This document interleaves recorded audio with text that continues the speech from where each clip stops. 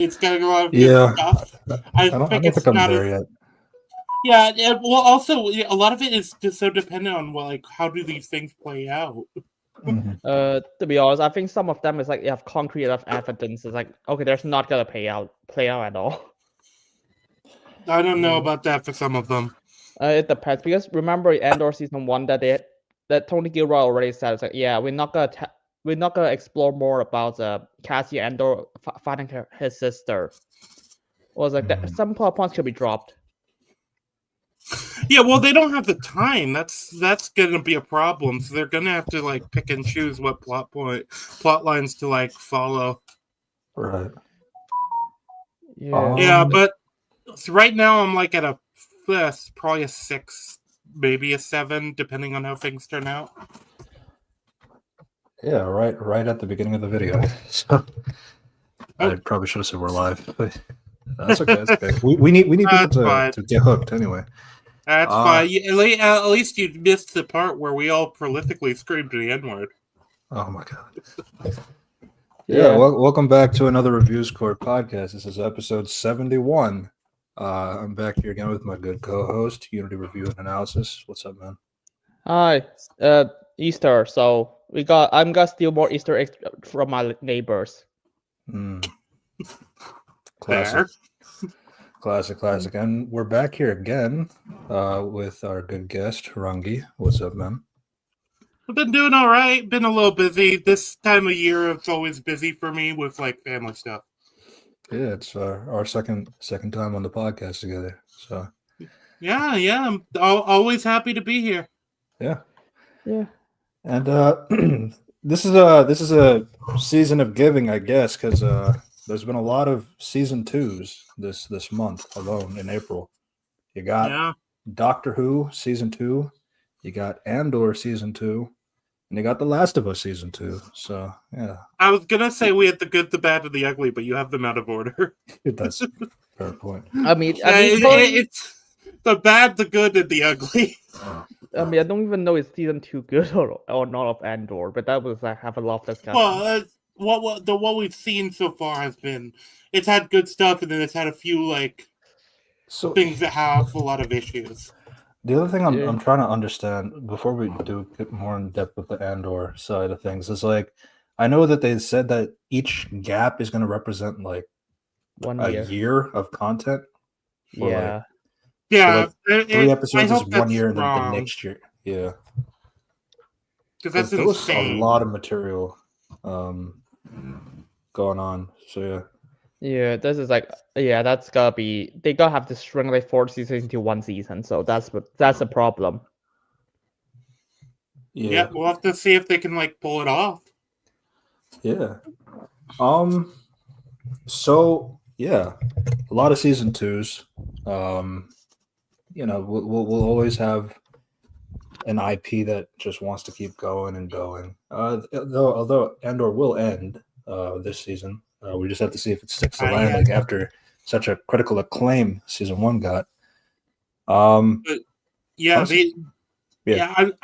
worried about it. It's a case of I rewatched the stuff today, and it's like my opinion did go up because I was just not in the mindset for it the first time. But it's like the fact that they're trying to do the whole show in 2 seasons when this clearly was meant to be like a. Probably at least, probably 5 seasons, at least 3. I think you could do it in 3. I don't know about 2. It's weird though, because they said all the way back in 2019 when the show was announced that this was always a 2-season plan. Fuck off. And it's even with that, it's sure, but this idea that you have is quite bizarre that you have to do 4 sections of 1 year, 1 year, 1 year, 1 year like that. For season 2, it's really weird. But wait, didn't Tony Gilroy, after COVID shut things down, go back and revise a bunch of stuff? And, that's... If that's the case, then maybe the plan expanded over time, but then Disney just... Because I think Andor season 1 didn't do very well in the beginning. No, they actually changed it before it aired, so that's a problem.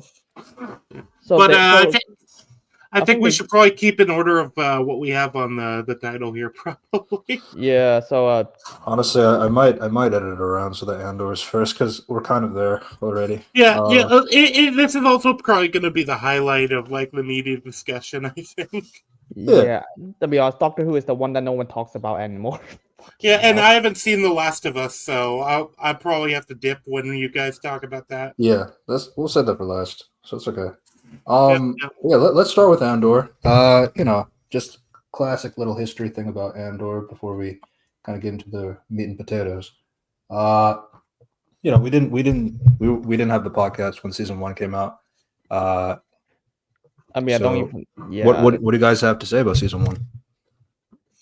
Season 1, I rewatched the entire season 1 over from like last night after I finished the podcast, my podcast episode with Unity that he was guesting on.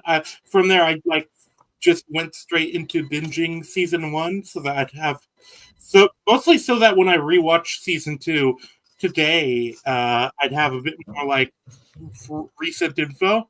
And that's a lot of why I changed my mind, because now a lot of stuff I didn't remember kind of came back up.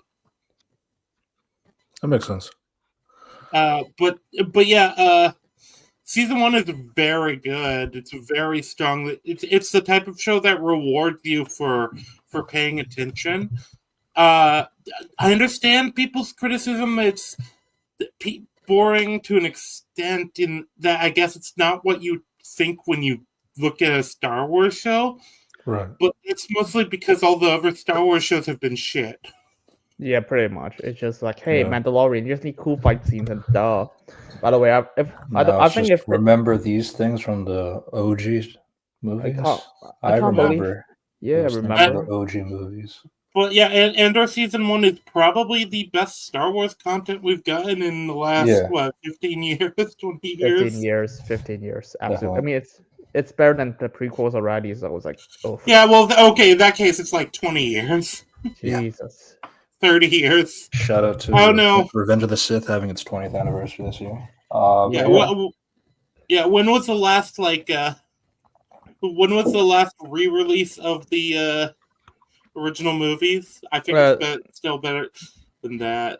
I mean, to be honest, it's just last year with not Attack of the Clones, The Phantom Menace. Right. Yeah.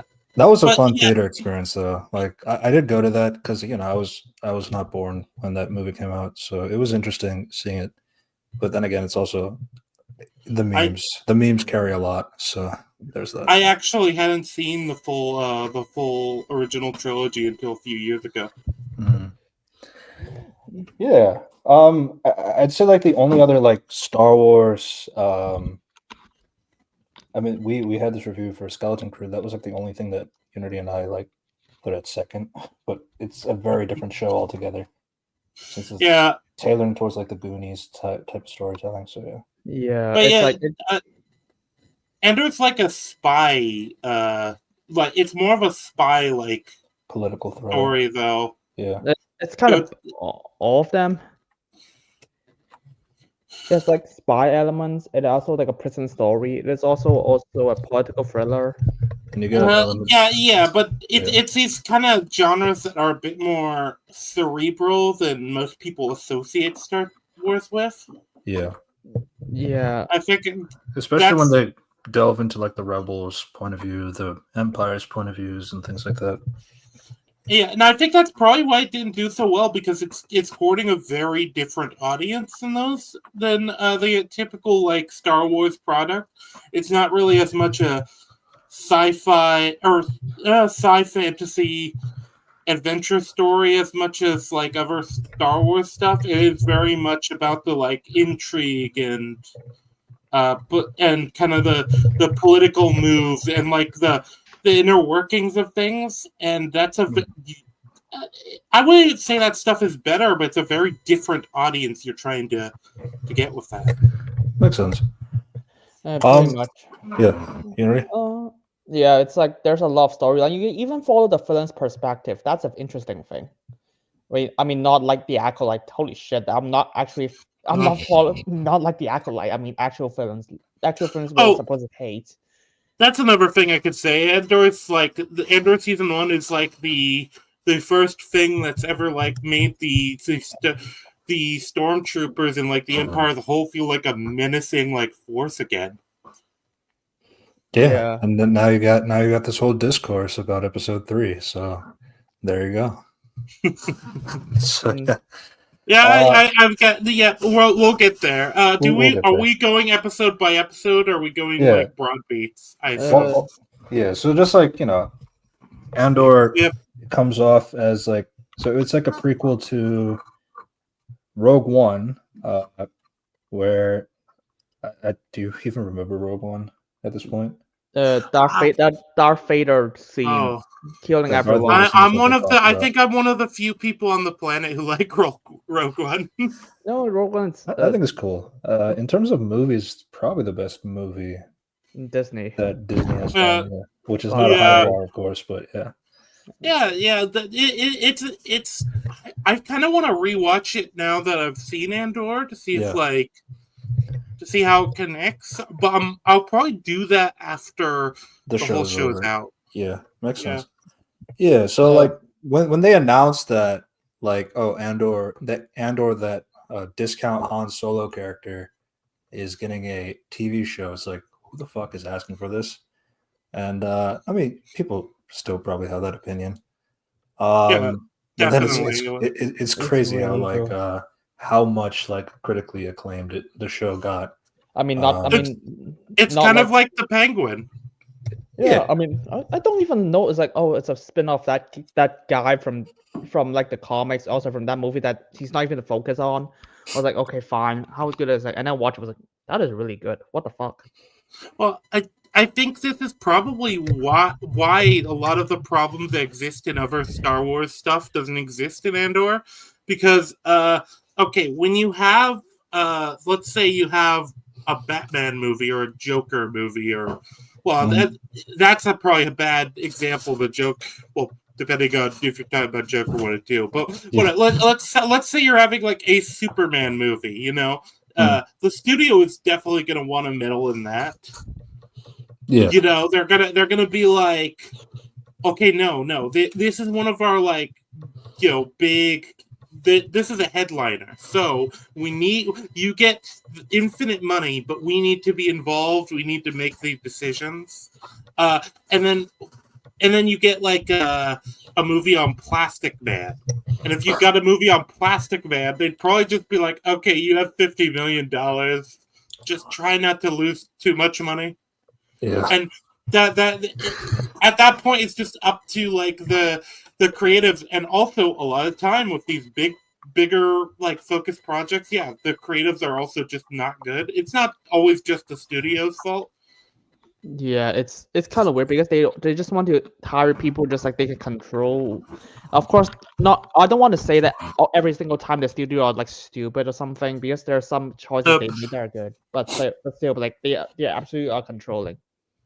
But we've definitely seen with like Star Wars and like modern like Marvel project, there's that pattern of like people have like noted the formula. It's like one fight scene per episode, one. Yeah, like of course, Star Wars is a bit more different because Kevin Kennedy basically do nothing. Like he just like, hey, you're hired, done. Just do shit. Like, as best the Acolyte list, Kevin Kennedy is not involved. It's mostly Dave Filoni, if anyone's involved when it comes to the higher ups. Josh, should I make the joke about the people who say like, oh my god, guys, there's a war in Lucasfilm? Oh no. Don't worry, Kathy is leaving any day now. She's gonna be fired. I've got to be honest here. I'd rather Dave Filoni get fired. Can we just ship all of Lucasfilm to Siberia? Sure, why not? An option? Yeah. But yeah, also one last thing about season 1. Three Emmy nominations, including Outstanding Drama Series. Nothing for acting though.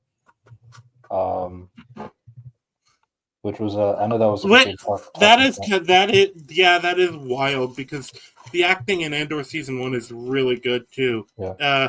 I was surprised how well it held up while I was watching it. Actually, yeah, it did get outstanding writing for the episode One Way Out as well. Oh, that's episode 9. Episode 9. Okay, that's Sorry. the prison escape. No, shit, episode 10. Yeah. That's That makes sense. That's the Andy Serkis one. Yeah. Yeah. Oh, bro, that episode hits hard. Yeah. Yeah, there's like 2 speeches there. It's like, holy shit, that was insane. Yeah, it's not so. My favorite episode of TV ever is Out of Gas from Firefly. That's probably in the same tier, even though I don't know if it would be one of my favorite episodes of all time for TV. Yeah, I don't really have a favorite episode of TV. That's gonna be a bit way too confusing for me. Fair. Yeah. Yeah. Yeah, So go ahead. let's talk about Andor season 2 now. Yeah, let's. So how does it lead in? Like, describe how it leads into 1 year later. So it's 1 year later. Yeah. It's time a 1 year time skip after the events of episode 12. And then they're just like, there's a TIE fighter, and then Andor just have a mission. They gotta steal this TIE fighter, but because there's actually a good scene of like he just kind of comfort the new recruit, and it's like, oh, don't worry, everything's fine. And he just went to a TIE fighter. And that scene was fucking stupid. Unfortunately. Yeah. Well, I think we have to separate the scene between you had the really good scene with the recruit where Andor is like reassuring her, and they're talking, and we kind of got the setup, so we understand this is clearly some kind of stormtrooper base. They have this TIE fighter. We get the knowledge that he's a test pilot. The first 5-minute scene is a really good character stuff for Cassian. It's probably then we get some of the rest of it with Cassian. The Star Wars bathos. Yeah. I think this opening perfectly summarized the entire season 2 for me. There's good stuff, and then afterwards just get bad stuff back to back. Yeah. It's like that, and then that fight scene was like, oh shit, Cassian did not know how to pilot this thing. The fight scene probably is one of the major bad parts of episode 1 too. Well, it's that and then the Rebels stuff, but we'll get there. Yeah, so the entire thing was like, oh shit, the Cassian cannot fly this model. Was like, oh shit. Assuming you're driving a car. Like, okay, let's not use a car. Let's use a It's plane. so weird. Like he has to press he has to use a lever for one hand, and he has to use a switch for the other hand. So it's 2 different driving holding things. But I guess it's like a stick shift in a way. Unity. Did you see Ficus's video on this? Yeah, I seen it. I thought he had a really good analysis of why this whole opening action scene doesn't work. Master Ficus, that's who I'm talking about. Yeah, he's good. To be honest, I should probably just get him sometime. So, but anyway, just a lot of. He'd be cool to get. Yeah, but I that's why I bring it up because he brought up issues I didn't think about. Which one of them is because knowing he knows a bit about mechanical stuff. I'm not going to say any more than that. I did, but he pointed out there would definitely be a manual. They have this experimental TIE fighter, and there's no manual in existence. How does that even happen? I'm not sure. Yeah, that was insane because because this is the same type. I was because there's one thing people don't know is this is the same type in Rebels, which apparently they made they only started to make 3 years after this episode. Yeah. But the other thing is, I just don't understand why would this TIE fighter's controls be any different fundamentally from you guys know what I mean. Generally, with a lot of things, we have specific types of standardized controls. A good example I always use is look at video games. I usually know exactly which stick on a controller for any game I load up is going to make me move, and which one is going to move the camera. Right. Yeah, that Like, was. There's. I just because you'd assume this is an iteration on a prior existing, set. It's also weird because whenever they keep doing prequel stuff or things like that, you have to also remember that it'll eventually become the TIE fighter that we know, like from the original trilogy, since it's set between the third movie and the fourth movie. So it's like, so every time, whenever you bring in new design, it seems stronger though. Yeah. Yeah, he's smashing into walls, he's smashing through steel doors, he's smashing into mountainside, and then it's completely fine. I was like, what the fuck, man? That was. Yeah. Why I guess maybe it was too expensive for the Empire to keep producing. It was supposed to be funny. That's the other thing. I made this comment on the Master Ficus video, but I'm gonna say it again. It feels like somebody took a Mandalorian season 2 or 3 action scene, stapled it onto Andor here. Yeah, fair enough. But yeah, and then even the rest of Cassian's story, which honestly, I feel like maybe going character by character might make a little bit more sense because there isn't really that much in terms of Cassian specifically, and then they all can kind of meld together in a way, but obviously we can explore more when we talk about it. But Cassian eventually does go to a place, and then he is looking for somebody, but there's a group of bandits. Orko, I guess that's the name of the person, which I believe is a character from the OT. I think it's just a name drop, but it is a character from the Rebel Alliance in the OT. Okay, basically, this is a bunch of radioactive morons that does not understand how talking works. Yes. So let's just knock out this whole plot line with the rebels because this is the worst. Yeah. So basically, it ends, and then there's a group of people there, a group of people that hate each other, and they're trying to get out of this place, so they're interested in Andor's ship, but they can't fly it. And they don't want to ask Andor to fly it for them because otherwise they can't. It's too small. They can't all fit in there. And then there's this whole conflict where they end up shooting each other, and then they end up splitting up in half or something like that. And kind of like a civil war. So I think I see what they were trying to do with this, but I don't think they did it well. Okay, what is this? This has nothing to. I mean, okay, even if we say that this is coherent for some reason, this has nothing to do with Andor's character. This has nothing. This has nothing.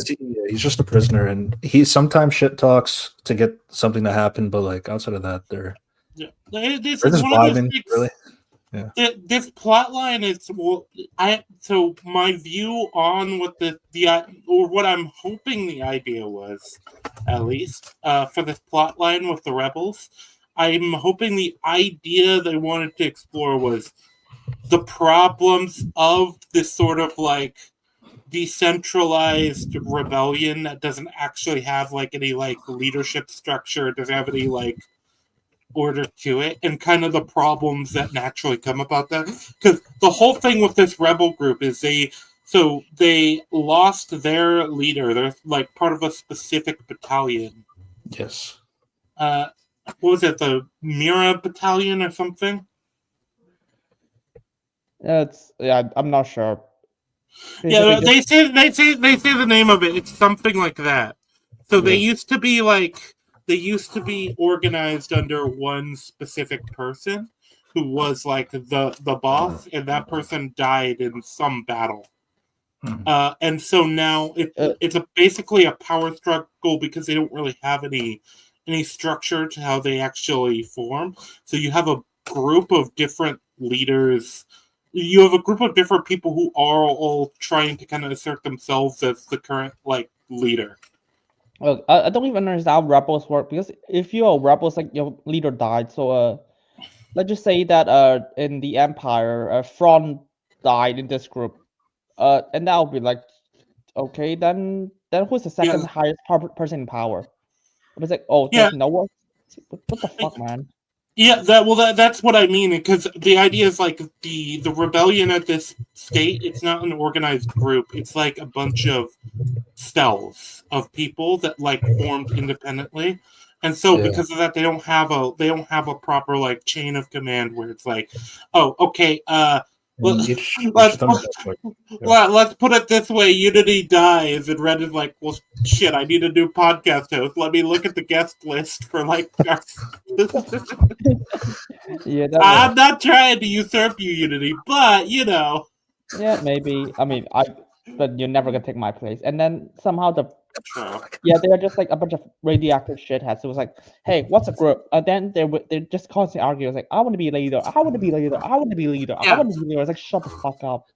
Yeah, this is I gave like the best faith interpretation of this. Yeah, I mean, they all look like hillbillies, if we're going to be honest. The problem is, they're all morons. Yeah, they're just like, and I mean, people are just like, oh, this is like the only bad plot point. It's like, I don't believe you, but sure, go ahead. There's like 15 of them, and that's also their collective IQ. Yeah, and insane, because like you think that anyone be like, even if you're a rebel against this, shouldn't it be like, what are you doing? So the Empire's in this planet? Shouldn't you guys know how to space travel at this point? You don't need a TIE fighter. And then they're like, wait, how do you get off this planet? I was like, wait, what the fuck are rebelling? Are there empires here? If not, why would Andor just like choose to get a TIE fighter? So my understanding of this after the second rewatch is essentially like the idea is they're stranded here. Their ships probably just weren't in the condition to be able to take off again after they ended up here. Right. I also watched it today as well. That was essentially what was the problem, is like they were stranded. Andor was just there because he had to meet Porco. And they said that they killed Porco for the... Well, but they also said that wasn't true, so they could just have been doing that because they think he's an enemy. Right. So they could be lying. I mean, I thought they got to do something like, oh, Andor is going to like, okay, I'm going to be the leader. I'm going to teach you guys how to be a leader and stuff. And they're like, no, they just got escape. It's like, what the fuck?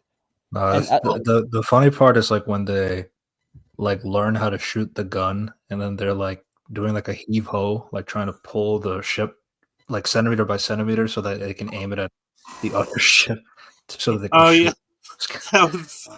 I actively do think like the action scenes in general are just so much worse. Yeah, and then it feels like this is kind of Disney corporate saying you need an action scene every episode. No, I mean, I think that this action scene was like, hey, you need a monster as well, because I was like, wait, because like that's how it resolves itself too. Because like, I mean, like first off, they go to the center to do rock paper scissors, essentially. I mean, this is like the way to choose a leader: rock paper scissors. The rock paper scissors is how they choose a leader, and I'm kind of surprised they have a rock paper scissors game in Star Wars universe. Yeah, and then all of a sudden, so then Andor is just using that opportunity to take out the person that was watching over him. I guess there was a gun there, and all that. Fair enough. Or they didn't take away his weapons. Yeah. Yeah, and oh god, and then then just like during the time they escape, it so happens the monsters are attacking them. There's a monster attacks that causes more chaos, and then Andor uses that extra layer just to like run away and get into the ship and then fly away. Yeah, that was that was like my main thing. It's like, so that kind of like nulled everything really, because like there really is no resolution to it, because there's this conflict. They have a lot of scenes about it. They never resolve the problem, and Andor gets away. So I don't know why he would go back. And this seems to be the plot line everybody I've talked to agrees is just the worst of the whole show in general, not even just the whole season so far. Also I just like also the assumption at the end was like those hippos just eat all of them. Fair enough. Yeah, and Yeah. and then this is like the only plot point everyone hates, and then we got like 3 other plot points. Yeah. So what we have the Mon Mothma stuff, and then we have the stuff going on at the farm. And also the Right. cereal and the Dadra stuff. Oh, Okay. right. So yeah, it's 3 more major plots. Which is also kind of like not much. It's just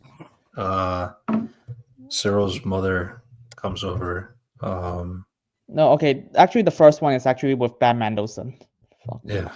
I was like, good Yeah, well, lord, that one was. The dangerous stuff and Cyril stuff seems to be building up to something. I think that's a slow burn. I don't know. I don't know where that's going yet. But I'm just gonna say that because when we watched episode 1 together, we literally just that scene is intercoupled between like Ben Mendelsohn giving a long speech that amounts to nothing. It's like Gorman spiders. Here are more Gorman spiders, and this is like more Gorman spiders. Like, You're talking about the Krennic. Okay, yeah. So no. After I rewatched it, so I got the understanding of what they're doing there. Okay, so the idea is this is Deidre is being brought in on a top secret project for the Emperor.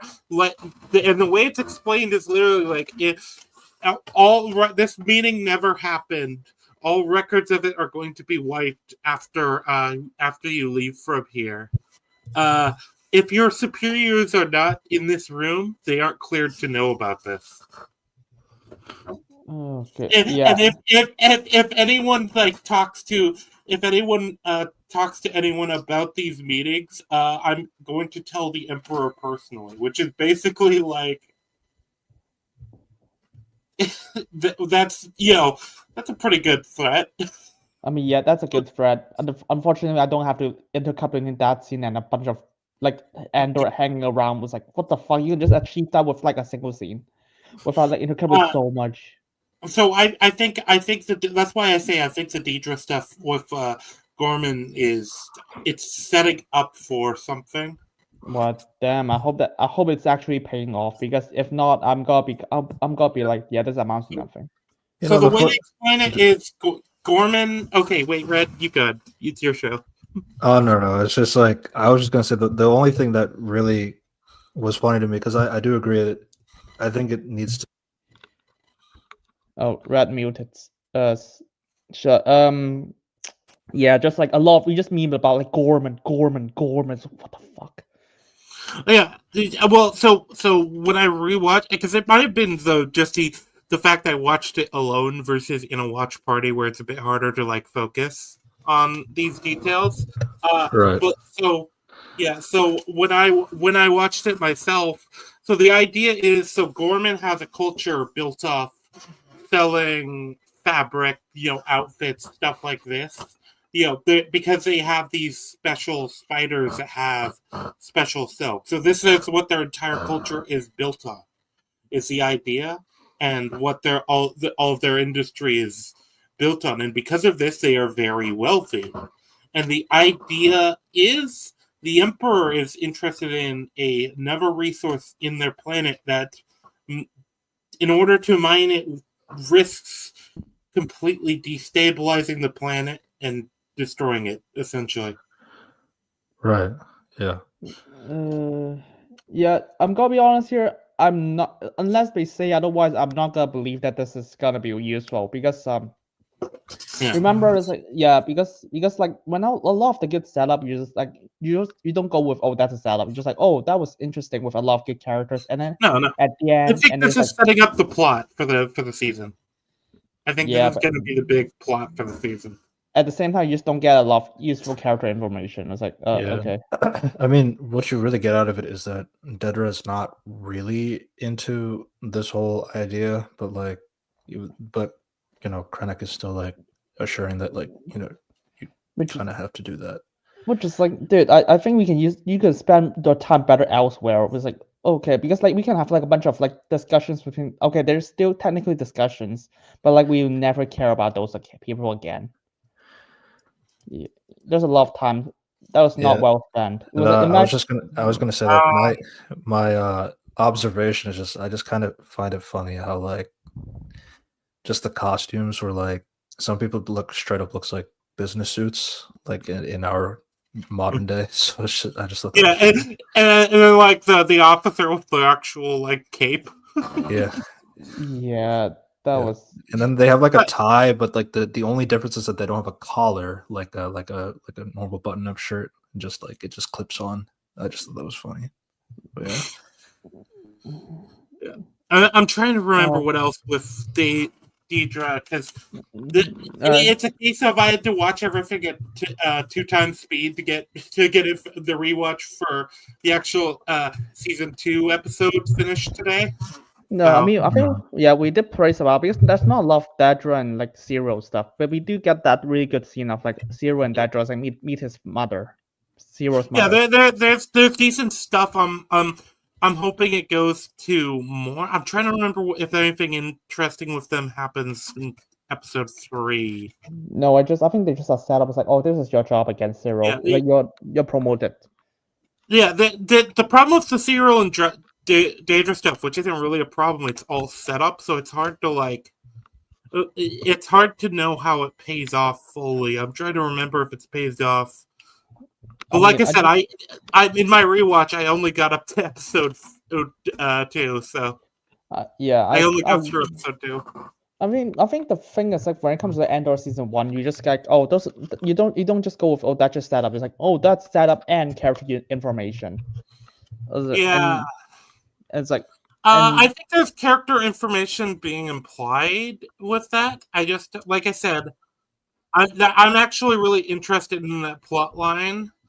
I need to know where it goes before I can, because if they blow it, then they kind of just kill the entire plot line. yeah, that's I don't know. So I just gotta say that the mother stuff is very important though.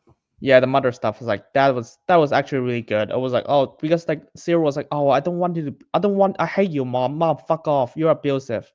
And then when he walks away the room, because like the mom has a certain power over him, and just like let's talk about him as a kid, and that drug straight up just like fuck off. I'm in charge here.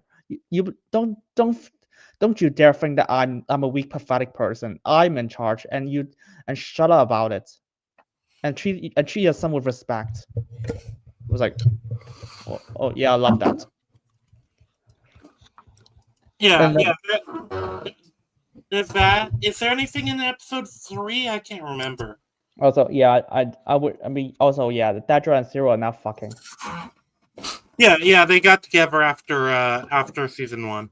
Which is, I'm gonna be honest, I can see it. Yeah, I can see it. Yeah. So, but yeah, it's a lot of into the power dynamics. Like Daedra knows that when to act nice, and then when, but she could tell that when she gotta be in charge. And Zero is like, even though he wants to be controlled, you can tell that he needs her support. Yeah, and as for Cyril, he seems to have like also got a promotion within the department. What is it? The Department of Standards. Yeah, I've heard some people complain about that. I think it's fine because I think that it would be weird for him to just suddenly shift from the Department of Standards back into basically the branch that he got kicked out of. Even if he saved like a up and coming Imperial officer, that's a hard stretch. Yeah, I think I think that's fine for Daedra, just like, okay, promote this guy. Yeah, well, no, he actually had a story for how he got promoted. It even involved her, because I feel like Cyril is the type who probably, well, look at how hesitant he was about the uncle stuff in season 1. He would hate getting promoted just because of a contact. And he actually had a story, because he has a scene in episode 2 where he's talking to somebody and being like, yeah, I was once just like you, but don't worry. In the Department of State, I was put on a fuel whatever console, and I started looking into this, and it didn't make sense. And I kept looking for a few months, and I discovered this illegal cell of people selling Imperial goods. Yeah. It's like, I thought that was a little clunky, to be honest, the way he explains it. But I think it's clunky in a way that I feel like works with the character. So Yeah, I guess because I think that's like there's only like 4 scenes when it comes to Dedra and Zero stuff. I mean, I'm not counting all the fucking intercutting between all the Gorman spider shit. It's like, that's counted as one scene. yeah, the actual thing mentioning the Gorman spiders was one scene, and then the rest it's talking about the planet itself and like the Gormans and what like the attitudes of the galaxy stuff were. I think, like I said, that's all set up because I'm pretty confident at least something coming in the future is going to involve specifically the planet Gorman. Because the other interesting thing about it was like how they're also discussing what to do with the inhabitants of the planet. So like, escort them out. Will that be feasible? Is that necessary? That kind of thing. So yeah, they are exploring the options of things like that, not just like, oh, we need to destroy the planet. Who cares about the people? Yeah, well, it doesn't even feel like oh yeah, we're the evil guys, so we'll just kill them. It feels like, well, if we kill them, that's gonna look bad. Like, yeah, it feels like what an empire should, if we think about it at the very least. So it's all like the logistics of it, which I appreciate that kind of thing. I can understand why people find it boring, and I think there's a setup, but that's why I'm worried that if the next arc is underwhelming, it might well, not underwhelming, but if the next two, how many episodes is this supposed to be? 12? 12 episodes, yes. Okay, yeah. So yeah, if the next like 9 episodes go on and nothing happens involving the Gorman stuff, like paying off at all, I think that's gonna be like it's not gonna be great for the show. Yeah, we got wait until like on Tuesday. So yeah, let's up binge it in a quick succession. Yeah, I'll probably watch that myself because I'm interested to see what happens. So. Yeah, I'm gonna do a watch party again instead. So yeah, Gorman Spider, and yeah, that's all the Dedra Zero stuff. So let's talk about okay. Do you guys want to go with the bit stuff or the Mon Mothma stuff? We should do Vix last. Only because that's what the internet is talking about last. So okay, Mon Mothma. Let's do Mon Mothma. Make them watch through the middle of the stream. Yes. Okay. Mothma. Okay, Mothma stuff is mostly great. Yeah. So like her daughter, is getting married. Yeah, it's like a lot of like political stuff. It's like, oh, I'm nice. At the same time, it's like now I'm getting favors and like there's a lot of good stuff when it comes to characters. Like, oh, it's clear that she's struggling between like I don't want my daughter to get married, but at the same time I have to secure funds. Yeah, and also there's the struggle where you clearly can tell she doesn't like these Chandrillian. Is that the Chandril? It's the name of the planet, right? Yeah, she doesn't like this custom in their culture, and she doesn't like the way their culture marries, and you can kind of tell why, because she is married to Parrot, and he's kind of not the greatest spouse. And also, she's struggling to be a mom because like it's curious, like oh god, because all she did is like she's just tried to like be fund the rebellion, but at the same time, it's like in order to do this, so she has to sell everything about her. Yeah, I mean, not only that, but then also she has to deal with like actually being a senator and all the time commitment there and everything. So she's being pulled into like multiple different that's the impression I got in the first season. It's not just that she's like funding the rebellion, but then it's also like the time commitment. She's like the workaholic mom too. Yeah, I was like, those are great stuff. And now we're just like gonna expand more. And then we got a lot of like good speeches, like oh about the culture, what we do, and then just got like a lot of like reflection. I was like, oh, even like what's it called? Stellan Skarsgård character Lufan was like, oh, that's a life I wish I had. And then the funny thing was like that this was the behind the scenes thing, but like he's like, yeah, I'm not having that monologue kind of thing again for season 2. I can't do that again. So. Yeah, because he's always the guy who's like in the shadows, and now just like oh, and then you just see a lively event that feel happy. It was like oh, I can't have that again. I could never have a life like this. Yeah. Luthen is basically he is the grease for the axles of the rebellion. Like he is the thing that keeps everything turning, everything kind of moving. Yeah, I love that. And then that He's my favorite character in the whole series. Oh, I think everyone's favorite character in the series. Yeah, but yeah, yeah. So with Mon Mothma, the big plot line is you have the wedding and like her dealing with the personal stuff, but then you also have the rebellion business and the other personal stuff with what's his name, Tay, I think. Tay. Is the name of the guy. Yeah, so I think so. like, yeah, this guy Tay, who she last season had brought in kind of to help her like deal with some financial issues and stuff with hiding the money she's funneling to the rebellion. Yeah, I just. Yeah. Yeah, and I think. Yeah, I just think my problem. Sorry. Oh, go ahead. Go ahead. No, go ahead. It's fine. I was gonna say, and he's basically like his whole thing with the conflict involved in him this season is turns out I remember they explain him as somebody with like a more radical political thought. But the way I put it is he's like a NIMBY. That's kind of the idea. He's a not in my backyard type. Yeah. He was all for the rebellion and helping fund it, but then it like got rid of a lot of his business prospects.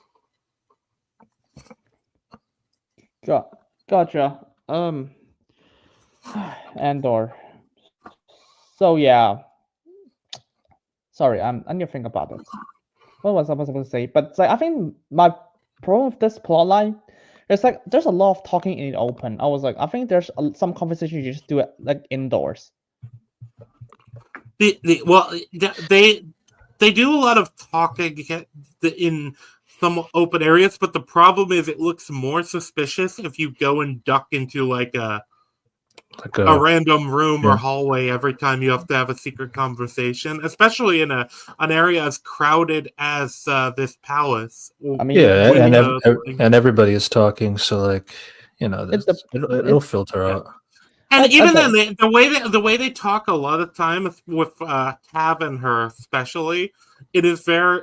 But also with Luthen, there's a lot of layering of the dialogue that I really like with Luthen and Mon Mothma. Yeah, I just think that was like, I think you can still have like excuses like, I just want to go to the toilet, or just I have a headache. Those are still like valid things. It was like someone was like, I'm not sure, because like at the same time was like, because I remember season 1, there's a lot of conversations that are just indoors, because like there's potential spies and stuff. Yeah.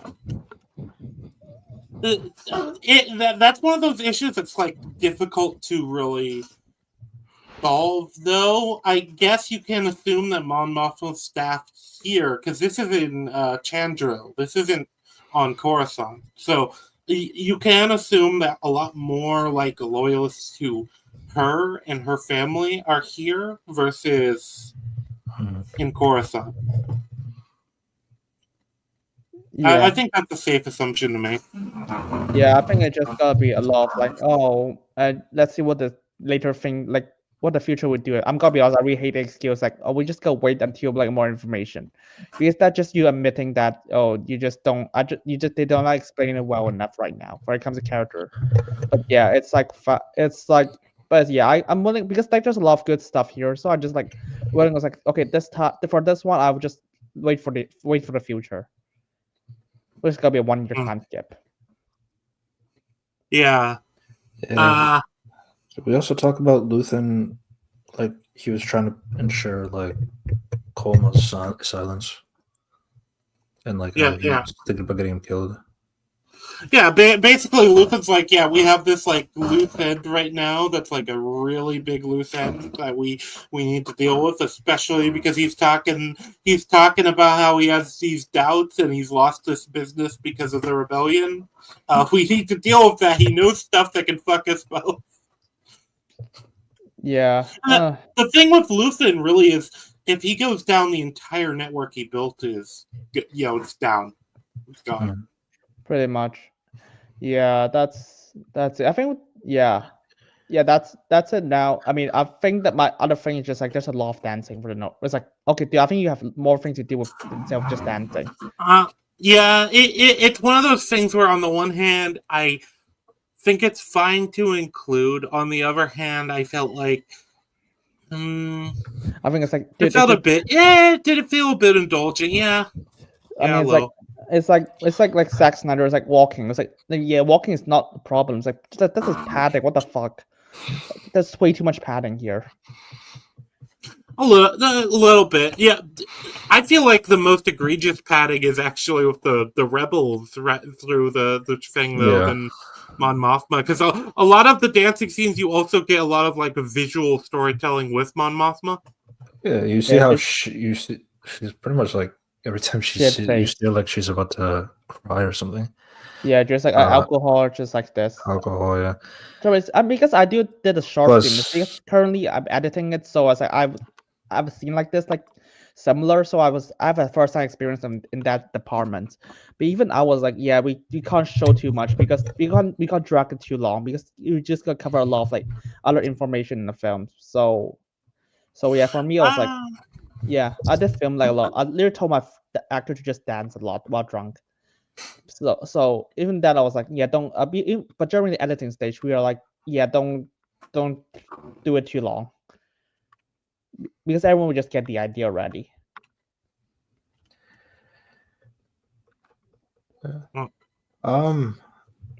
So I think that leads us to the farm. On a farm plot line, which I actually it's funny because just because of the visuals, it did give me flashbacks to Rebel Moon. Yes. No, fuck it. I'm just gonna say this is Rebel Moon should sue it. Fuck you. I mean, I don't. No. Zack Snyder does not own wheat. Yeah, I mean, I was like, there's several things that reminds me of this. It's like, of course, you got the first visual there in like the field, and then the fucking ship just arrived, and I think the storytelling of this is actually solid. I think rewatched it, but I don't know. It's I mean, slow. There's parts. It is slow.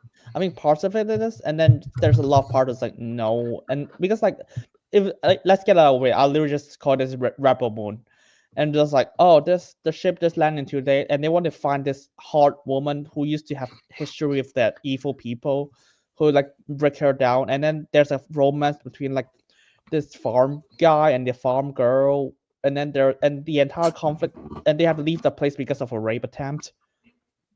Well, no, they were already leaving. They were trying to leave because the Empire was hanging around too long, and they'll find that they're undocumented. Yeah, this is the crew from the ending of Andor season 1. Outside of Andor itself, this is everyone who like bailed from that planet, and I think they picked up the farm girl. Yeah, but yeah, that's it. And then yeah, those are the connections. I was like, yeah, that seems awfully like a Rebel Moon, but yeah, I made the Rebel Moon joke just because of the grain. Yeah, the grain and the ship. The ship coming down and when she turns around. Oh, by the way, happy birthday, Adria Arjona. It's her birthday. Adria Arjona. I just call her that. Yeah. Also, yeah, I love you. Yeah. So I think this is one of the more solid plot lines actually. But I also think there's a lot less plot. There's a bit more character stuff in that you see with this plot with this point, and this is gonna be the last point I think we'll be talking about anyway. But with this one, there's a lot more going on with like the logistics again. They're hiding out on this what's clearly an agricultural world. And they're also constantly checking in with other people about like specific ongoing audits of the planet because obviously they're all on the run. Right. Yeah, I was like, I think what did the Empire want again? I fucking remember. They want to eat. No, that's just Rebel Moon. But yeah, they're in this planet because getting the grain. getting a grain, totally Which- not. Yeah, and then there's It a is. guy. It is pretty funny because it straight up is like Fucking hell. down to that particular plot line. But like, and then the thing that's been causing online to talk a lot. Ray. So there's this guy. He takes a gander at Bix. Damn. I have a husband. It's not here though, is he? No, So, yeah, and there I'm you gonna go. be honest here. When this guy walked in the frame, the first thing I said is he's gonna rape her. Grape. Yeah, Come on. he's a We're creep. on YouTube. I was like, this is like the most obvious shit ever. Yeah. Yeah. Yeah. This plot line, I don't think it's a problem the way other people. Like, I get the people going like, oh, I don't think that belongs in. Let's just say SA. I don't think SA belongs in Star Wars, even though the SA is. There's so many examples of it in Star Wars, like straight up means like Jabba the Hutt. Yeah, that was. SA is a more broad term. It's not just that. Course. Yeah. So basically, yeah, that's gonna be like. I don't really like how Adria's character is kind of resets here. I don't. It's like she's like. I mean, it's like she has the effect. You can tell because the nightmare, but at the same time, you just like it doesn't affect her like in a daily life sense. So that's how a lot of people with PTSD operate, though. That is accurate. mean, sure, but I mean, yeah, it's accurate, but at the same time, it's like, at the same time, it's not like interesting. Like when it comes to like learning about her, I was like, after you got like mentally tortured for like days and days and days, like weeks. How long is it? Like months? Weeks, months, or whatever. It's probably at least a month. Yeah, so at least a month. You expect like this kind of thing will just like affect you like no matter what. It's like this is. I mean, there's a time jump that's justified, but at the same time, it was like if you gotta just reset, it was like I just learned nothing about you.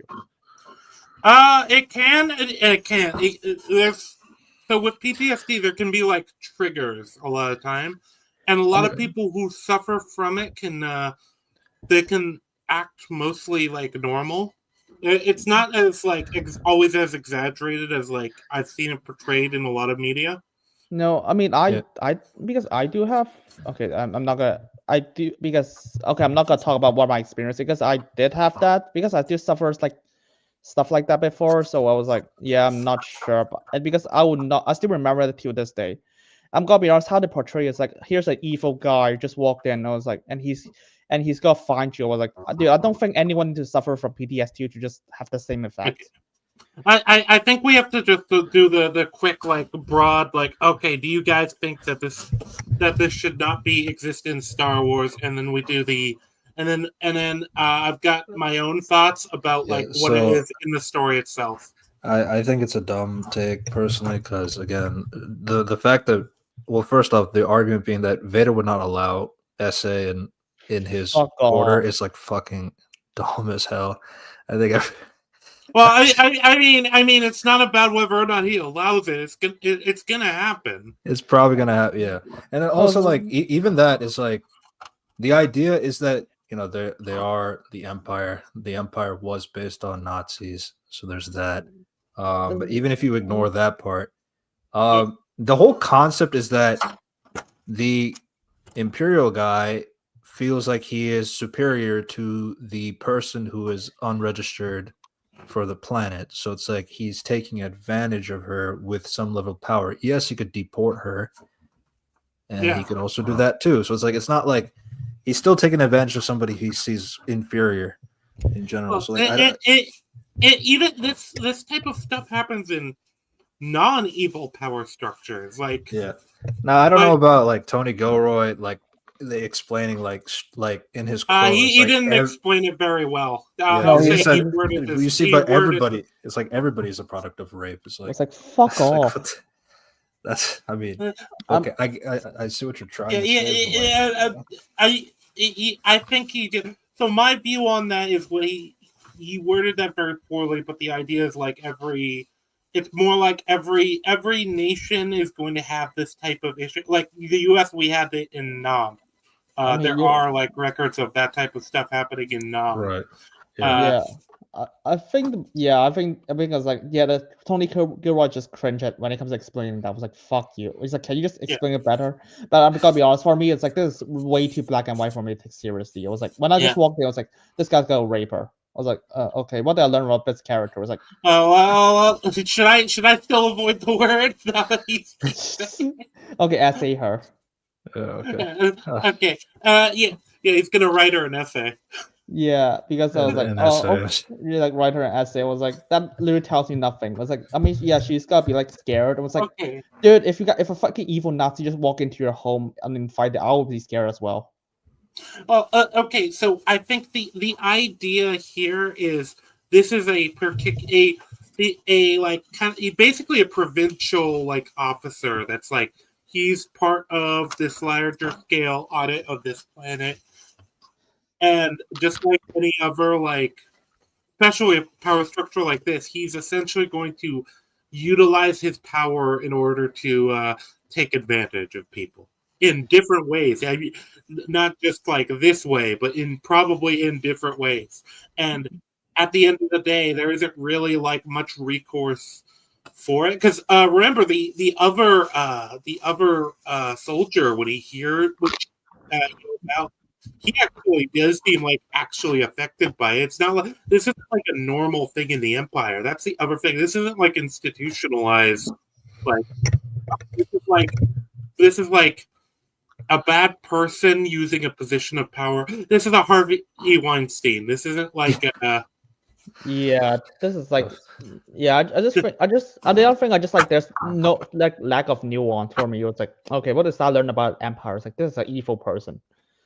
I guess like the thing though is like not every Empire person we've seen is exactly this way. So it's like it's not like everybody's like I mean, but some people do abuse their power, and I don't think it's a bad thing to show, especially when Andor is tackling like a lot more deep, darker themes in general. So it's like I don't think this was a crazy thing for them to include.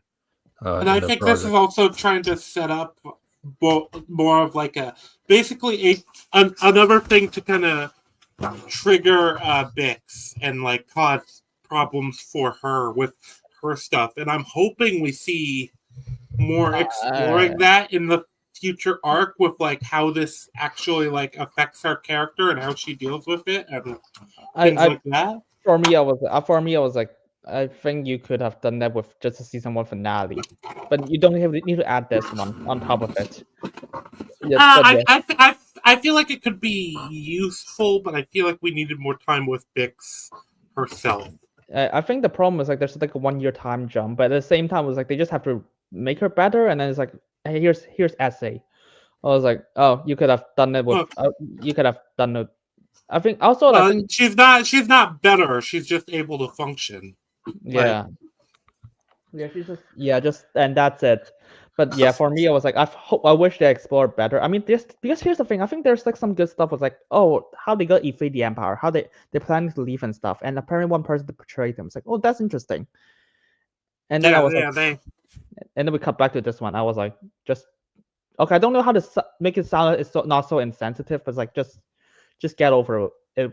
Just get to the point. Oh my god. Oh jeez. Yeah. Star's probably gonna edit. He's probably gonna have to edit that out. I'm sorry. I don't know. Yeah, so I don't know how to not get. It was like because I was like, this is so on the nose. Okay. I think that we needed more. I personally don't.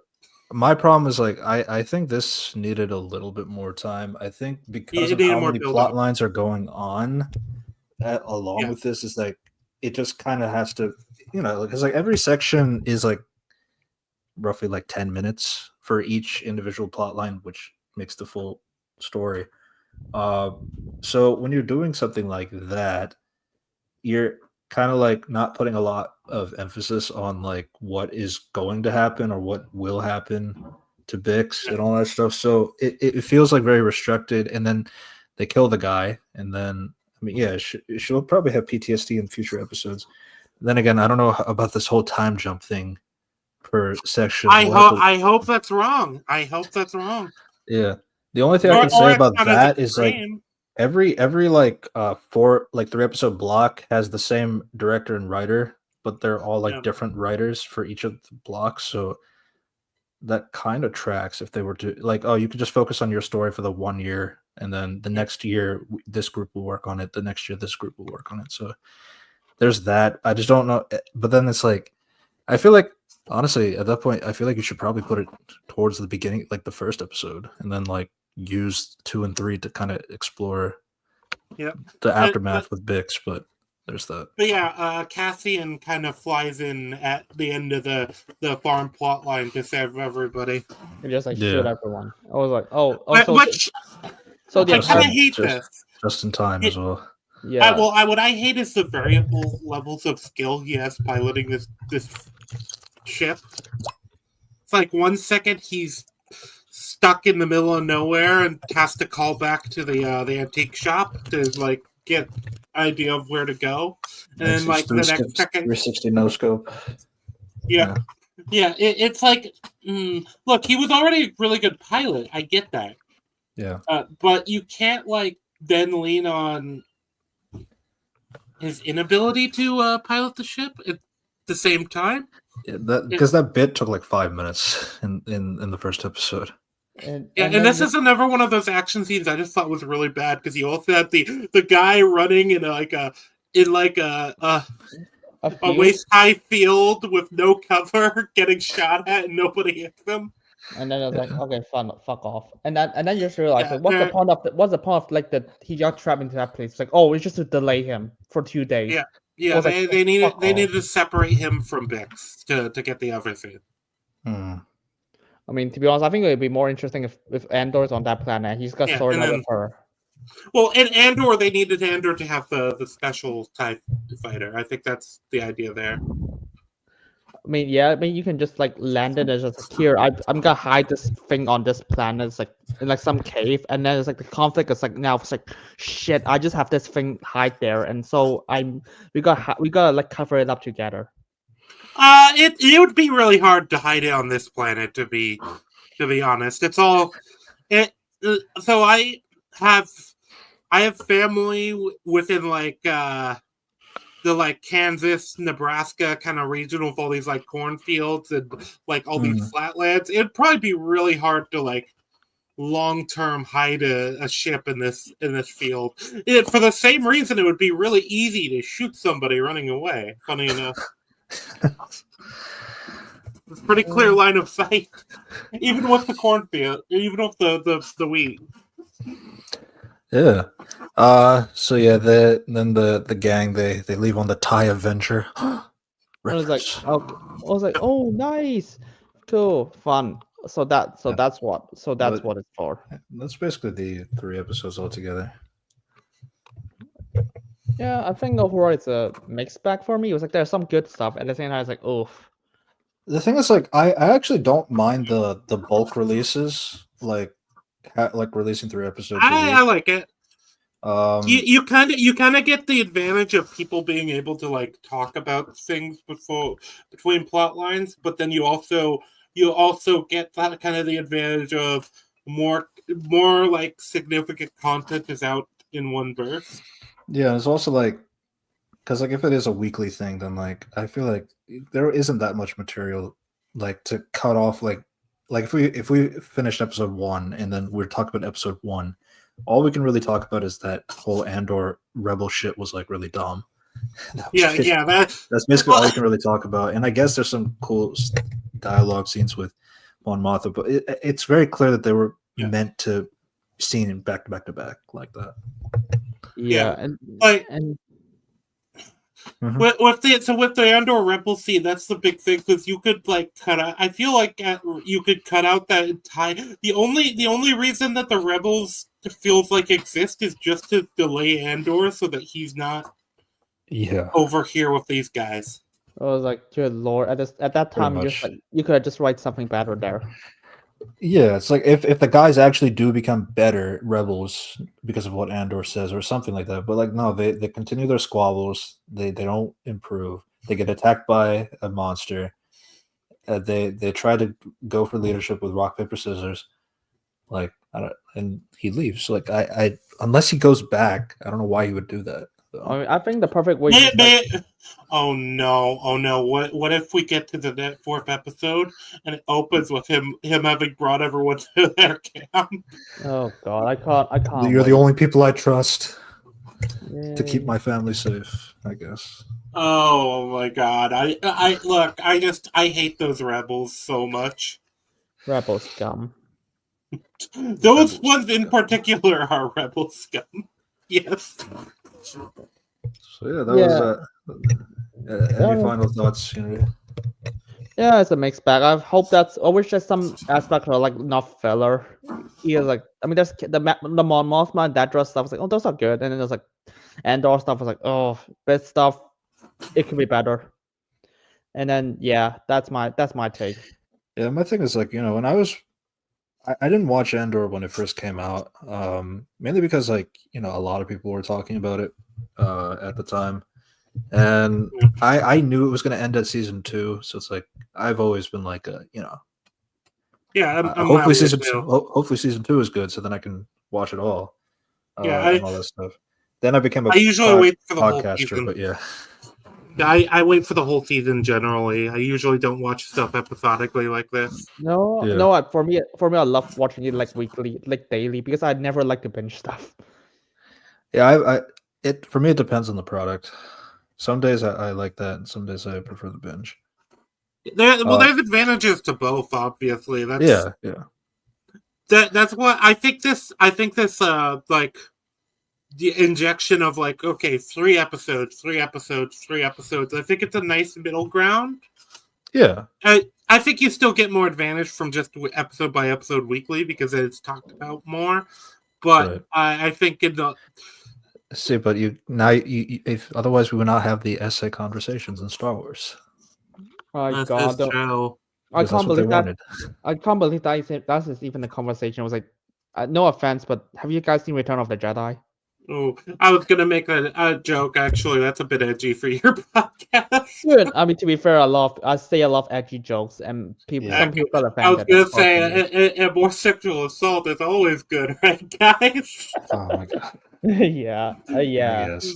It's weird because, like, oh God, because trust me, I say a lot of edgy stuff all the time. I know you do, but it's kind of, I always feel awkward doing it on someone else's show, Right. But yeah. Again, my main thing is like I really don't know how like these year split things are gonna happen because I feel like there's a lot the Krennic story is like kind of important. So like unless it takes them 4 years to do this entire plan, which I guess is kind of fair because you are talking about mining an entire planet. They have a line saying that the drilling equipment would be able to be deployed within a few months. Okay, then yeah, that doesn't work. Well, no, that they're just talking about the drilling equipment. So they still presumably like once we figure out what to do and the prepping if they do. Once we are able to deploy it, we can deploy it within a few months. If they can dispatch the civilians from the planet. Relocate them, anything like that, So yeah, I mean, hopefully because like Andor is not the best. I think the worst thing about the season 1 is just like how the transition between the arcs. Yeah, there's a lot of time skips that I didn't notice originally. It's a bit jarring. Yeah, sometimes because they're all going to prison. I don't really know how long he's in there. And because I remember it was like, oh, there's a time period that was like, oh, how do you get arrested? It's like, no, he just wandered around this resort place, and the Empire was like, I'm gonna arrest you. Yeah, that his arrest is also just kind of it's kind of clunky the way they do. Well, that just happened. Yeah, and then there's that after he escaped, and there's like he just swam to an island. There's 2 guys just fishing there, and they're like, oh shit, I'm gonna bring you guys home. Lol. Was like, what the? I was like, oh, that was easy. Yeah. That was Andor, episodes 1, 2, and 3 for season 2. There's still 9 more episodes to go, and we're trying to break this up into the weekly format. That way we can have a fresh conversation after the episode drops. So there's that. But as we transition to the next show, let's go to Doctor Who. Okay, now this is an interesting one because these 2 episodes were my first 2 episodes of Doctor Who ever. Yeah, I came into Doctor Who super late. Yeah, I mean, mainly because of Unity, to be honest. To be honest, I started to watch it like since New Who, so I was like, I've been watching Doctor Who for years now, and I just keep watching this shit. Trust me, most people I know don't even want to watch this season. That was insane. I love them talking. I don't blame. No, I remember because I remember you asking like people to watch it with you, and I was just like, I saw I was free, and I saw nobody else wanted to. I was like, I guess I'll do it. Good lord! And then Arkham was like, it was like, oh shit! Wait, what? This was the first 3 episodes. Now I'm going to show you some good stuff instead. Oh, the episode he showed us, the episodes he showed us were good. I don't know where it is in the show, but Family of Human Nature and Family of Blood, so series 3. Okay. Yeah. Yeah. So yeah, I like that.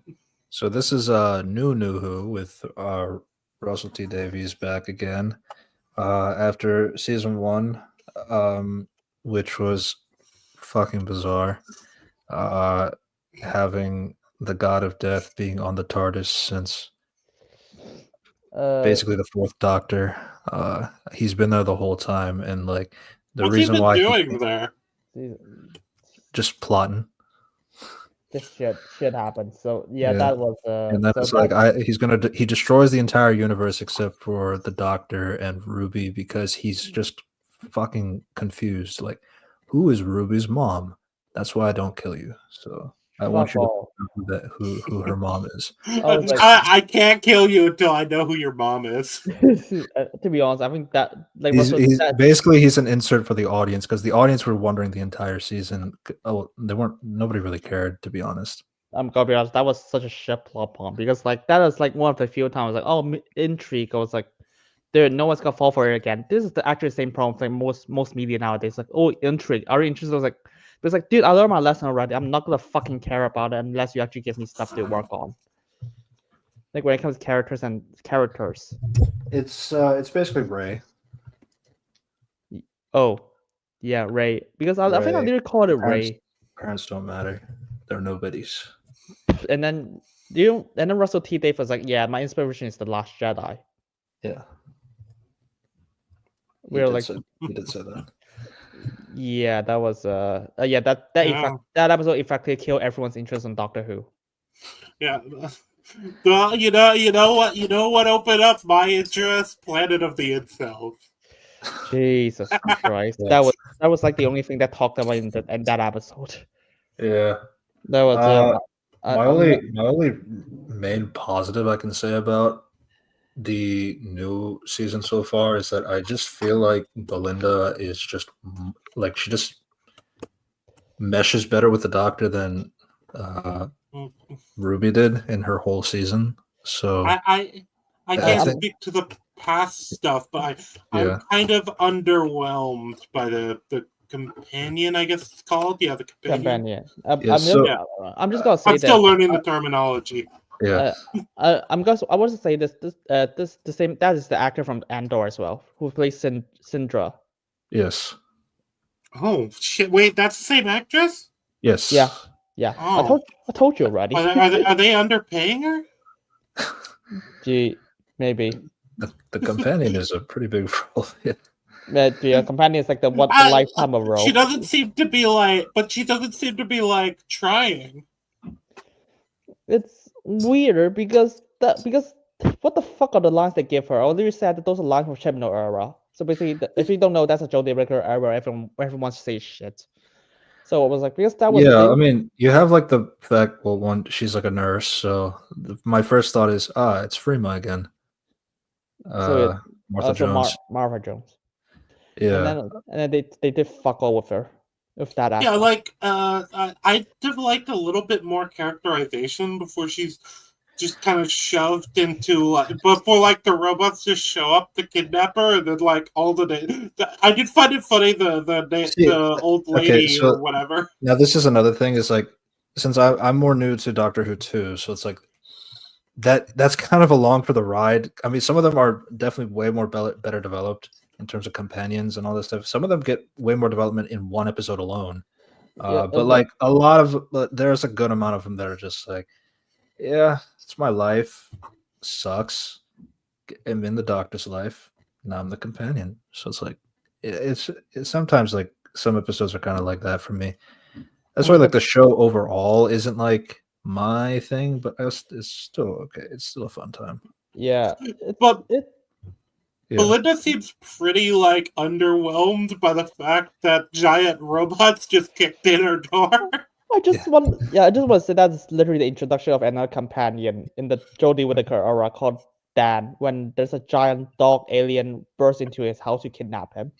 Well, that just happened. And I'm gonna be honest, their dialogues are basically similar. When it comes to just like, oh shit, here's a fucking robot. Oh cool, here's a giant dog. It's like, oh, are you real? Wait, sir, shit, you're a robot? Like, hey, don't do that. It's like, I can't live here. You bring that walls. What the fuck are those dialogue? Yeah. So basically, the episode starts with like so first off, the time gap threw me off because like she doesn't look any different. It's 17 years earlier. There's this guy who wanted to marry Belinda, and like he bought her a star and then called Miss Belinda Chandra, and and then it was really super awkward kiss because nerd, and then it cuts to 17 years later. Yeah. Well, it's really weird because they treat like the myth is like part of the name, like rather than just it's like named after Miss Belinda Chandra. Mm-hmm. Yeah, that was it's and they repeat that joke 700 more times throughout the episode. Jesus Christ! It's like I could not stand that joke anymore. It's like Belinda Chandra was like, dude, I don't want to know your fucking last name so many times. I know it. I just need to hear once and that's it. Yeah, but as the Indian on the pod, I gotta stand my Indian queens. So it is what it is. Yeah. Oh, dude, I love her. I love her in Andor. So it's like it's fine.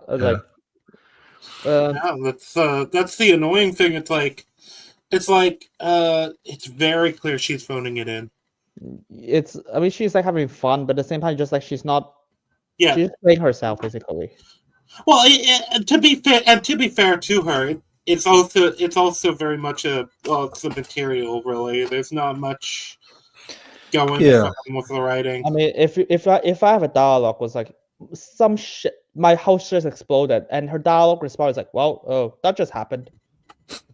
Well, probably like, how did you just kill the cat?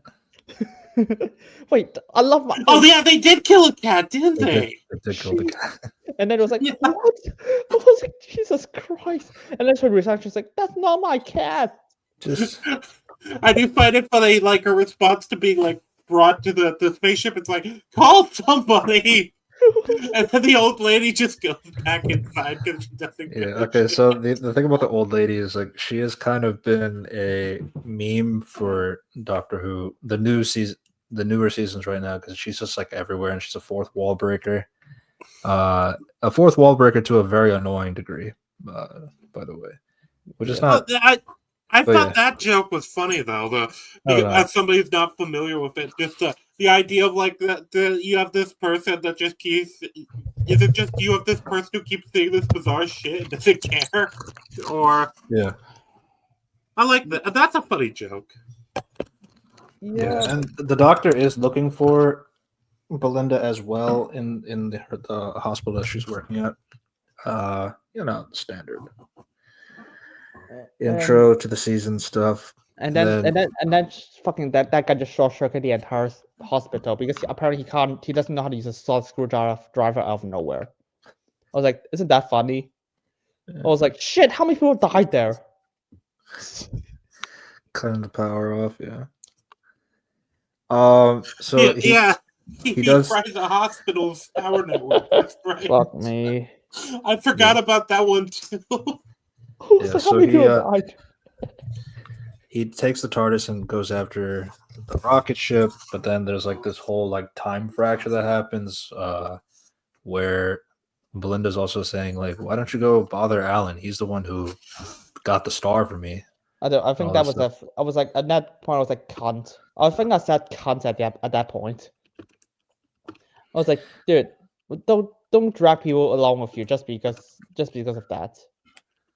Yeah, it's not. I can't say it's not understandable. It's like, why are you bothering me? I'm not the one who got the star in the first place. But like obviously, like she didn't know what the consequences of her action would be for that, because like when she goes to the planet Miss Belinda, so they keep saying it's a planet, but it's also a star. In general, so okay. So when she's there, like they treat her like queen. She's supposed to get married to the AI of the planet, and that was so the robots, they follow her command, but they're not all of her commands.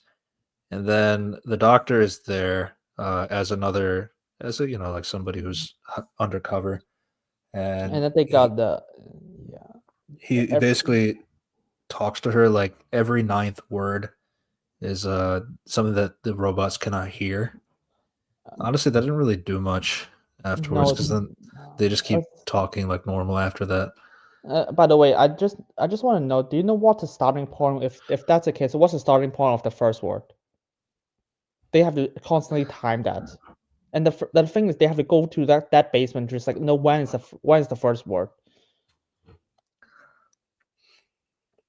No, they basically did it for that throne scene, and then afterwards they just stop. Yeah, I think I just say the mechanics. I was kind of confused, but it's like I guess people can figure it out eventually. But it's like there's not much explaining, and then they were like, then they did do that, and then I think me and Rangi's first reaction is like, okay, you can't. There's no way Belinda would get it that quickly. It might need to take like a fucking paragraph just for to get the idea. Are you talking about the every ninth word? Yeah, every 9-4. No, like this is funny for me. I don't know if any of you watched iCarly, but like I just remember the every fourth word, like from Gibby. It was really funny. But it worked in iCarly, so there you go. No. Oh, it does. But at the same time, if I'm in a life and death situation, I was like, I think I would need to take a lot of time just to get it. It's also kind of funny because like she's using her fingers to count 1, 2, 3, 4. I was like, the robots. I think there's a plan there. But yeah, that the mind stuff is like fucking stupid. But oh well. I mean, and this is the doctor's plan. Get a bunch of people to shoot those robots. To start a mutiny, people will die. I'm just gonna say he's friends with Sasha 55, the nice one, and then she gets vaporized. He does his standard cry. It's fuck me, because okay, I'm gonna be honest here. This is a shit plan, and this is so out of character for Doctor to do. This is what the plan is like. Just this guy said, just shoot the robots, and I was like, oh, but I was like, dude, the Doctor would never do a plan like this. He's never gonna sacrifice this much life just for one person's safety. Yeah, that's definitely one of my things. And then only like 4 of them escape, basically the ones that had dialogue. And then I just love that the 55 guy was just funny, because the dialogue just like, we're friends, trust him, and that's all everything we learned about her. And yeah, she's just super nice. Well, I mean, I guess we learned a little bit more, but that's after like they escape, and through the portal he destroys it, and then disables the polish robot. Otherwise, it would like track the other robots to find them. That'll be important for later. And that so because there's a robot basically are in like a underground place where everybody's hospitalized, and they, I mean, you see a little bit of her nurse instincts come back, since there's people who are need her help and all that stuff. So which is like fine, but at the same time, just that does not add anything we know about her. It's like, oh, okay, I guess this is what you do. I'm back. Yeah. Sorry We about that. We just talk about her. We just they just tell I can hear you. I have a wireless headset. Yeah, Yeah. because the robots. I mean, apparently, I don't know how the fucking AI works. Yeah. Because like, if you teleport that, with the star, one thing with that, I assume, because I'm a 40K fan, and a lot of time what happens with 40K and how planets are named, it's usually named after the system. So it'd be like, oh, we're going to the Cylindra system, because the idea is like the name of the star is Cylindra, or like the name of the system is Cylindra, and then the planets would be like Cylindra Primus, Cylindra Secundus, you know? Yeah. Yeah. So I assumed that was kind of a similar case. It's like, but actually, I think the incel just made them accept the name. Yeah. Yeah, that was That was what they decided. Because he showed his copy of the star certificate thing. Yeah, but my biggest problem is they don't take any time for like genuine characterization. It's the most you get is, oh, that Sasha woman, she's pretty nice, I guess. It's like cool. There's, I think, hey doctor, there's a lot of people dying. You shouldn't just be crying for her. That, and by the way, this is so fucking plain shit. I remember that we were watching the episode, and I was like, why is he crying? You have like shit to do right now. We just met this character, so I get you might have cared about her, but like honestly, like no, it's because this is a thing that they just established for season 1 that he cries all the time. Is it just because the actor can cry on cue? No, I guess if you compare they kind of explain it in the sense of like, so in the 60th special when he splits with David Tennant to be 2 doctors instead of the 1, his soul got split in half from that, and then it just makes him more emotional than the doctor usually is. That's their in-lore explanation. But like, is the other one less emotional then? No. Like, is it like a logic versus emotion? It's more like when, sort of whenever it's more like when he does cry, like it's pretty important because like it's like the one you rarely see it because he's super confident, super like willing to do things. Like he's very loud and brash and all this stuff. So it's like, but so like when he gets angry or when he gets like sad, like you feel that because you don't see it often. So it's like that kind of thing. It's the well, in anime, it would be a kudere character is what this kind of reflects with. It's basically, so these characters in anime, they're like emotionally suppressed. They're usually the ones that talk like very mechanically and robotically. But then when they do show emotion, that's usually a like actually like important scene. No, but this guy, because this Time Lord is like emotional, even though he's like fucking smart Time Lord. I was like, fuck you. Everyone does like this is explanation. I was like, I do not give a shit. That's still shit characterization. Yeah, he just comes across as like a flamboyant gay dude, which is fine, but like, yeah, that is a vibe I just get from him. Yeah, I don't get like ageless. Honestly, it's also a little funny because like Unity and I both saw season 1, so it's like when he does like the 1 minute turns around, does the cry, it's like okay. Yeah, I feel like he could probably act, but I don't feel like. But I don't feel like it's the same thing with Belinda's actress. I don't feel like the material they're giving him is very good. And then we just got, because there's a lot of things. There's a lot of attempted characterization. Remember the basement scenes? It's like, oh yeah, that idea was like after Kara. It's like, oh, by the way, because she's a fucking cunt, so it was like, oh, because apparently it was like the rebels tell her, it was like, oh, by the way, this you might as well be worth it because like we only care to save you and we lose a lot of people.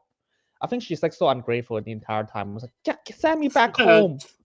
Jesus Christ! Shut up. Look, these people just saved your life. Do you think they have access to a spaceship in their back pocket? You gotta kind of get to a spaceship in order to get sent back home. Yeah, because we learned really nothing about that, and aside from like Belinda was like, just fuck, this has the most bizarre reaction ever. Basically, what happened is that there is the there's a whole war with robots versus the humans on there. They used to live in harmony, but ever since 10 And years everything ago, changed when the something happened. incel attacked. Jesus. Yeah, at that time they didn't know. They're just explaining the mystery of the planet. And the doctor also asked, did you notice any kind of swooshing thing? It's like, yeah, I did. And then I also experienced that too. So when I came here, I came 6 months before you did. 6 months? And Yeah. So That's that kind of is there gets him like integrated into the world, and then she comes like the timey-wimey stuff. Oh, okay. So he didn't already know the Sasha lady. no. I must have missed the 6 months Okay. part. Oh, Yeah, I think I need to explain some Time Lord stuff to you. Basically, Time Lord is like resistant when it comes to time shit. So if you kill him, like if you time travel to kill him in the past, it won't matter. If you like have like stop time, make him like go like move slower because time's slowing down, or if you like would erase her memory through time or erase him from existence, it will not matter. He'll still remember everything. So this is the how Time Lord works. So it's fine that he knows about it, but everyone else does not. Yeah. Yeah. All right. He'll That's explain it interesting. to the companion, because the companion is the second most important. Oh yeah, it's an audience surrogate, which is probably why they swap them out Yeah. every season so that new people get. But this is a problem though, because that just means they didn't do that correctly this time. Because like I only kind of vaguely got it. I was like, okay, he's some kind of weird alien. Understandable. Yeah, because like here's the thing, I don't think you get that idea if you watch series 1, like the last season. It's like you will not know that this guy was like resistant to every single time phenomenon. And this Yeah. takes so long. And then, I in terms of the I assumed companion introductions, like even like with Ruby, if you go all the way back to like her Christmas special and like season 1, like these are like new people getting introduced to the Doctor. It just never really compares to the original one with Christopher Eccleston and Rose Tyler.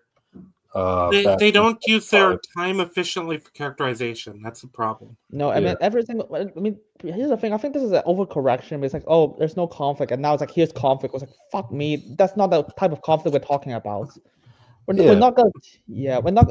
That's how you make her a cunt, like an intentional cunt. Yeah, I mean, because even with that, I think what people connected about it with her versus Ruby is just like Belinda actually gets to contribute in the final conflict, whereas like Ruby, she gets erased from time, and then the Doctor Who has to like be the one who does something in order to save her, basically. So like, I think that's what people like about her at the same time, because like at least she's doing something versus doing nothing. The thing is, like, the plot just hand her the solution. That's just plot handing her the solutions. Yeah, I mean, it's not like episode 2 though. No, it's weird because like I think let's just talk about how they discovered they got arrested because Belinda was like, here's a saying no to the robot, arrest me. I was like, what the fuck? Do you know how many injured people are here? You have no idea how much just by clashing you could kill a lot of people. Honestly, and then they just disappear after that. Yeah, and then, why don't the robots just be like, okay, perfect, you're ready. Okay, she's grabbed. Okay, now unit 748. Don't wipe the rest out. So the thing is, because the insult has it said that like she's the queen, so you still have to follow her order. She just doesn't have the super order, but I guess it's enough. I think that's just like you just gotta believe that. I was like, I think the best solution is just like, hey, tell the doctor first, and the doctor is just like, okay, yeah, do it outside or something. Just like find a back alley and just do it there. Yeah, so they do bring the doctor, which is interesting. They bring the doctor, but not. But then they said the doctor is here because he's the historian. He has to see these events. That happened basically. Blah blah blah. But why don't you just do it yourself? You're the robots. Yeah. You guys have brain. You guys just have like data and recordings. I mean, the robots are just they're programmed to follow whoever they're supposed to follow. So I guess there's that, and then she goes to the AI, and then they take a second to think about it. It's like, It's like because like the AI says the exact same thing, asking it's like, oh, why do you keep saying like Miss Belinda Chandra? I don't like that. It's like, are you married? And it's the same thing that the incel from the beginning of the episode said to her. And I'm The gone. incel. Oh, it's like, good lord, how on the nose is it's that? not AI, I- it's Al. I'll- Also, this- wait, if he's like this like creepy weirdo incel, why was she dating him in the first place? I don't know, because like when I've watched the scenes before that, it was like, dude, he's not writing me an incel. He just looks like a really autistic nerd who just like really shy because a fucking hot woman is wanting to date him. Yeah. I mean, Because then it flashes back. It's like, so it's like, why didn't you marry him? It's like, and then you just see the flashback of her remembering. It's like he's like, yeah, I want you to only look at your phone by 8 o'clock, and this and this and this, as he's on his knee for the proposal. It's like, oh my god! So you went over the top to make him a loser. I was like, This is a cartoon character. this is a Maybe cartoon. that's supposed to be like the tone of Doctor Who. I don't know. I've only seen the 4 episodes now. I don't think the two Arkham showed me. No, this is Russell T Davies don't know how fucking Yeah. control freaks work, because control freaks, we do not like say that explicitly. We say that if like not we, everyone else in the world will be used to be way better, by the way, just to clarify. like emotional manipulation. It's like, okay, it's just like okay, how do you just force you not do that? Remember, if you guys watch 500 Days of Summer, that's basically just like emotional manipulation, like controlling. Yeah, it really felt kind of well, especially because it's like she was dating this guy, so like it's not like she didn't already know what he was like at this point, unless were they only dating a month before or a week before? My God, he literally fucking buy you a star. Do you know how expensive that is? And it was like, dude, and then just like fucking, actually, he's a control freak the entire time. I was like, wow, he doesn't seem that way at first. He seems like a really chill guy. I mean, that's usually what happens. Yeah. I was like, fuck me. And then just like, and then next scene, I was like, and then apparently like Belinda is the one who causes him to get kidnapped. I was like, dude, that's your fault, dipshit. Just take some responsibility.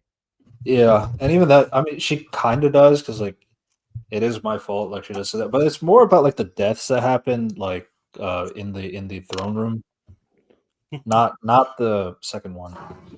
Yeah. So it's like, but like she did put Alan into the AI in the first place. I was like, dude, I don't give Planet of the Infidels. You get that line, of course. It's like, what the fuck, man? It's okay. So stop being cunt and just like examples like, oh shit, that line just took me out of it. It just felt like really awkward and on the nose.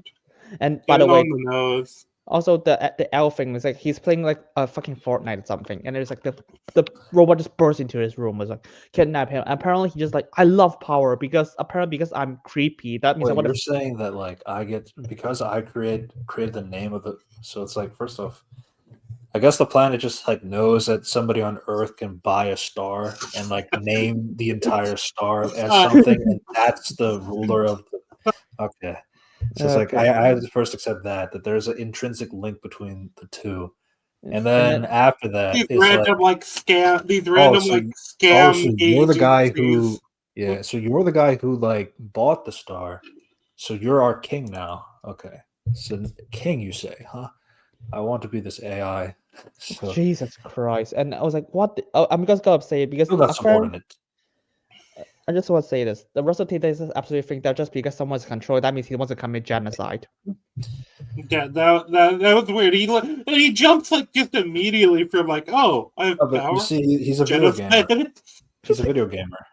That's why. He has not said a single gamer word. I don't accept it.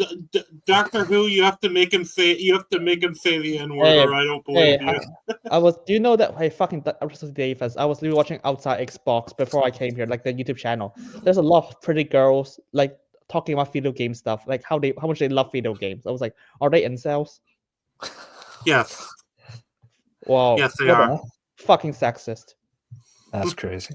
Oh, I don't look. I'm sorry. You touch a video game, you become an incel. I don't make the rules here, but and then Yeah, so that's why he was made king, and then Belinda's queen by default since that's her name.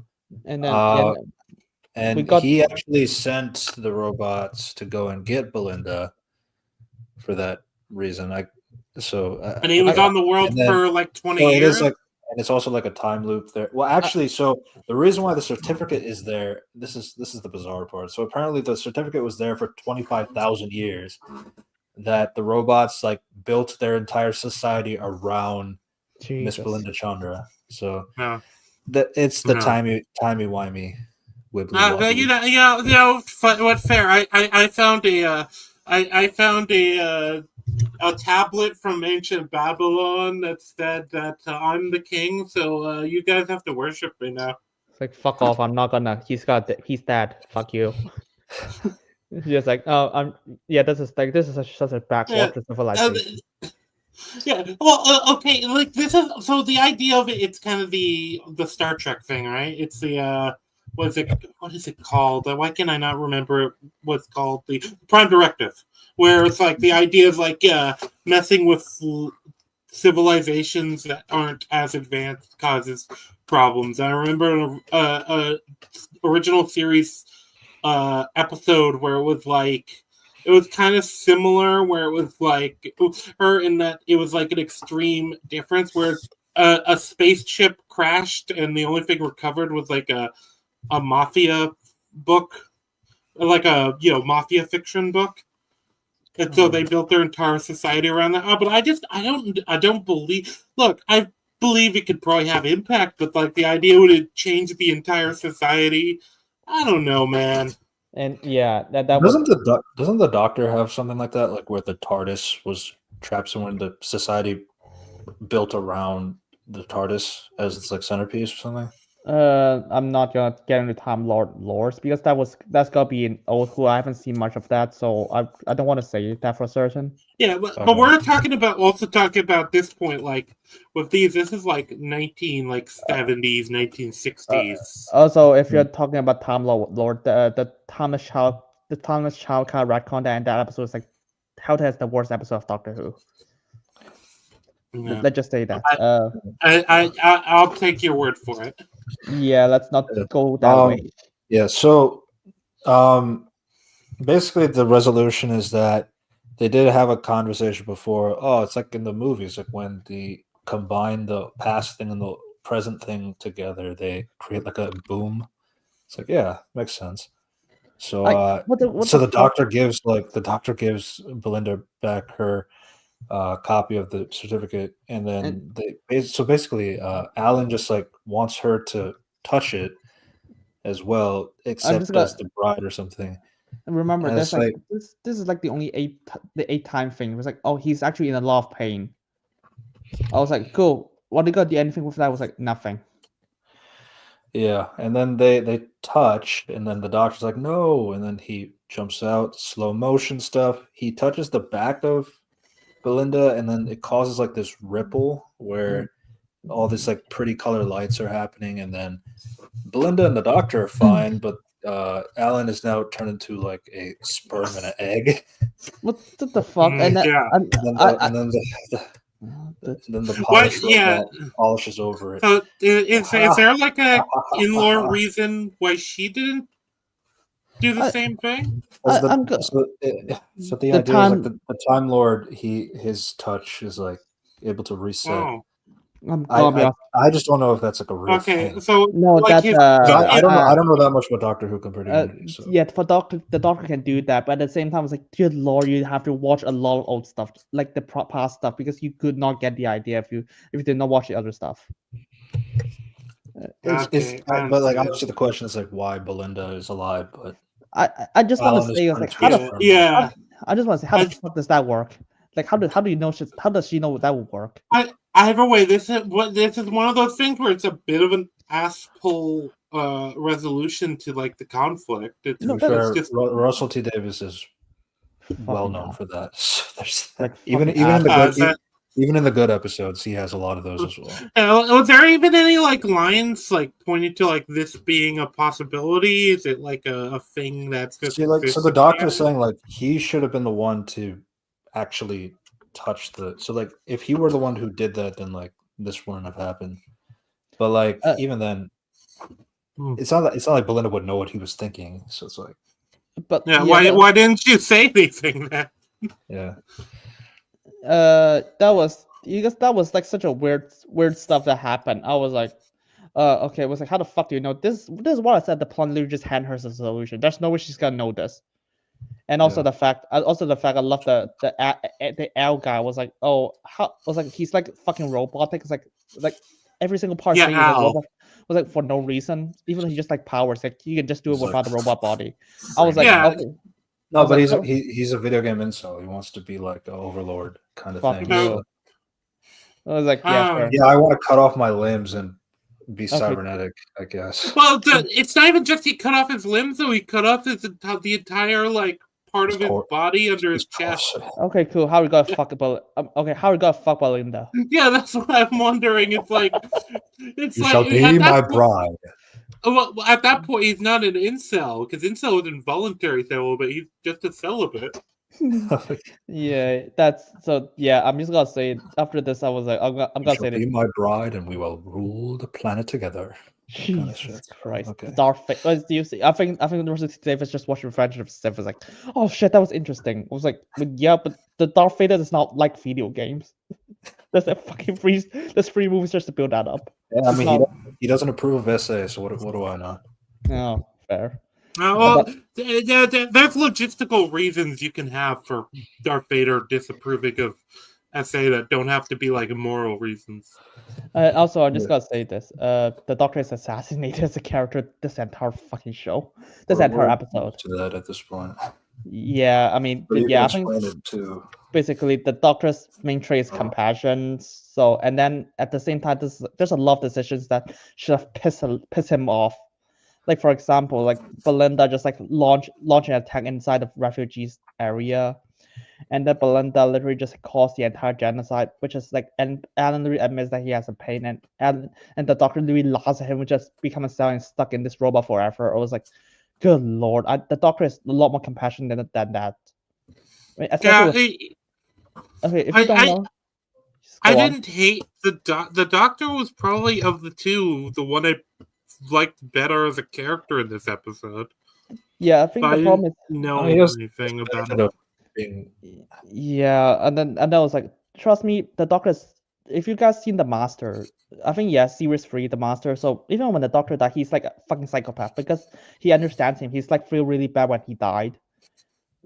Even he does a lot of bad things. So when I see this scenario, I was like, no, the Doctor should absolutely be a lot more compassionate. He should not be laughing. Yeah, when the polished robot goes over the sperm and egg. Yeah. Yeah.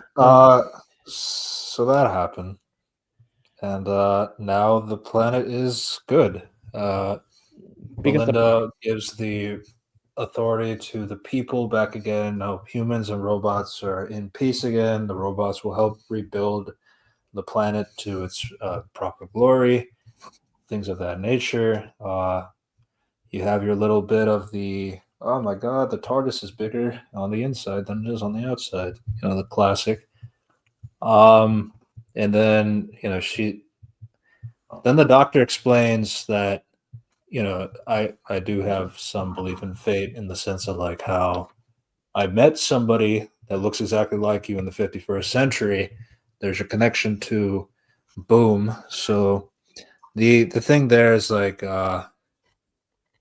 so this actress was in the same episode in season 1 as a different person from the 51st century and looks exactly identical. They had the same genetic makeup.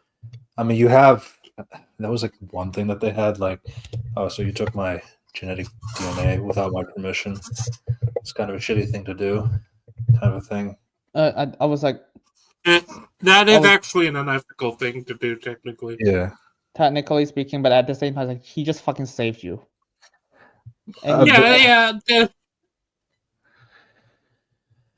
Wait, when did he even do that, though? So that his sonic is. That's one of his powers of his sonic screwdriver. Yeah, and it's kind of weird because like, you can't do that. I was like, I mean, at this, I think this is like the baseline because like if you got like rank for the entire planet, like the queen of the fucking planet, I think you need a bit of analyzing. But at the same time, it's like it is without permission as well, because it's like yeah. it's her entire genetic makeup. Yeah, but my only thing with that is because like this is something else that I've seen people praise about Belinda in particular. It's like how she is like calling out shit or things like that, or like the general concept of like, so you're just gonna take me around different places in time and stuff like that, and just expect that to be okay, as if I don't have my own life or anything like that. I mean, the thing is, like, it's lampshading for the one part, and that was never addressed in the second episode. it's not addressed in the second. Like, the only thing is, like, technically speaking, because how this episode ends is like how she wants to go back to May 24th, 2025, and all that stuff. And every time the Doctor tries to go back to that time, it's destroyed. Or there's a fracture basically. So I was like, okay, do you know what the solution is? Because he said this, just go back the next day, literally. just do it the next day. Yeah, the day before, or the day before, or the week before, whatever. Just the day after. So, just do it the day after. That's it. That's how the episode ends, and then episode 2. So he makes like this anchor kind of a thing, like a time anchor that will help like create like a triangulation to go back to 1925. So they go to 1952, and the interesting thing for me is like, oh, so you're gonna do like the disco. So like in season 1, episode 2, they do the disco episode in the 60s with Ruby. So now you already do the similar plot beat for season 2, but with the new companion. I feel like that's intentional from Russell, but this is a fucking copy and paste. Fuck off. Yeah. I think when I saw this, I was like, yeah, the villain's gotta be a god, isn't it? Yeah. No. So was this like just a fully recycled like plot point? Yes. Yeah, because like there was like a god of music, Maestro, in season 1. Now this one has the god of light, Lux, in it. Pretty much they were both introduced in episode 2 of their respective seasons. So I'm gonna be honest with this. I guess Suta forgot to mention the god of light for no reason. Sutek. Yeah. Funny enough, once again, this I can kind of draw parallels to Star Trek the original series, because Star Trek the original series has a lot of like recycled scripts, but that's 1960s with a very small budget.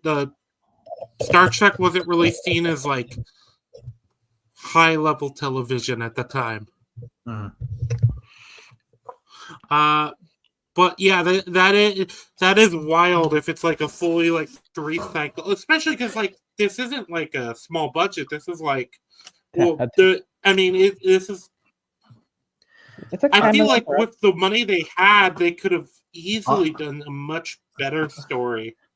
I will say though, because I thought episode 2 had potential. No, and then and then they fucking just do a She-Hulk. Yeah, basically. Yeah. So it was like there was things I kind of liked about it. Like I kind of liked the idea of this, the way they introduced the villain to the Doctor, where it's like, oh yeah, these people mysteriously disappeared. There was something I didn't like. I didn't like the pop culture reference stuff with them talking about like Scooby-Doo. I'm like, yeah. But that's like a little minor gripe. But I just thought it was a little cringe. Yeah. So basically, in 1952, there was a full moon, and the light of Lux shines from the moon into a theater, which then reflects from a spoon, which was really funny for that detail. And then it goes into like the theater that was playing Mr. Ring-a-Ding, which is kind of like a Cuphead, but I recall Cuphead. It's that era cartoon, yeah. Yeah. Yeah. So they essentially Ring-a-Ding does come to life, and he comes straight out of the theater, which honestly I will say the effects for that was really good. And also the voice it gave it big Roger Rabbit vibes. Also, the voice actor is really good, and also the voice actor is Alan Cumming. Yeah, he does a good job. Like I said, this episode. Remember Unity? We were watching it in the first half. I was like, okay, I can see something here. I just wish they did it better. And I did think the second episode was better than the first. I'll say that. It's hard. I also agree with that. It's hard for me to judge because, like, if the first half, the last half was like, fuck me, that's easily worse. Yeah, you remember the exact point where it kind of broke me. Yeah. So it's the doctor shows up at the place and then goes into that diner. Yeah, I think the problem for that was the police stuff. I was like, the police actually searched the place, but never at night. I was like, what? Wait, what? People literally said that they actually hear things play at night. And apparently, there's a guy there every night. I was like, how do you not search anything? Also, if the police also there's an active investigation. You just have people watching the place at night just to make sure no one sneaks into because this is for all the police know is a crime scene. Yeah, so it's just to assume that they died because they all disappeared in one go with no trace. Apparently it's easy because apparently just all the doctor need to do just look at some tapes. I was like, wait, and then all the police need to do just wait, are those tapes of people? Wait, what the fuck is going on? I mean, it won't. Okay, to be fair, it won't lead that to this is god or something. But at the same time, that would be a clue. Well, it's funny too, Red, because I told Unity what I thought the easy solution here is. You just have it be we tried. The police tried to post some men overnight to guard the crime scene, and then they just disappeared too. So we stopped. After the second set of cops, we stopped sending people in because we don't know what the hell is happening. We don't want to risk anyone else. We sealed the place off. Yeah, because ultimately, I think it's okay not having a private investigation team trying to go in. But yeah, if you had the nighttime aspect, no. But even going in the day is still kind of a thing because the guy is still. Theaters are designed to operate like that. There. Yeah. Where has he been? What? He just what did he say to the cops? He stays holed up in the room. Yeah, but they would have checked there. No one checked. The police never checked there for no reason. Or you're just really good at hiding. He's probably good at hiding. The other thing I noticed as well is his design, the way that he looks. I think a lot of people thought that was the toy maker again. And then no, it's not, but it's definitely intentional that he looks very similar to Neil Patrick Harris, toy maker a little bit, especially when this is another episode introducing your god. Oh god! The doctor and Belinda, they talk to a mother. They had to have the bit because it's the 50s. Yeah, in Miami. So I was fine with the way they did because it's a single line. Yeah, it was a single line, and I was like, whatever. I mean, they do kind of says, all right, it's time for you to go back to the Caribbean. So that's a wild sentence. Well, yeah, that one was especially that was later in the episode, yeah. Well, but to be fair part is that the thing is the cop was that was a New York cop, and that was also fake. To be he was. That was Lux. He was the fake guy, it was Lux. So it's classic racism. Yes, there you go. I actually kind of like that they just kind of were this is a thing. We're going to just say no one cares right now because, and I like the conversation with Belinda and the doctor where it's we don't have time for that. Yeah, well, it's not even I don't have time with that. It almost felt like the doctor's like, yeah, I could do this. That's all I would do then. And sometimes it's better if I just let things. It came across as like, yeah, I'm not a god. Sometimes it is better if I just let things play out as they will. Yeah, And I like that kind of and it's like, because does I that think that is and does the it was society actually change if someone forces it? yeah, and it's what's nice about it too is like the mother is saying like she's been there for like months now, Yeah, every night, just waiting for her son to come out. But then I thought today would be a good day because suddenly this police box is there. Does that give you hope? yeah. It does. It's like I thought cool, interesting. So. that was good. Yeah. My problem with the scene is I felt like it should have been the attitude should have almost been like so what I had is they'd already decided to investigate and then they had this scene and rather than it like resolving them to like investigate. I thought what they should have done was have it be like he has to set down that little machine to know where to go and then it's like okay this is gonna take a bit, let's just go get a coffee or whatever. Like there's a diner over there. Yeah. Yeah, and I mean, the way that they do it is like it's kind of like you know I you know Yeah, we can't enter in, but it, like we can't enter in, but maybe someone will gossip about like what happened here, kind of a thing. Like what yeah, happened in that day. I was fun. I was kind of fun with that. It was like, I feel like the problem is it felt like the doctor was just 100% like, yeah, we're gonna stay and investigate, rather than like, okay, well, maybe we'll ask about that while we're waiting because we have to wait for this other thing Yeah, too. because Belinda really wants to go home. But like Yeah. it doesn't last that long, which is fair, I guess.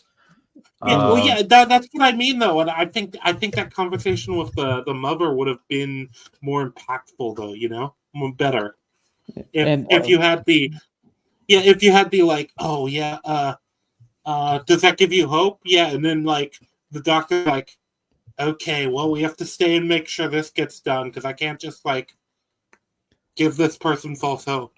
yeah, and also to be honest, the other thing is like because this is also intercoupled with like fucking the plot details, like police stuff. I was like, Jesus Christ, these I'm thinking two things at once, and then just got a lot. Oh yeah.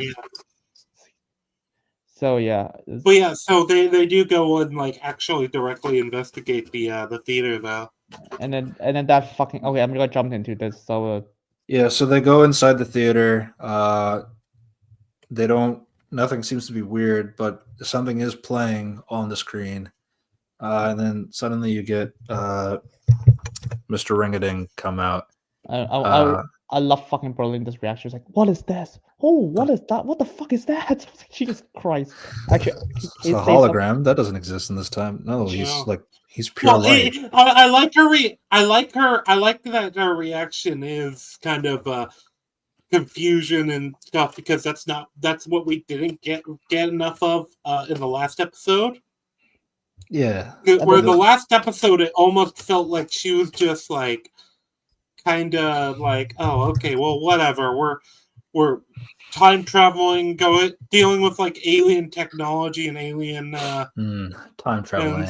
Okay, whatever. Yeah. And then now it's like, okay, cool. And then it's like, oh, I'm the god of fucking light or some shit. Yeah, so it does like go a little bit. They do try to entertain the Mr. Ringading, but then he's saying, "Don't make me laugh." Like that's his catchphrase in the cartoon. Don't make me laugh, but he keeps repeating it, and it's like, "Wait, why don't you want us to make you laugh?" Oh, you're about to make me laugh, and like, then the doctor clicks that there's something wrong with him, and tells Belinda to get away from him, and then he does the ha ha ha ha ha ha ha, which the toy maker did in the 60th special. So yeah, that was like the connective dots that for Lux and the Doctor and Sutek and Maestro. And then I was like, oh god, I hate the fucking god of Pantheon.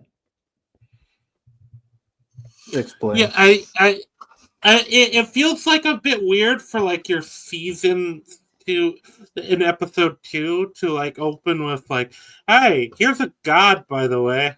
Yeah. So That links to like other past stuff. That's why is this? I was kind of confused. I was like, okay, is this actually like serialized? Is this like a? Because the way I've heard that Doctor Who is supposed to be, it's like you can jump in at the beginning of any given season. yeah, basically. But okay, I need to explain how the fucking God Pantheon works. So basically the rest of the TV will just retcon everything in its previous series and just like here's a god, this is a god, this is a god. I mean, to be fair, the first Toymaker is actually quite interesting. I like that. And then they introduced like Maestro, and I was like, what the fuck is that stupid moron? Apparently, that Maestro is like so stupid, right? Because how to use her abilities, she could not like understand how to defeat the Doctor, and she lost to a music battle. I was like, the Maestro is shit. And then Yeah. we got like Suit. That's but by the way, the And Toymaker is also, Sutek is from the Fourth Doctor era. he's like a fucking she's like the worst one, which is saying something, because apparently he's like retconning to a god. I It's mean, not like- to be fair, Sutek is a Egyptian god, so that's where the influence is coming from. But yeah, Newt. I'm sure whatever the Fourth Doctor had, I didn't get to watch that episode, but like I'm sure it's probably different. No, Noob actually told me he watched the episode and he was like, no, he's not that god. He's like, what the fuck off. He really told me that on stream. And then yeah, so because his plan is to destroy the universe, I was like, okay, cool. Why don't you just do it? Because every single god who you said is weaker than you can do it. And we're like, and then they basically just like, well, I need the Doctor to But let I need to know who's Ruby's mother. I have to know. Like, why? I just have to know. Okay. Yeah. It's weird how bringing in meta elements could just tank people's opinions of an episode if it's not done well. Honestly, like speaking of, I think Lux is a better idea compared to Maestro. Yeah, I just want to say this. If you tell me that this gods will not exist like before Russell T Davis took over again, because that concept would just be Doctor was like that's just an alien. Yeah. And now that because like the gods are not in a different universe now, it was like Jesus Christ. Yeah, because like I mean, because like with the Toymaker, I mean he was always referred to as the Celestial Toymaker, right? Yeah, so it's Celestial. like I mean, if you want to have other entities that are like on par with the Toymaker, because the Toymaker is iconic himself, even as not the Master, as a villain. So like, if you wanted to develop more villains, I don't have like an issue with that. It's just more like, well, I'm not really understanding the whole music aspect first. I mean, they clearly just wanted to have something music related because they were fighting with the Beatles. So they just had to do something music related for that one. Oh, cool. Do you know Millie Gibson? Ruby Sunday is also a musician. You can just do that. Yeah, but they don't remember that until after that episode. And then, yeah, I mean, again, I think Lux is like at least better as an idea. It's just that tying it back to it's my turn now. You've fought against my other gods of pantheons, and now it's my turn, kind of a thing. So it's like that's kind of dumb, but yeah. So yeah, what question do you have, Rangi? Yeah. Well, just generally, I was wondering about the part of it was the nature of gods, but also like it. I guess.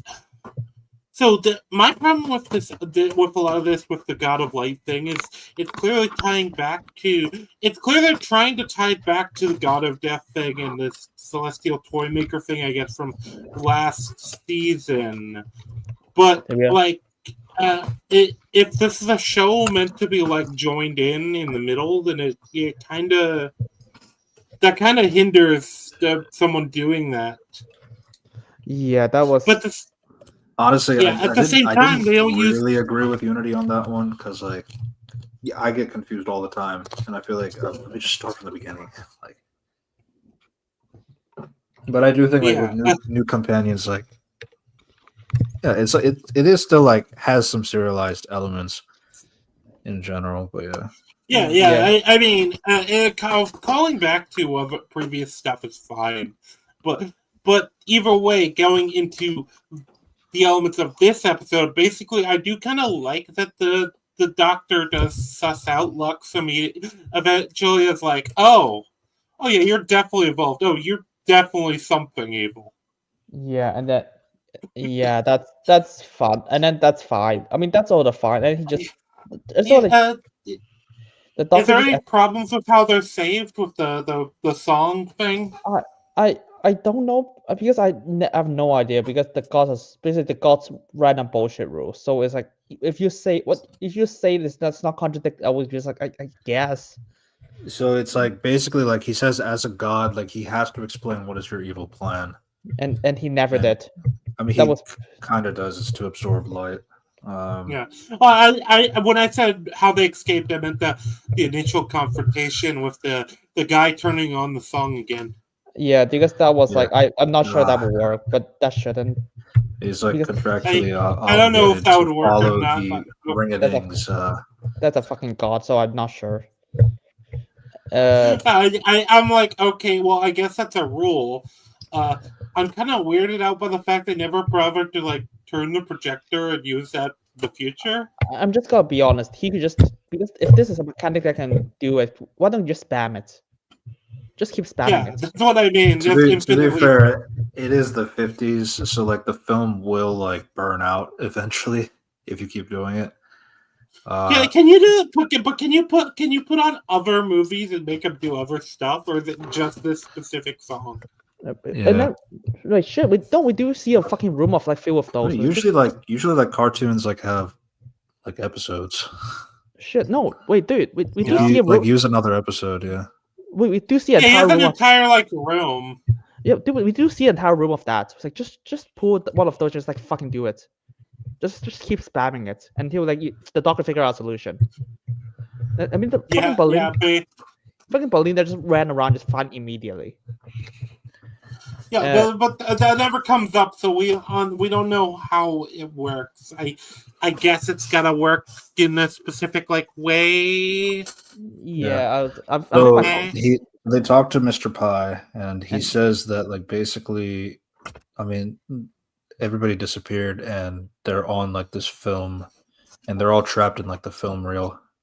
Yeah, and then he doesn't like leave because he needs to keep feeding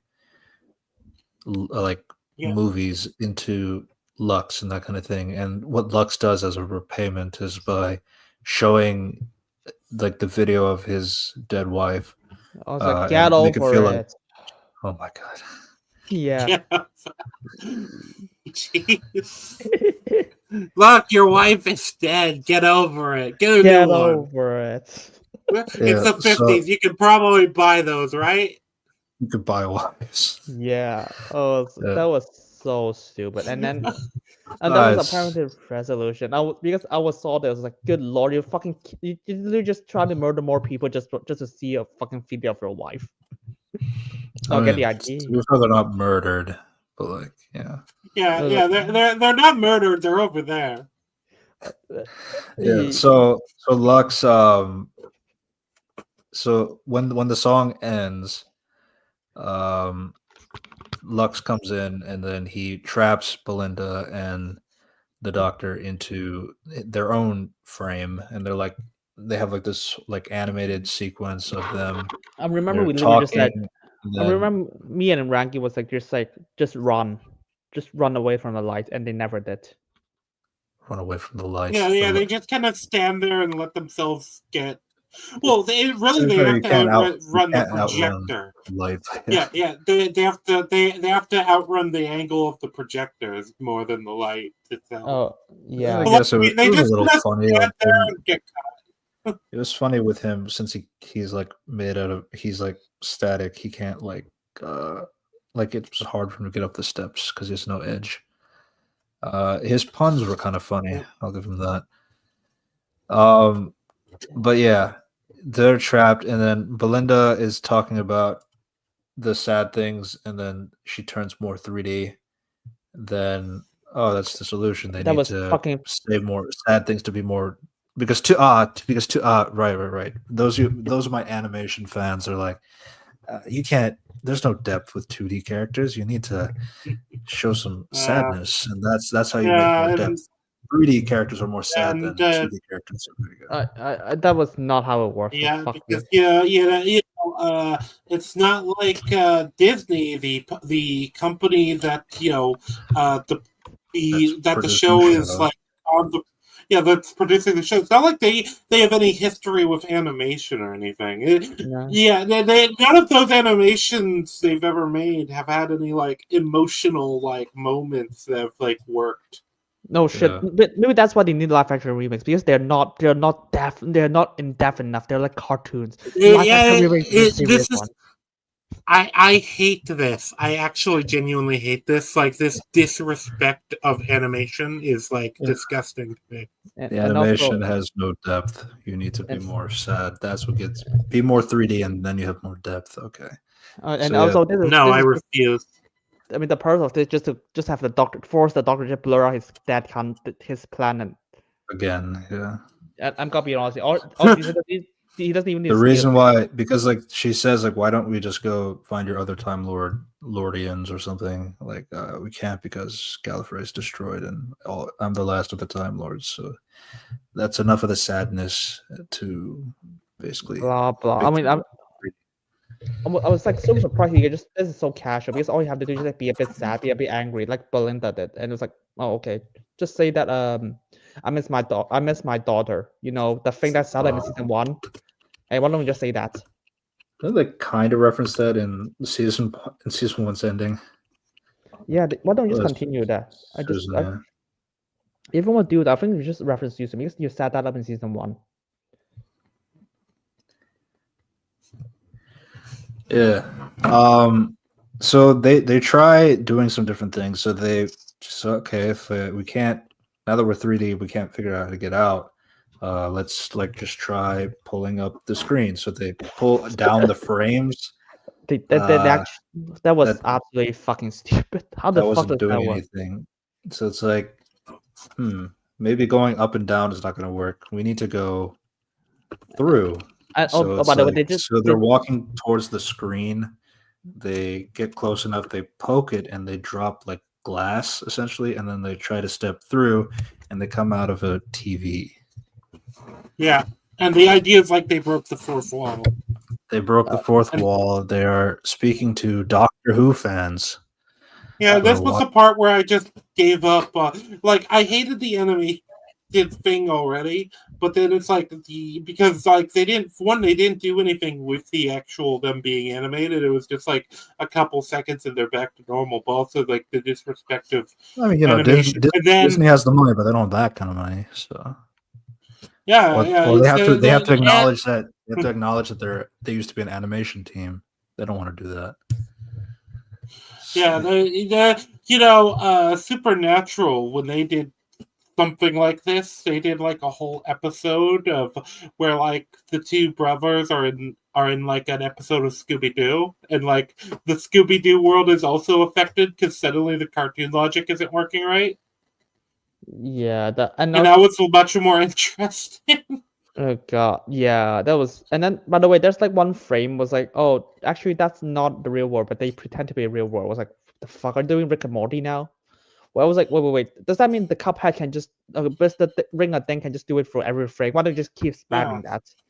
Well, it's funny too because they're talking about like the show, and so they're talking about this mess stuff that I barely know about. A lot of it I know only through osmosis. Like when they say Blink, I have heard people mention Blink as like an episode of Doctor Who, but I don't know anything about it.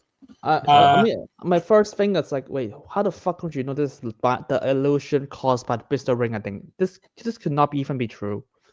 No, but they're watching the show. It's like, it's like, how do you know about my mother? It's like, well, I just heard you talking about it in the episode. Yeah. Well, what's weird too to me, it's like this doesn't cause like the Doctor any like existential like dread or anything. He's just like, yeah. So what's your favorite episode? And he somehow knows like the episode titles. Like we have to go back to this. So Doctor Who actually can break the fourth wall, but in the way of like speaking to the audience of the camera, not actually physically stepping through the. So it's like the She-Hulk. Or before they did that. Exactly. It was this was She-Hulk level breaking the fourth wall, where it's just mega cringe. Yeah. So I'm gonna be honest. Yeah, and then we learned this is an illusion. Yeah, but like all the doctors have like looked into the except for the 9th one, I think. But the doctors have like looked into the camera to acknowledge the audience and then go along, kind of thing, that kind of thing. So, but here they actually go up to the point of like, yeah, he can. Like, just what's your favorite episode? Blank. What about? No. And then I guess it's kind of funny because like he's like, what about my episodes? Like the one from season 14, 15 is like, nope, Blink. No, it's like I think it's like ha ha ha. Hey, don't you get it? We hate the previous episodes. Like ha ha ha. Yeah. It feels really like, did you guys know our show is shit? I was like, and then it's like Blink. Didn't Russell write the episode Blink, or was that Stephen Moffat? So he's glazing the episode that's not even his. Okay, I mean, I guess that's fair then. I mean, they could just type. They could just say he was the director at that time, right? Showrunner. He was still the showrunner at the time, yeah. But yeah, and then I also thought it's just like, because the guy, he's wearing a scarf like the Fourth Doctor. It's like, you could have referenced a Fourth Doctor episode if you wanted to, but they didn't do that. No, because yeah. But then it's like, I don't know why, like, you guys are acting like this is tough, but you always have like that final act, like resolution thing that's like, it's so obvious. It's like, what was so obvious? I don't understand. So they have the audience like explain, oh, you got to keep feeding him light. Isn't that obvious? Yeah. Okay. I thought this whole scene was really lame.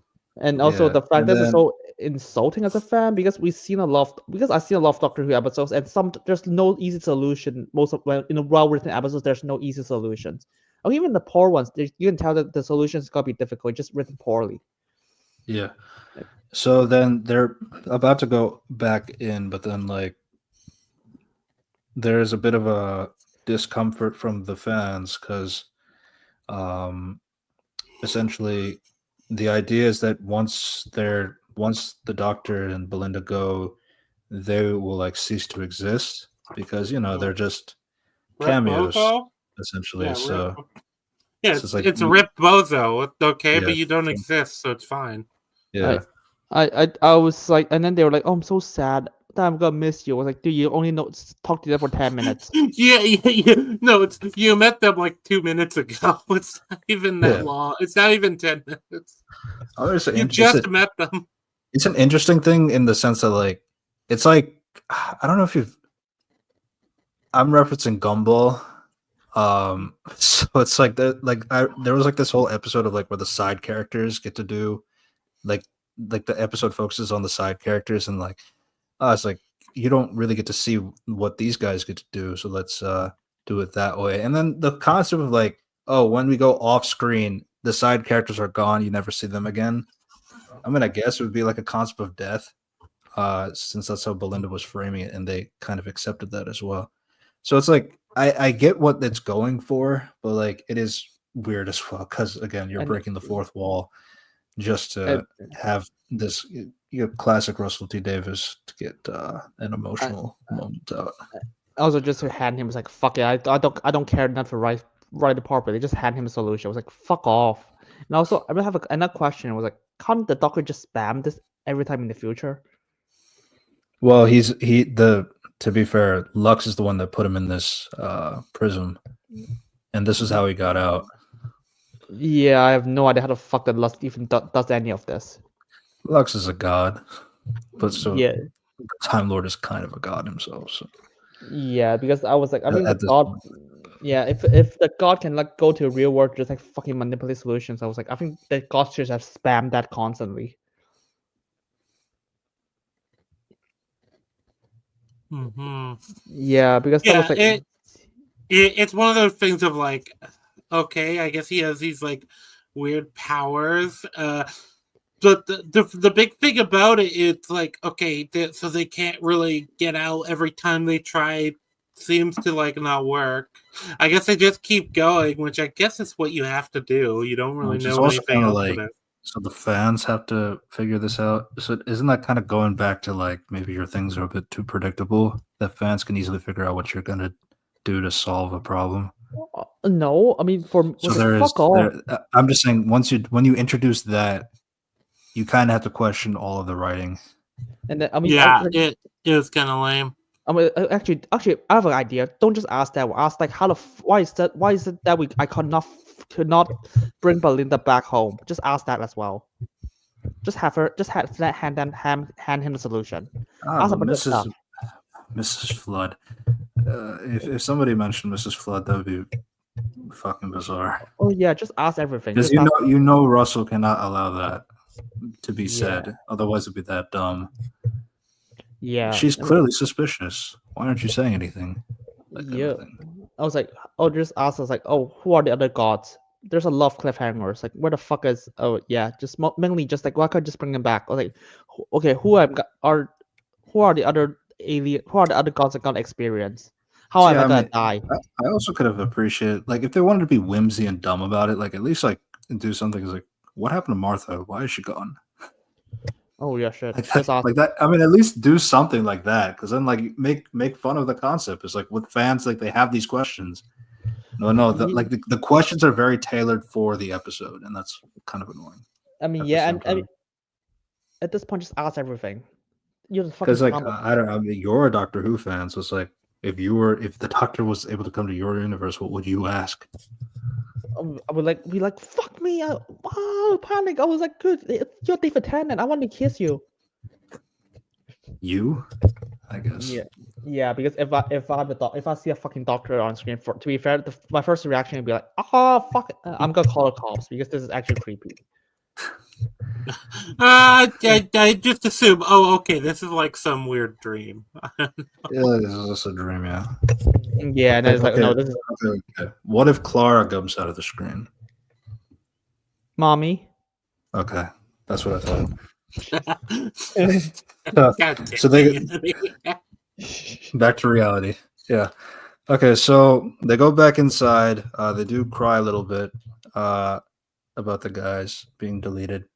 Now they have like a better idea of how to solve this problem. So the thing is, like, so they're in film, so they have to like burn the film, or it could either burn the film or burn them. So I don't know. All they do is like they just grab both ends of the film reel and like just like stretch it, and that just causes it to cause a fire, and that's what gets them out of the frame. So yeah, now they're back in the 52. Oh, we did skip that. Actually, no, we talked about that. Never mind. About the cop, and the cop is actually from New York. Yeah, that's Rick and Morty shit. Yeah. So they encounter Lux again. Lux is basically wants the Time Lord's power. Oh my god! Puts him in a tentacle monster. Fuck hentai thing. I'm just gonna say this. Power. Yeah. If this is what you want, just do it from the start. Don't even trap him in film or something. Also, you have to expect him to break out immediately. For like years. Well, especially because Lux seems to Lux knows at least that I don't know how much he knows about the Doctor, but he seems to at least know that I've learned already that the Doctor knows the rules to gods. So yeah, and like the gods' rule is that they have to explain their evil plan. Like you need to do that. Like that's your, as a god, that's your thing. It's like, okay, I guess. So he explains that he wants to steal the regeneration power so that he can create his own body, and making his own body can allow him to survive in the world outside of the cinema. So he's like basically absorbing, and then he's slowly going from 2D to 3D, which that looked disgusting, but it looks like a modern Disney product. So there you go. Yeah, we did it, guys. Yeah. By the way, I just want to say this. I just love that this Lux guy did not even just kidnap Belinda as well. It's like, why not? What's the point, Lux, of like keeping the other people? You got the doctor right there. You just drain him and say like, "Hey, I'll use that TARDIS thing to like send you back after. Don't worry." Yeah. So she's trying to find a way how to. So the doctor basically says like, you need to create like some kind of like find a way like I might be the doctor, but like I know that means like I know what time it is, and like the time it's getting closer to morning. So that kind of gets the idea. It's like, okay, so you have to use daylight. So you have to cause some kind of explosion, I guess. So What the so it's fuck, just man? like, so what she does is like she takes like a bunch of film reels and like smashes them on the ground, which is the meme now, because like this is like the 60s when Doctor Who destroyed the season 1, 2, 3 film reels. So I was like, how does guess that? I guess it was funny. It was like cool. Is that the joke they were going with the? It's kind of like that because like in season like the original seasons from the 60s, seasons 1, 2, and 3, they don't have all the episodes. Like a lot of them are either they have the audios but they don't have the visuals, or they have That like makes pictures. sense. It was funny for that reason, but yeah. Isn't the only reason we have Nosferatu because somebody kept it illegally? Oh, Maybe. really? Maybe. It's something like that, or they like just randomly like found it. It's one of the two. But yeah, because every copy of Nosferatu was supposed to be destroyed due to I believe it was a lawsuit with Bram Stoker's estate. I remember Art told me about it, and it's interesting kind of lore. Yeah. But yeah, there's a lot of like lost media. No, it is pretty crazy. But yeah, that was just kind of the funny part. There's nothing really super significant about it, but like, yeah, so she has all the films on the floor, but then she wants a match, but like, hey, Mr. Pie, I know you smoke, so let me borrow your match. And he doesn't want to lose his wife through the visual film stuff, but then he gets like a vision. He gets a vision of her, like, no, it's like we'll be together forever, that kind of thing. Which what the fuck was like? so it's to kill himself, basically. So I don't understand how does that work. It's so funny because like he opens the door, has the match. It's like, great, give it to me. No, I gotta do it. I can do it myself. Like, no, I gotta kill myself. My view is the idea is like it's supposed to be like, no, I allowed this to go on. I have to be the one to like end it. To end it. Yeah. I mean, which I think is the vibe they were going for. But no, it's like now it's just kind of funny because like, no, it has to be me. It's like because just now a little funny. Also, the fact that you just got that wife was like, oh, so you just want to kill yourself because just to see your wife again, I guess. Get out of here. It was like, and my second thing is like, do you know the plan? I'm also kind of confused because like, so they blow up. So first off, like putting fire onto the reels, I guess, blows up the whole wall. I don't know. I don't know a lot about like how these like what these filmic reels are made of. But I assume they were just particularly flammable, not like nitroglycerin or something like highly combustible. I might be wrong about that. No, it's not a fucking TNT. That's a thing. Yeah. But yeah, it explodes the wall, and then the sunlight is exposed onto Lux, and now Lux has like a bigger light source than what he was used to. So he lets go of the doctor and embraces the light, causes him to grow and grow and grow and grow to the point you've turned him into a planetary threat. Good job.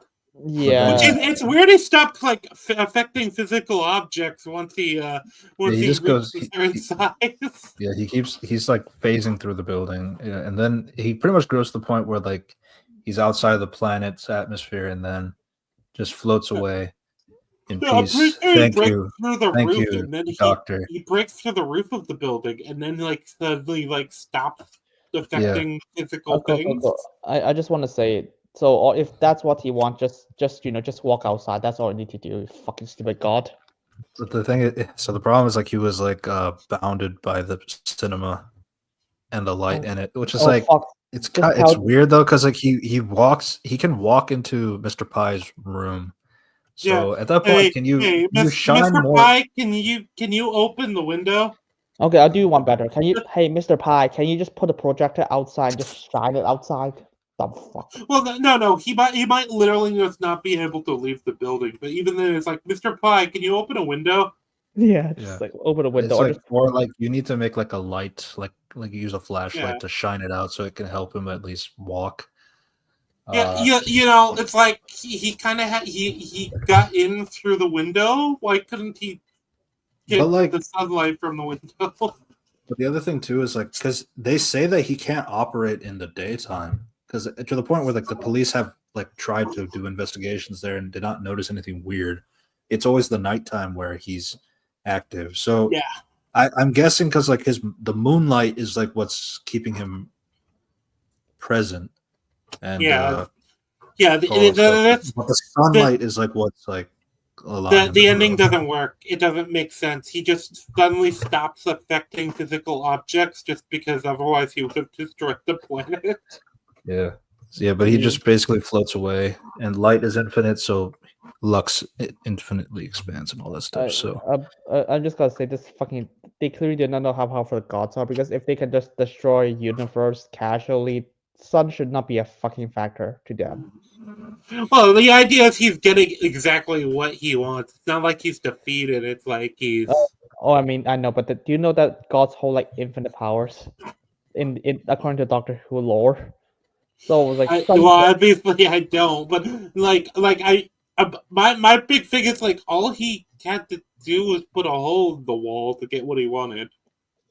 Yeah, so I don't even know, because the power levels are so shit. Because but ultimately it's like so. But his other motivation was to be 3D so that he can walk out, which is like that's why he wanted doctors like by his regeneration energy to basically create his own body that can survive in the world outside the cinema. But then like he can, if you just open the window and then like have light shine on him to make him grow. Just move the projector. Fuck off, the cats. Even if we assume like he's not trapped in the projector, he's trapped on the screen. Basically, is the idea. I think. That's what the impression. No, because but he still could go into the projector room. So that's the problem. It's like the projector room has a window. That's how he got here in the first place. Yeah, that was so. Yeah, it's like the mechanics are so broken. Yeah, all he has to do is say, "Hey, Mr. Enslaved Human Guy, open the window." Yeah. But yeah, that's how. And then the 15 victims, they're free. The son that was talked about from that one mom, they have an embrace. Everybody's happy. Then Mrs. Flood is there. Good old Mrs. Flood. It's like, wait, look at the show. It's gonna happen. And then the TARDIS disappears. Wait, how did that happen? It's a limited time thing. It ends in 24th of May. Yep. Yeah. That's I found it really annoying. Like, especially after we already had mystery box. Yeah. It's not gonna pay off at all, but I'm excited. This is gonna be funny. The next episode is tomorrow. Are you excited? I'm gonna drag you to watch it again. I know. He's got me trapped in his basement. People, please send help. Oh, never. Yeah. So that was Doctor Who season 2, episodes 1 and 2, and then we still got one more show to talk about. But this is the one I don't have any, I haven't watched. I played the games, but I haven't watched, so I'll probably dip out here. Unity's going to drag me back into the cage he has built into his basement. Yay. Can you at least throw some new anime in there? Sure. Do you want to watch hentai? No thanks. Yeah. Yeah. All right. Well, Rangi, it was great having you. Please explain your channel to the audience. I'll plug myself real quick. I'm Rangi Nui. I do mostly gaming stuff, but I also do anime reviews and stuff like that. I haven't expanded to like live action TV yet, which is part of why I wanted to come on this, because I don't get to talk about that stuff as often on my channel. But yeah, I mostly do gaming stuff. I'm almost through with a playthrough of Red Dead Redemption. I have a Baldur's Gate 3 playthrough starting on May the 3rd with a bunch of other guys. And I've been reviewing Michiko and Hatchin. I actually need to get back onto taking notes for that, because I kind of put it on the back burner and have been busy this last week, this last month. But yeah, you check out my channel if you like my commentary and content. I mostly do streams like, well, I can't say it like this. You guys have to use a different program than I do, but yeah, I mostly chat with people or game. You can find me in the link below, below in the description. It is in the description. Yes. Yeah. Subscribe to Rangi, and we'll see you next time, man. Thanks, man. Yeah. Yeah. Always love stopping by. Always love stopping by. Yep. Yeah. Goodbye. Goodbye. See ya. And yeah, the last of one more show, which is the thumbnail. by the way, this is not even the worst one. The Last of Us compared to Doctor Who. Yeah, but it still got the thing. They did the thing, and people clapped, I guess. I don't know, because I was just laughing. That was so yeah. hilarious. So The Last of Us season 2, adapted from The Last of Us games. I've always said stupid to adapt them.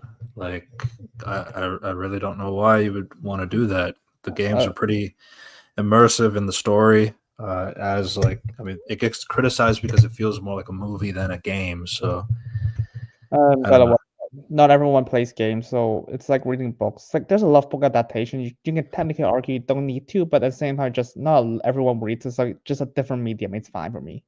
I mean, for me, it's like one of my issue. The biggest issue for me is like the gameplay aspect in terms of like when you do fight like infected and like hunters and like enemies and that kind of thing. So it's like when they go through these beats in the story in the show, it's like you barely get to see any of that, because you have to be restricted to the realism of something. So like, oh, you can't fight like 5-6 clickers because that's too hard to do that. So let's put one clicker instead, and that's our conflict.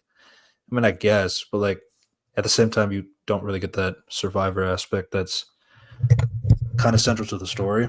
No, I mean they better. I hope the what's it called, the Resident Evil movies did that. Fuck you. I mean, I also want Ashley to be on screen to like Ella Freya again.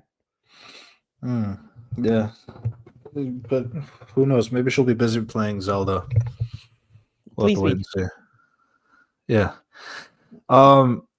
Yeah, but my other thing too is like I do kind of do care about like casting based on physical actors looks and all that stuff, because like you got some level of immersiveness that you have, but even then, every time they do a scene that was like funny or like a scene that was like emotional or heartbeat in the game, they do it word for word or like line for line, motion for motion, and it just never hits. It feels like a staged adaptation, because I don't know, like I just don't think Pedro Pascal plays Joel very well. I don't think Bella Ramsey plays Ellie very well. I just think their characterizations are super different. Joel is like way softer and Ellie's like way more aggressive. So there's just so many differences too, like where their characters, like they just don't remind me of the characters that they're playing. So I don't know, they're just more unlikable in that point of view. But season 1 is whatever. Well, I don't. To be honest, I don't even want to talk because I trust me. This is not even a show I want to watch. It's just like, yeah, sure, I guess, and then just drag me to watch it. And I I watch it. didn't- Was like, I'm someone pretty- dragged me to watch it. That's all I Someone remember. dragged you to watch it. Okay. I was like, and then I was like, watch it. It's like, it's good. Do you want me to continue? I was like, no. I'll just watch it. I like it. That's it. Yeah, I mean, It's a I don't floppy. I don't like season 1. I don't really have much to say about the first season. Yeah. So this cuts to 5 years later. One of my biggest things about Joel in particular is like Joel being softer in the show kind of makes things a lot more difficult for that ending scene to happen. Because like there's like a lot of times where he's either crying or having like a panic attack, or he is stoic. Like I'm not gonna say he's like all the time, but like they are leaning very heavily into the father figure aspect for Ellie, which was like more of something that chips away throughout playing the 13-hour game. So, but like when you get to this point where he has to shoot up the entire hospital to save Ellie, it's like it just feels like out of nowhere for me. Because like because like you took away so much of the action of like where he's like fighting zombies, fighting humans, and all that stuff, where they have some of those things, but like a lot of them are either super badly contrived motions, or there's like no like the grab as to like what made people really connect with that scene in the first place is just like not there. So like when he's going around shooting Rambo style on all the fireflies in the hospital, it just feels like it's kind of like a new-ish kind of a thing. So you also don't get that, he's been a survivor for 20 years. But then again, I guess that's the problem with the second game as well. So we'll get to that. But yeah, it cuts to 5 years later. The first introduction is Abby and the fireflies mourning at the graves and how she wants to Blah kill blah blah. kill Joel Yeah, and all that stuff. kill him softly, blah blah. And also it's like every firefly is gone. It's like fuck off. That's Yeah. not true. You know it. To be fair, they were a dying faction. They were like kind of like the kings of the terrorist group, because again, the people forget that they were terrorists, by the way. So Caitlin Dever is playing Abby, which Yeah. just She's even so if small. she's so small. Okay, She's that's just yeah. it's like if you got convince me she's gotta be like Apocalypse, I was like, I think you have to work out. You need, I think you need to go to the gym a bit more. Yeah, and then like you got to compare. Like I know like Abby's build is like kind of unrealistic in the game. It's fucking unrealistic for the period. Yeah, but at the same time, it's like she's also really fun in the game to play as, because she has like this brute strength kind of a thing, like kind of similar to Joel in the first game. But like I don't know, that's what kind of made the gameplay fun. At the same time, even though the story was complete ass. Cool. But I'll just play Resident Evil for that. That was more fun. Yeah. But yeah, but like Abby being so small is just kind of like I don't believe anybody would be scared of her, like or like. I mean, Like find her as a threat, and it's like this is not physically. If she's like intelligent, like intellectually a threat, then yeah. No, I can't do that, because like you have to know that this person is going to kill Joel, and like she's 5'2", like very short. Yeah, if she's a tactical genius, I would be like, yeah, okay, go for it. And then it was like, oh, she's physically a threat. I was like, oof, good luck.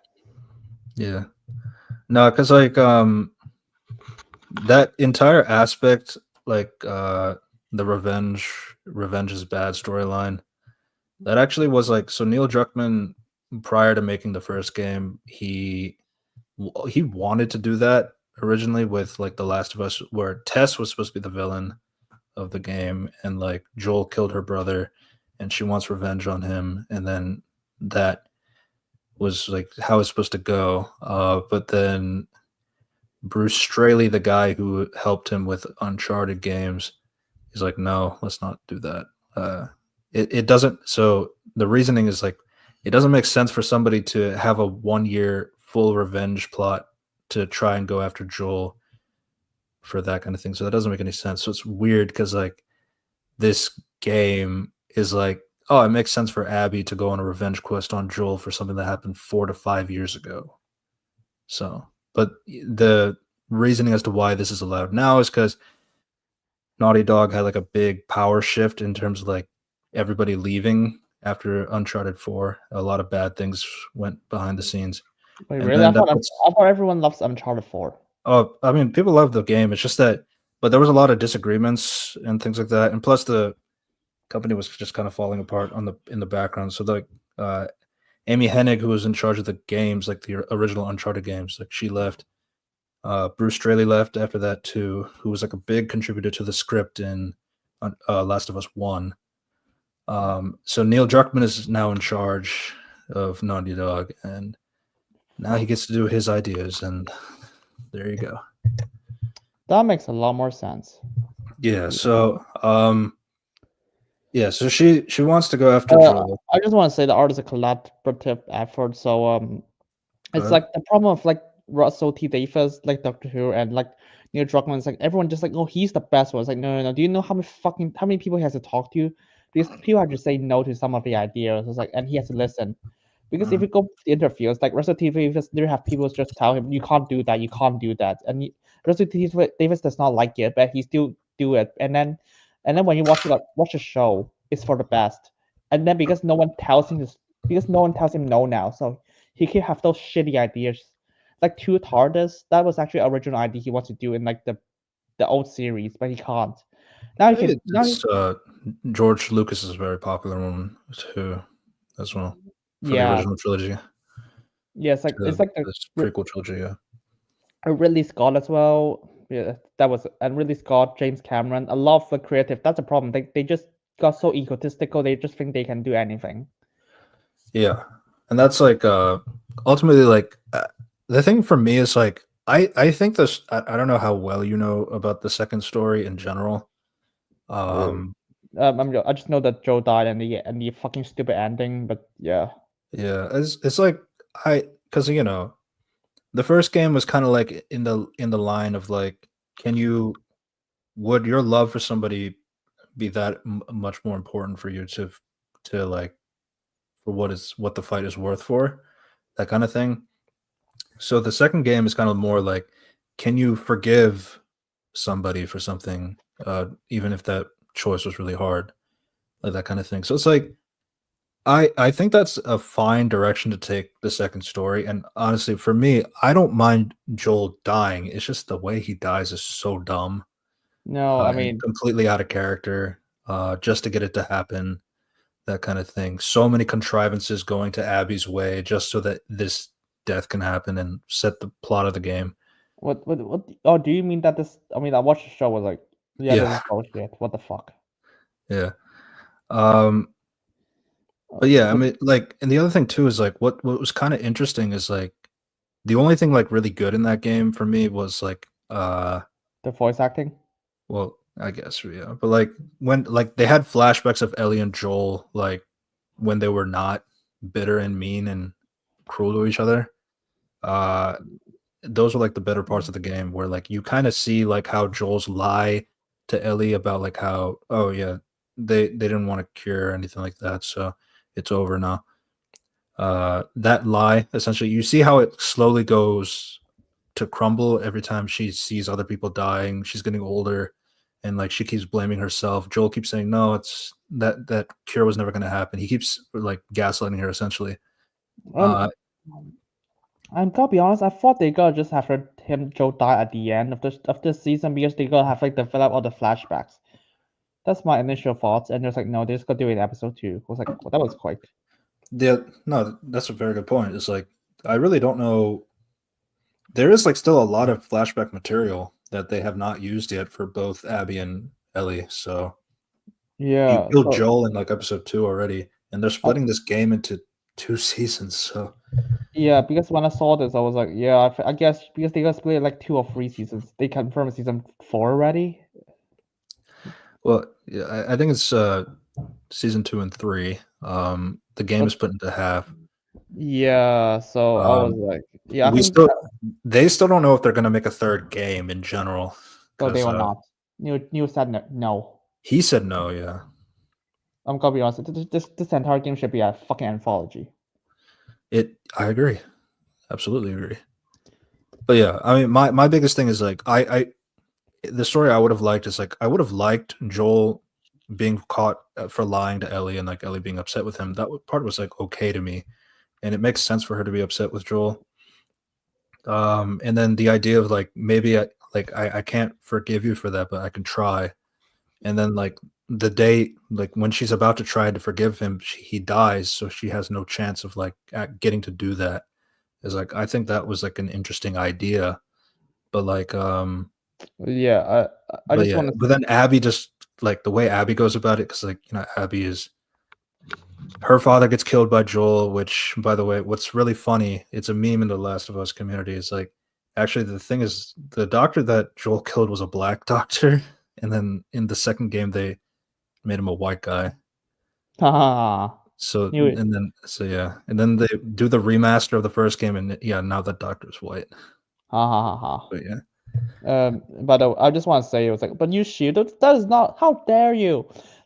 How dare you do that? If the second game, why can't I follow it? And why do I have to follow it and like protagonist in the second game? I was like, have you played Resident Evil? The first game and second game, they have different protagonists.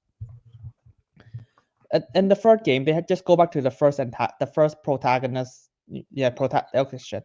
Misspoke. Just like protagonist. In the fourth game, they go back to the second game's protagonist. Have you not like that? Is literally just even Resident fucking Evil did that, and that was like the most popular zombie game franchise in gaming. yeah, it's like I would have been fine like if you played Abby and you don't know who she is and like you're just going through her story. Like it's set in the Last of Us universe. We don't really know anything about her. Okay, I'm just playing as this character, and then you get to come to know and like, oh, she was a part of the Fireflies. Oh, something happened to her father. Oh, her father was killed by somebody. That person was Joel. Like if you had like I'm not saying you don't have to make like an entire game dedicated to Abby, but you can at least make a game that you can have time to dedicate to like Abby as a character, as a person. But Yeah, I yeah, mean, even the second Resident Evil game is like Jill Valentine, which is like related to not Jill Valentine. Fuck Jill. Is it Jill? Is it Claire Redfield. Shit. Claire Redfield. And then it's who is related to Chris Redfield from the first game. It's like, yeah, they could just do something like this. Yeah. Like this is like the most popular franchise in most popular franchise in like zombie genre gaming franchise in like yeah, I mean, because for me, it's like it's not like I'd say like the entire story is like irredeemable. It's like I think there is like validity as to what people like about it. It's just that I just think the execution is just really bad, and it's okay to say that. But yeah, so I mean, there is like things coming on here. Like 5 years later, Joel, he takes her back to Jackson. They do the shot again from the ending of the season of the okay. That kind of thing. I don't know. I just never really got that delivery well. But their relationship got strained. We don't know why yet. Joel is like speaking to Gail, the psychiatrist, who's like Kevin McHale's mother from Home Alone. I'm surprised. I was surprised to see her here. yeah, it's like some guy was like apparently he's like a therapist for Joe, and apparently Eugene died. He has to kill Eugene because he's turning into zombie. And by the way, they actually cast a Eugene actor. Yeah. So they're probably gonna have flashbacks of him.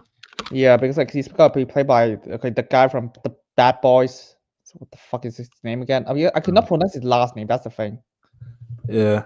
What was funny about it is like it's not funny. It's more like what the fuck is like she's like, yeah, I don't fucking care about your feelings because you're lying to me and I can tell. And I can tell that you're holding something against me. And then, Joel sheds a tear, but then he continues to say that I saved her. He's got to be played Joe Pantoliano. Pantoliano. Interesting. He's pretty funny. He's the weed guy, I guess. Because he's the weed guy. Yeah. It's interesting that they wanted to develop him because, in the game he's already dead, and you just kind of hear about him. That he used to have like a weed factory in Jackson. Jesus Christ! Wow. And that's the extent. And then you have Ellie and Dina having a lesbian sex scene there, which they cut out on 420 day. To be honest, I don't even want to have sex with Rangi. I mean, yeah. So you have that going on. Ellie really wants to fight and kill, but like she doesn't like how like people keep telling her to not do that. You need to be more chill. The fact that you even winning is a fucking miracle, even if he's holding back. Yeah. Oh, right. That boxing scene. Trust me, I was like, he's doing the Black Widow move. I was like, just the guy just have the puncher stomach.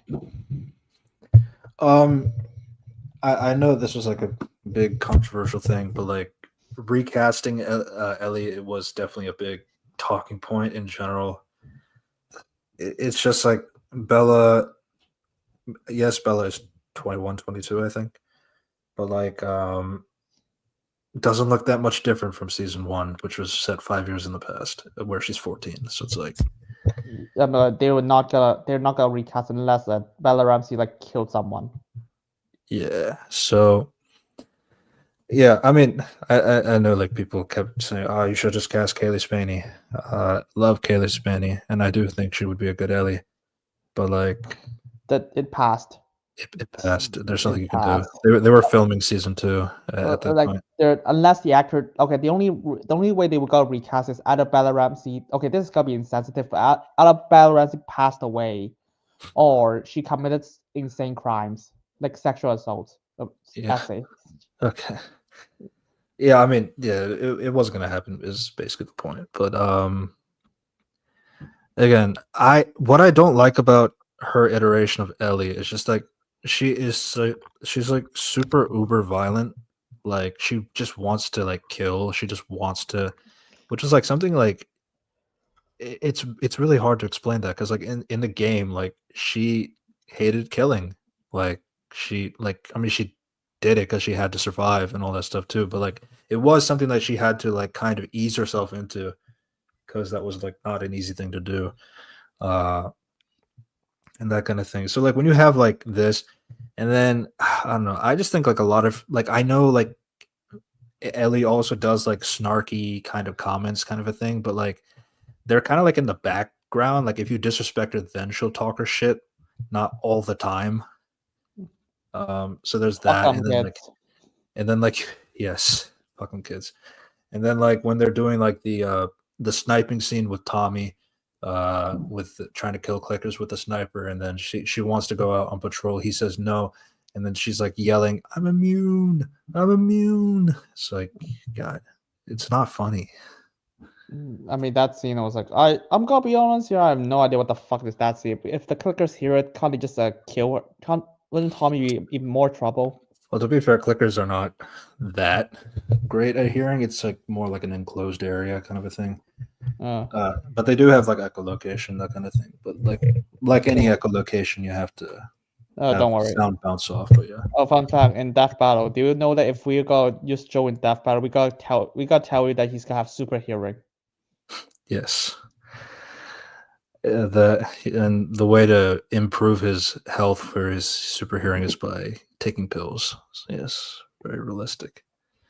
Oh yeah, then we gotta have him like do like fucking evil dad, combo weapons.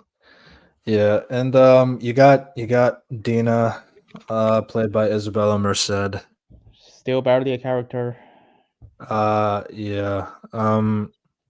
They did try like making her more connected with Joel and like having conversations with him, and she's like, she actually figures that like Joel is going to therapy and all that stuff, and she's trying to get Ellie to talk to Joel again, but like she doesn't want to.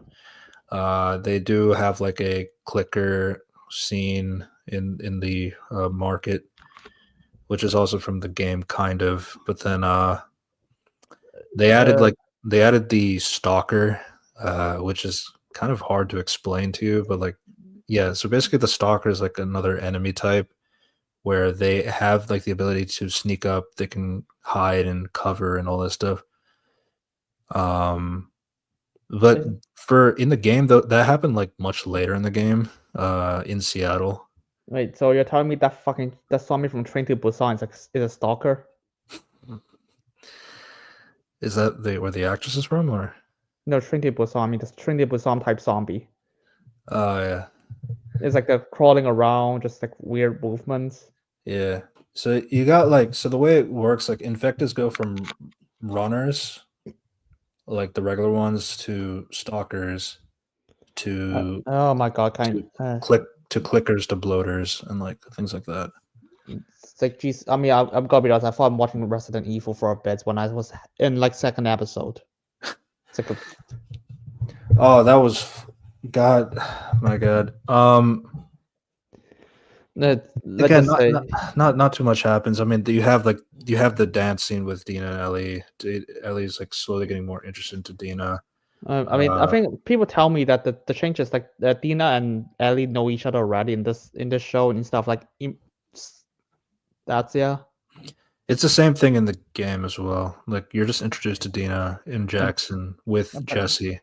Apparently, they told me like Dina was like, oh, people look up to you, Ellie. I was like, who the fuck look up to you? Just because Jesse say it. Yeah, people look up to you. It's because you're the main character. That's why. Duh. Yeah, yeah. There's a scene like extra show and like Dina was like, okay, the only thing that established that she's a nice person. Yeah, yeah. She's nice. She's gay. And there you go. She likes a lot of weed.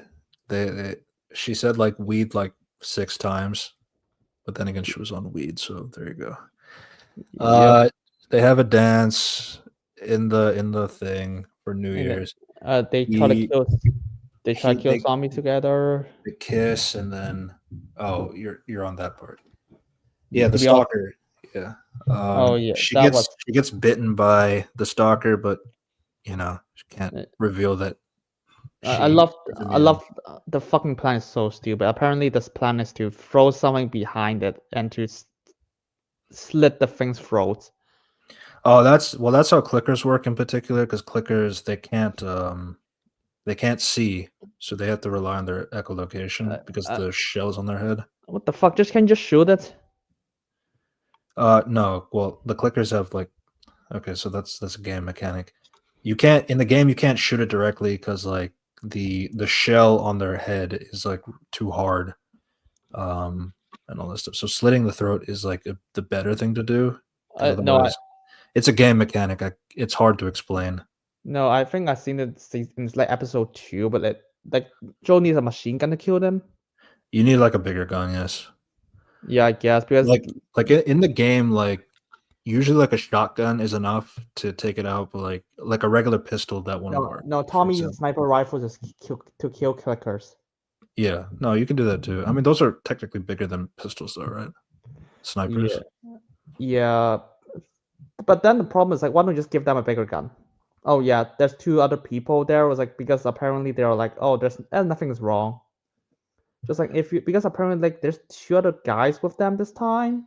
But it's what's also weird though is like like I don't know if you remember, they did the sign language to like notify there were 2 clickers, but I guess Ellie was taking out one clicker and you don't see Dina taking out her other clicker. Maybe that's why we don't see the second one. Also, they're like, yeah, if you had Because otherwise, just shoot it and yeah, you'll be fine.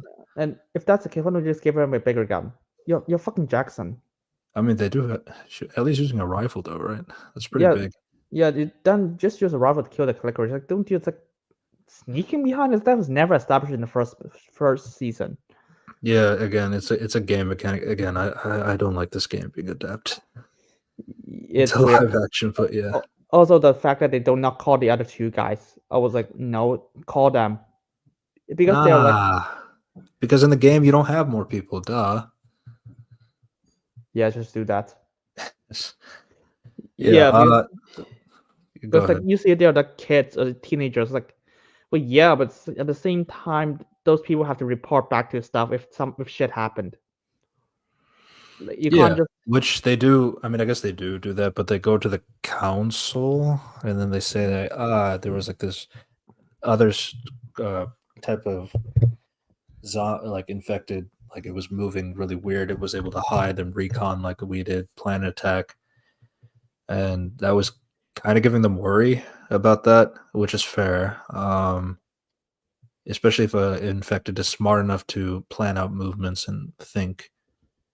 But like it doesn't really go anywhere after that because the next episode is like a full on like Game of Thrones season 8. don't remind me. Oh god.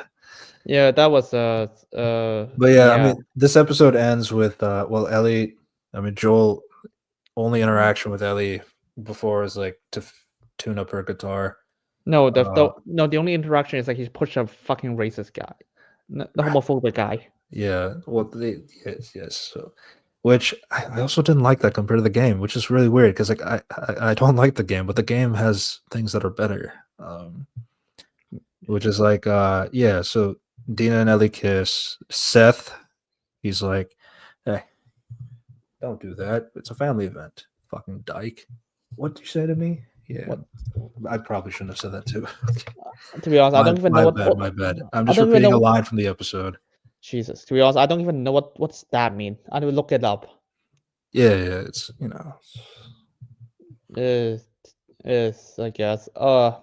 Yeah, but then Joel like pushes him to the ground, and it's like, which is like, I didn't really like that because like, I was like, that's I harassment. know it's meant to be like kind of like a he's just standing up for her kind of a thing, but I don't know, just pushing like shoving him in like a little bit is enough. I No. think What you? pushing him to the ground is really weird. Any reasonable person would be like, okay, you have to leave the event. Just I'm gonna slowly escort you out.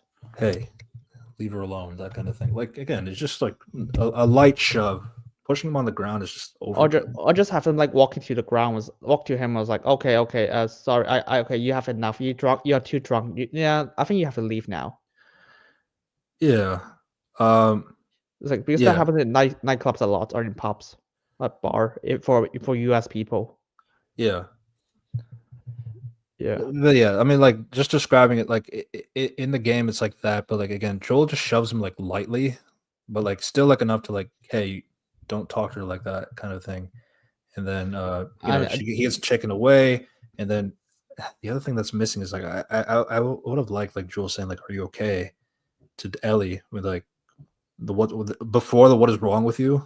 I don't know. It's just it was that come out of nowhere. But it's like I don't want you to stand up for me. I was like, I can it's like fight my own fucking battles, like that kind of thing. Yeah. I was like, why are you so hostile to Joe's all of the sudden? Okay, Yes, okay. Treat me as a person who does not know the games. Yeah. Okay. So then I can't answer the question at all. Because I do not even know what the show because there is the game. a flashback that would explain why she's upset with Ellie. But like because I thought they were actually going to try to develop that, but the problem is they can't go through the story because the game is not structured in a way that you can tell the story the natural order of things and like make it make sense with the second story. It's so it's really bizarre. But basically, Neil, what he did is like he wanted to rearrange the story elements. Like you kind of go through something. Abby then all of a sudden kills Joel. It's like chaotic and cathartic and badly written, but like, all that stuff. And then you play as Ellie for like 8 hours trying to get revenge on Abby. And then once like Abby and Ellie meet, then it hard cuts to going to Abby's story and playing as Abby for 8 hours. Cool. Why don't you just intercut between both gameplays from the sound of it? That's what people thought was how they were going to probably go about the show, but like they didn't do that. Yeah, that's why I was so weird about it. It was like, and then And then randomly in the game, like Ellie does have like nostalgia memories of like just thinking about like the good time she had with Joel after he died. So they're still gonna do those in later episodes, I'm assuming. But yeah, I don't. Yeah, because here's the thing. I told you not to mention it because I have no idea if the show even followed that. Yeah, They could just no, made shit up. yeah, they're kind of following it because like look at Abby. Like let's talk about that episode. So like basically the episode ends like Abby No, no, and finds Joel. also the if They find Jackson. also Basically. the moving plaza. I forgot the fucking name. The The weed the tendrils, yeah. the tendrils move around. That's so contrived, but that's next episode's problem. Yeah, and this is a Last of Us show issue. Like that's not in the game at all. They Yeah. don't do the tendrils thing. Yeah, the second episode just opens with, oh, they found the place. Okay, actually, no, even the end of episode 1 is like they found a place. I was like, fucking how? The first thing they explain, all they know is that the guy's called Joe. Yeah, no, because it's like again, you got to remember this is 4 years later. So Fuck you! Explain shit to me. I don't. Yeah. I don't. no, you wanted. I have to tell you how they find them in the game. It's really funny because like they have another flashback later of like how did you know they're in Jackson? Oh, I know this guy who used to be a Firefly, and he knew Tommy, and Tommy used to live in Jackson. And it's like, do you know if that's real? It's like Tommy hasn't been a Firefly for 10 years. It's a lead. There you go. That's how they find Tommy, and that's how they Okay. find Jackson. All this stuff. So Fuck, they don't even know the last name. You know how many people call Tommy and Joe? very good point. Not addressed at all. No, it's like it was so funny because like in the game, like when she shoots Joel in the foot, then she goes Joel Miller, and like he should have been like, my name is Joel Williams or something like that. I mean, this show made it worse. I was like, oh, I only know his name is called Joe. I was like, fuck, you just say that you know that he's called Joe. Just say what the fuck? How the writer just get like, yeah, this is the full name. Just give her the full name. Yeah, no, that's just it's the same problem in the game as well. But yeah, but episode 2 is more of the talking point episode because first off Abby and her friends are in Jackson, and they hide in a lodge basically while they're scouting to see how can they go after Joel. Jackson's like a big place. There's like all electricity. There's like scouting teams everywhere. They have flanks in every direction. There's no way we can go in and sneak in and try to kill Joel that way. Oh my god, Okay. just walk in there and just like, hey, we're refugees. Dumb fucks. Yeah, so so basically they're just thinking of a plan. Just walk in and just like, we're refugees. I think of it in 5 seconds. Yeah, and this is like worse than the game, which is both are contrived as fuck. But I feel like with Abby in the show, it's like, yeah, she just like all of a sudden like these zombies are like going after, like she like looks down and sees that there are 2 people riding along on the snow, Dina and Joel, who she didn't know it was those 2 people, but she was following them, and then she fell down the hillside, which was kind of funny.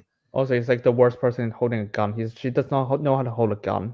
Yeah, I guess she was freezing, but like she was holding it like a backpack in the front way. So yeah, I mean, her plan is so stupid. It's like, oh, they're like, oh, I don't even want her. I just want to convince her to give up.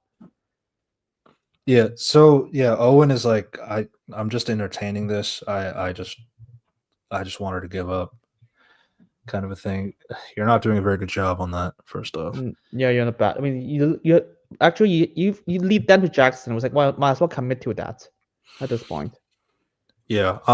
So then you have in Jackson, they are like preparing for like a attack, I guess. No, the reason of the attack but is they aren't really preparing for that. They're just preparing in general. Just as like it was supposed to be like a false alarm kind of a thing, just to test to see like how does the town react.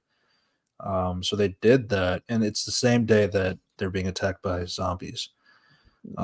Because apparently in the pipes there was a whole tendril thing. Again, not in the game, so now the zombies are coming after them. I just want to say, how the fuck do you not discover that beforehand? There's like that's like It's the a tendrils water. are It's a water line. So yeah it's like, yeah they're just to be discovered, like there's to be water problems. or the water would be touching the tendrils a lot, just going through Yeah. the pipes. So Jesus Christ. yeah, so now the zombies are coming. Because that's established in episode 2, which they never return again, by the way. Where like if you touch the tendril, like all the zombie hordes will like come that way, wherever it was like touched. So they're preparing for that now. Meanwhile, Joel and Dina are just Can't going just through a snowstorm, so they don't know where to go. by the way, can't just burn the tendrils. You could. They don't. They're flamethrowers, so that's why I was like, can't just burn it. I think they burned it in the first season too, right? No, I don't think they ever mention it. They do like drop a bomb, like at least like Tess drops a bomb there, right? Well, at least to kill as many. I mean, the thing is like the touching stuff is like the zombie touches it and not the person touches it. So I was like, can't just burn it. That would just alarm nothing. I think it's anybody touching it. Because but the show shows us only the zombies touching it, but yeah. But yeah, because they don't have to physically touch it, it's like they just that one farmer just touch it with a rack.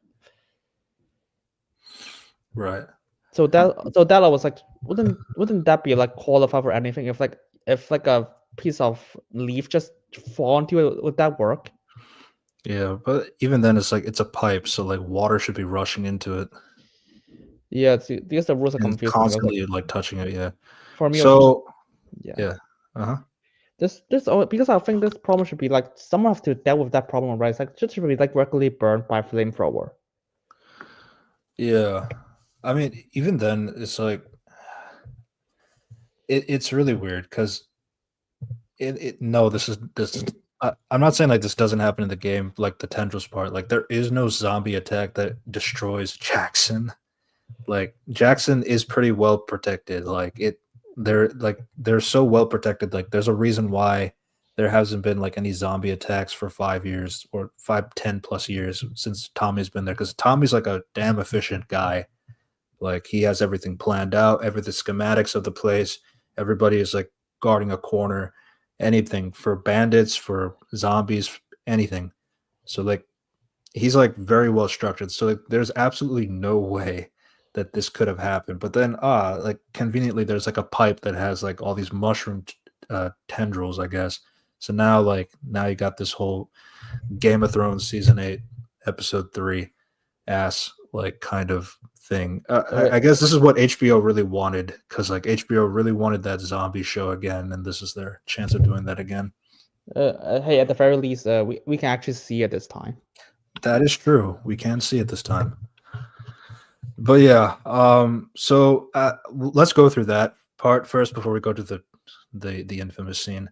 And outside of that, like Ellie and Jesse, they're together and they find the weed farm, and there you go. Yeah. By the way, they just like because the main thing. Ellie has like the only thing that they have of her characterization is that she does feel guilt about like how there could have. It's like this Eugene used to be a Vietnam soldier, and now he dies being infected. So it's like he survives a war, but then dies this way. That's like a terrible thing. If only there was a cure. Wow, very spelling it out to us. Nice. Yeah, if only there was a cure. So that's what she feels bad about. But yeah. Sure, and that's. I mean, also it's like I just can't find contrast. They're like, oh, Joe and Dina are gone. I was like, oh, okay. And I was like, that's got kickstarted. And I was like, zombie invasion the same day. I was like, fuck off. And I was like, oh, by the way, radio jam from that both of them. I was like, are you kidding me? And a snowstorm is happening. Yeah, that was like bullshit. Yeah, no, it's so much more contrived than the game, and the game is also super contrived. But I'll go back to the game like after the episode. So let's do the town fight. Absolutely dumb. I just want to say that It was a horrible idea just to have that out there. I was And like like when I first saw that, I was like, wait, this is is this in the game? Because this looks like I will play. Not even Resident Evil entertained this idea. That's a thing. yeah, absolutely, I And agree. And yeah, no, I it's think not in the game. okay, what's a zombie game that has like a horde of zombies just fucking fighting like a tower defense game? I don't think that's like a thing. Zombie Like video game. it's World War Z. Oh yeah, shit. Wait, I did mention, I did compare it to World War C. Yeah, it's World War Z, Game of Thrones season 8, episode 3. The Night's Watch. Yeah, I was like, this. The Night What? King. The Night King. Yeah. Yeah, why am I watching World War C?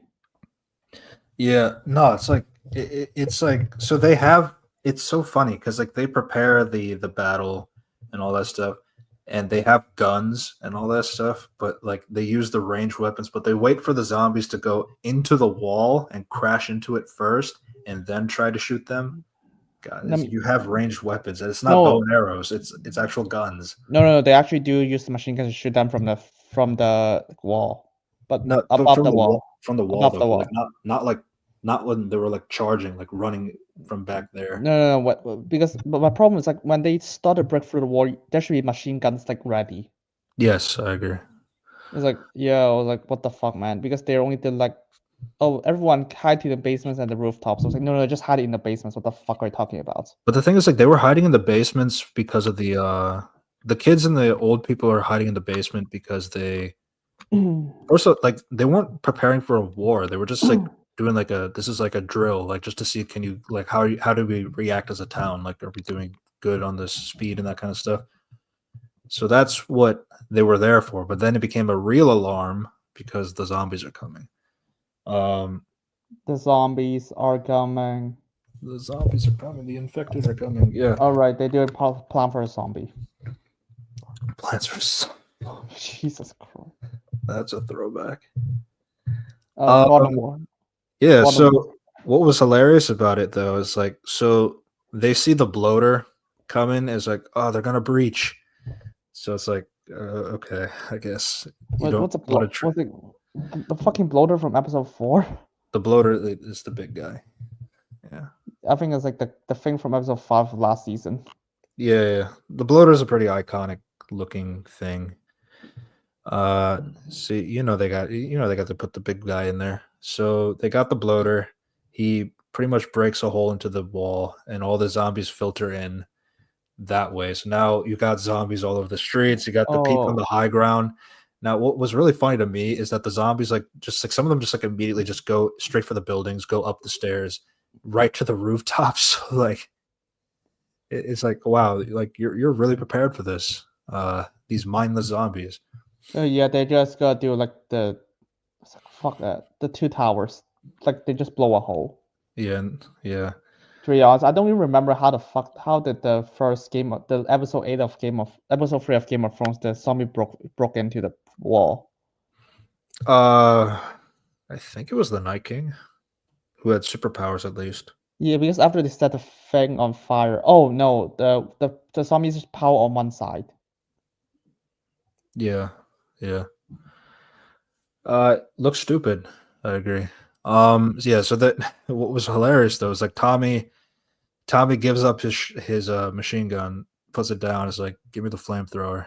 So he takes the flamethrower.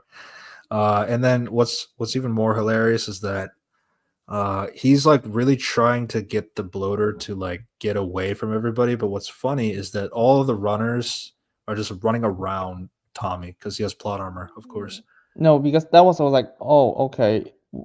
Because that was like, yeah, bullshit. There's no way he's gonna do that. I was like, dude, when I said that I want him to be like Ghost Rider, that did not mean that he would.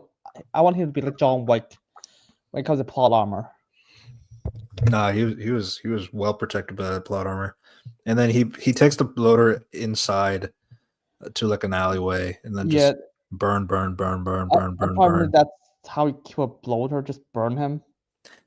I mean, it takes a long time to kill a bloater with the flamethrower. You can use the flamethrower to kill it, a lot of the times you have to rely on the shotgun because the shotgun is the only thing strong enough to really pierce through that armor.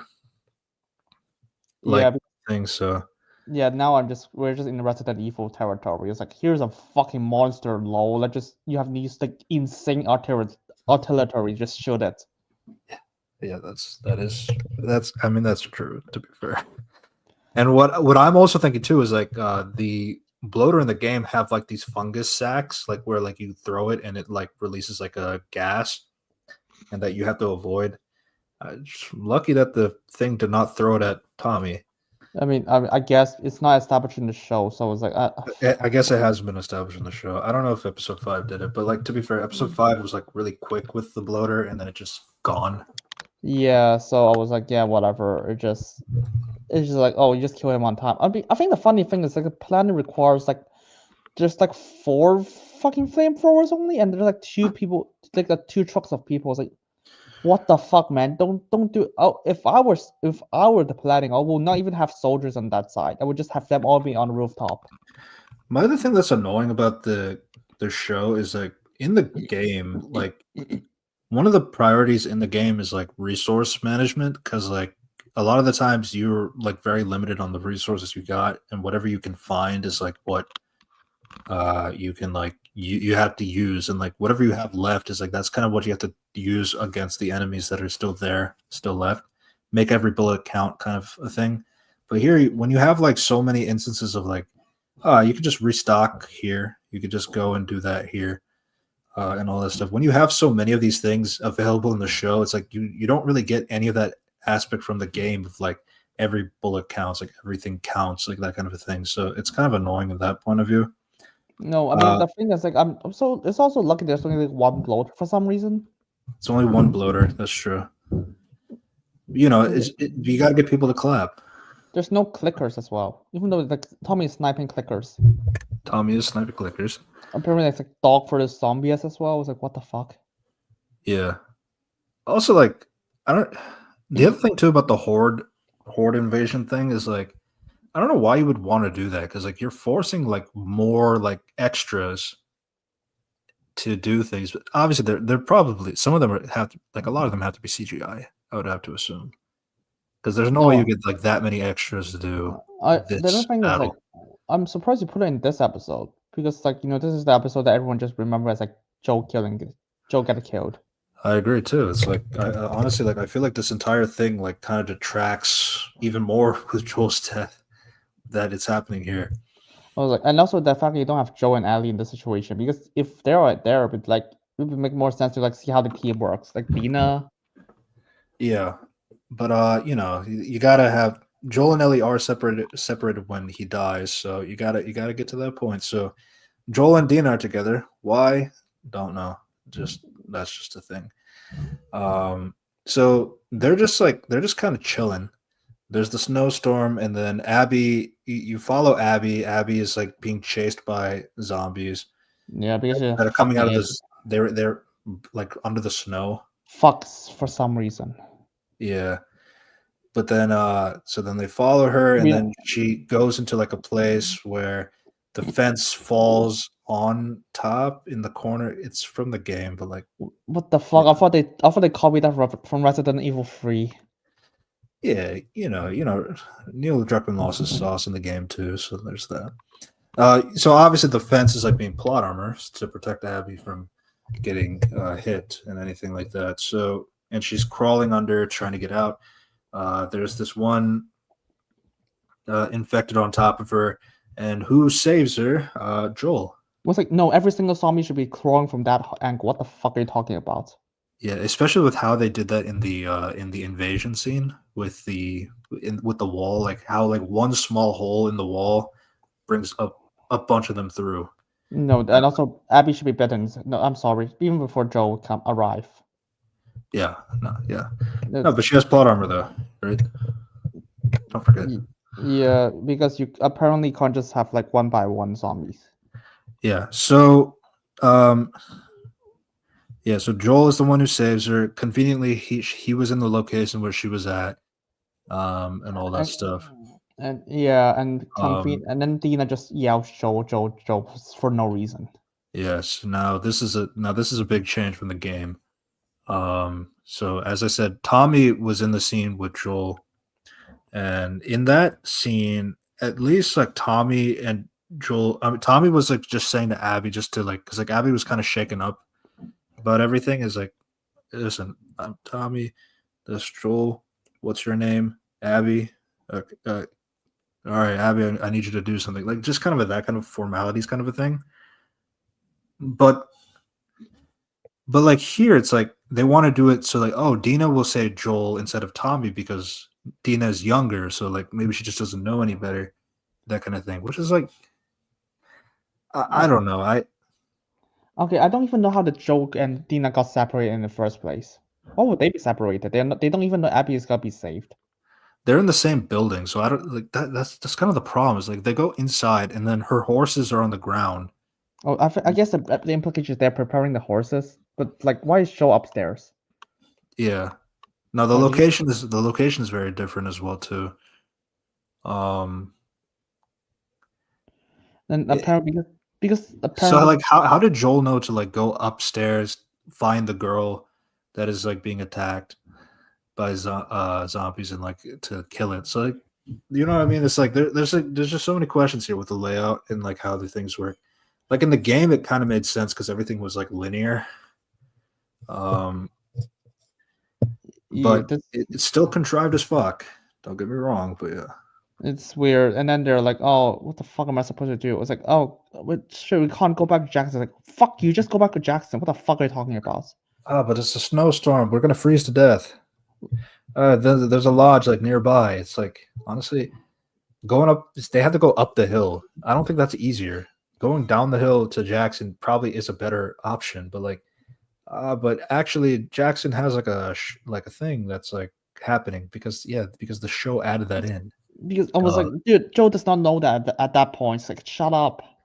Yeah, and it's like, oh, my friends are like hanging out at the lodge. It's nearby, I and mean, it's like, they could just, I mean, they could have just like Joe just ride out and they're like, fuck, their heart is attacking. They're just okay, fuck it, just go the other way. But no, they skip that part. That could if the explanation was like they just saw the heart attacking. I was like, okay, it's contrasted shit, but at least that'd be a reasonable explanation. no, it's not because Joel would be like, I have to go back there. Tommy's there, or like Tommy, Ellie, like they're there. Like he would, because like once he saw like, because like when he came to the lodge and like he saw the fire at Jackson, he immediately wanted to go and like, Oh shit, God, yeah. yeah, no, it can't work. I mean the whole thing about like you guys will freeze to death if you go back to Jackson because it's too far. I mean at least there's like some plausibility because like Wait, Dina okay. was like freezing like to the point when they got to the lodge and they had to put extra blankets on her. Yeah, but the thing is, like, I think the snowstorm is over. Yeah, that's the other thing too. It's like they say the snowstorm is there, but then the snowstorm stopped. They can't keep up the contrivance anymore. And then they were like, oh, Joe was like, oh, let's just go there. I was like, Joe, there's a lot of random people you don't know. They might be muggers. Yeah. Yes. I was But like, yeah, go ahead. you see, she's got attacked by a girl. I was like, dude, if Hitler got attacked by zombies and you save him, it doesn't mean that you think he's a good guy. God, and that whole scene is just fucking ass. First off, even down to like the side characters, Mel, She's some runaways. Fuck's sake. I hate her so much, man. Like, oh, like no, that you, Abby, you said you wanted to like shut up. Yeah, like I agree. It's like Mel is like so much like Mel in the game is like a character, like she's a bitch too because like she's 8 months pregnant and like still going out into war and combat Wait, for what? some reason. Yes, in the game, that's so stupid it is. Yeah. But at least in the game, like Mel is like a hard ass. Like you're a piece of shit, Abby. And it's like because like when Abby like fucks Owen, her husband, like What? so she calls him out for that. Yeah, again, there's a lot of teen drama here in this game. So but like I'm saying that personality is just so much different. Like, and then here you have like Mel crying when Abby's beating the shit out of Joel. It's like, what? It was just so goofy to me. It's like, why did what I'm just like interested. Like, what was the point of this character change? Like completely. Like it's a complete 180. But ignoring that, yeah, Joel just walks towards the window. At least in this aspect, it kind of has like a sensibility thing because like Joel's looking at the window because he sees Jackson is on fire, and he wants to go out. It's like, oh, I need you guys to like get your things, and we're gonna go over there. It's like they're not going anywhere. Joel Miller. Oh shit! Season 2 only has 7 episodes. Yeah, that was kind of bizarre. Didn't season 1 have like 8? 9. Yeah, 9. Interesting. But yeah, so first off, they give like Dina like a vaccine that makes her go to sleep. It's like it's only gonna make her go to sleep. Please, it's okay. It's okay. You're just gonna sleep. See, she's fine. She's breathing. It's like it's so weird. Okay, but here it's like at least like she's asleep. Then like then Dina probably won't remember their faces or like remember their. But the thing is like she saw the WLF like patch on their thing, so it's like again I think Joel is completely stupid because like he has to have like some kind of a sense of like you're going to a place with strangers. Joel doesn't trust strangers. He used to be a smuggler. He used to be No, fuck it. Just say that in episode 4. Episode 4. He just ran into a person just when he said help. Do you remember that episode in I think it's episode 4, like when they go into Pittsburgh and he's driving the car and like he sees the guy pretending to be hurt. He's like, he ain't even hurt, and then drives to accelerate. Yeah, that's what I said. Yeah, so but like in that episode, he says like, I used to be a hunter. I used to do that too. Because that's from the game, but like I didn't believe it because again I don't believe his characterization in the show, but that's who he used to be. So he knows this tactic very well. So it's like there's no reason for him to trust anybody that he doesn't know. I think news things that's like, oh shit. The only problem is that Joe said his name. It's like that's the only thing that people got mad about. It's like I don't think so, but sure. Based on this, this is hilarious. Fuck, I was laughing the entire time. Jesus Christ. Nah, like Abby was monologuing, like she was yapping. No, it's like the first thing is like her name is Joe. It's like Joe. Okay, cool. Everyone's called Joe. Fuck you. God, my name is Joel Richards. Like, why are you? I'm not Joel Miller. What are you talking about? I mean, but here's the thing. The first but like this is her identity points. His name is Joel. He's 6 feet tall and he's handsome. What is he? His name is Joel. He's 6 feet tall and he does look handsome. It's like, first of all, why the fuck did you make Abby say that? Talking about how handsome Joel is. Like, I just found that like very weird. This is the person you want to kill, right? So yeah, but I found that weird. But go ahead. As fuck's sake, I was like, when I saw that, I was like, Joe. I was like, cool. How many Joes are there in the world? Like, and because I was like, I think this is the first thing I said. I was like, yeah, and then of course this ignoring the fact that I was like, oh, why would he even trust these strangers? I was like, oh, Joe. I was like, and they're like, yeah, fuck him. Let's everyone put a gun at him. And I think, and I was like, wow, that was rude for you. Abby, what the fuck are you talking about? This is rude for. Oh wait, what if this is the wrong person? You can't just point guns at strangers. No, but he's 6 feet tall and handsome. Yeah, cool. Everyone is. Yeah. So there you go. So yeah. So Abby is just monologuing and all that stuff, and then the Joel. So compared to the game. Okay, I'm not going to bring the game up yet. I'm going to bring the game up later because there's a lot of differences. Do you know? I mean, you know what? Because you know what the first thing I said was like. No, that's fine. I'm just saying. So here, Joel does say like, "I saved you," though, like that kind of thing. Saved what? And then she pulls out the shotgun to shoot his leg off. No, dude. I think the first thing I would be like, what the fuck, man? Dude, I'm just passing by. Like. You're the fire, and I mean no. The first thing he said was like, "Do you know who we are?" It's like we don't like smugglers, and it was like, and Joe was like, "Fireflies." Like, shut up. I was like, "Do you not say that?" say that. I was like, no, what the fuck are you talking about? Just I don't know who you are. Just say it's like if you're a mucker, just take a weapon and just pretend you know nothing.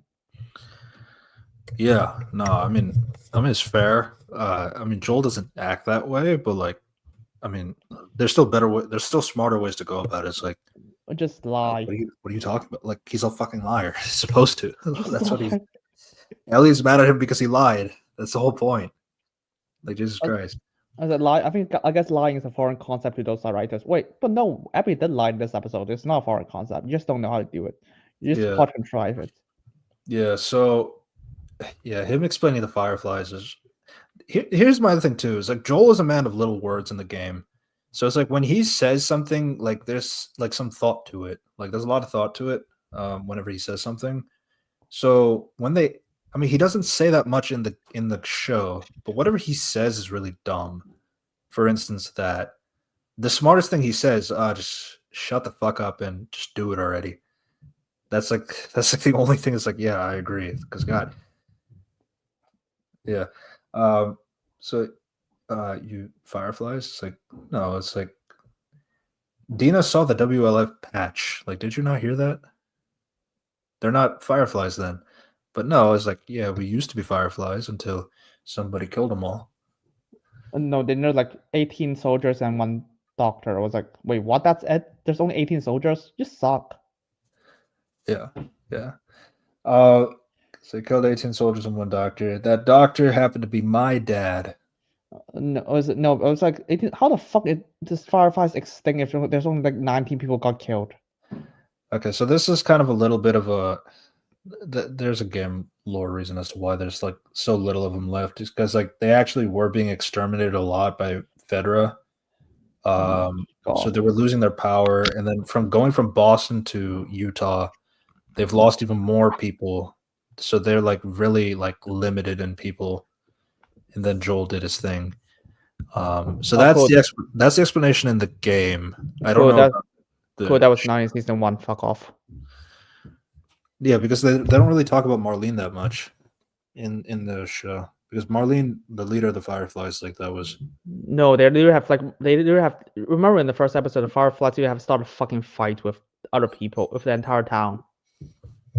Yeah. So yeah. Yeah. So there should be a lot more people than just 18. I was like, fuck off. I already said that. Yeah. It made sense in the game. It doesn't make sense in the show. I agree.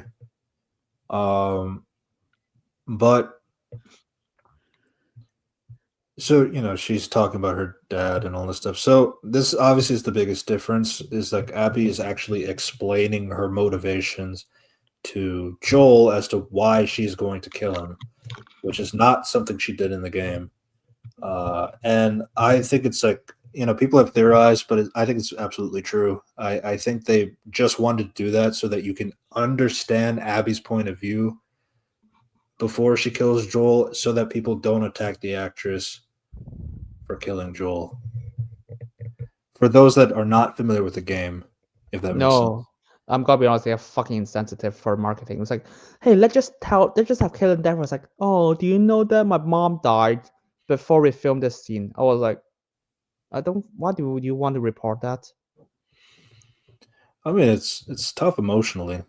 Oh yeah, it is. But at the same time, I will say she did like a pretty good job, like the acting side of things. I mean, that's what people praise up the most. No, she's small as fuck. No, I mean, but I think the reason they reported is so that we just don't harass the actress. So that's the reason. Yeah, there is a possibility that's a second thing. I do think it's an interesting thing to report in the sense of like that is quite a lot. 3 days later, and you got to act this scene in particular. Is quite a lot. But yeah. So she looks over and sees the golf club. It's funny how the golf club has turned to its own character now. Oh, by the way, you ever seen we've seen Jeremy Johnson's review, right? Yeah. That was like, oh, how dare you? You don't understand everything. It's like, no, you don't have a code. It's like, dude, I have a code. It's called not killing children. Yeah. Right, you're right. So like the thing that Jeremy Johnson was saying, it's fair because like now they have like more dialogue. Joel can actually push back say things over what she was saying. It's like, did you know your dad wanted to kill a girl without her consent? Do you know why he wanted to kill her? Or anything like that? Because Abby doesn't even know that. Abby does not know the information as to what her dad was doing.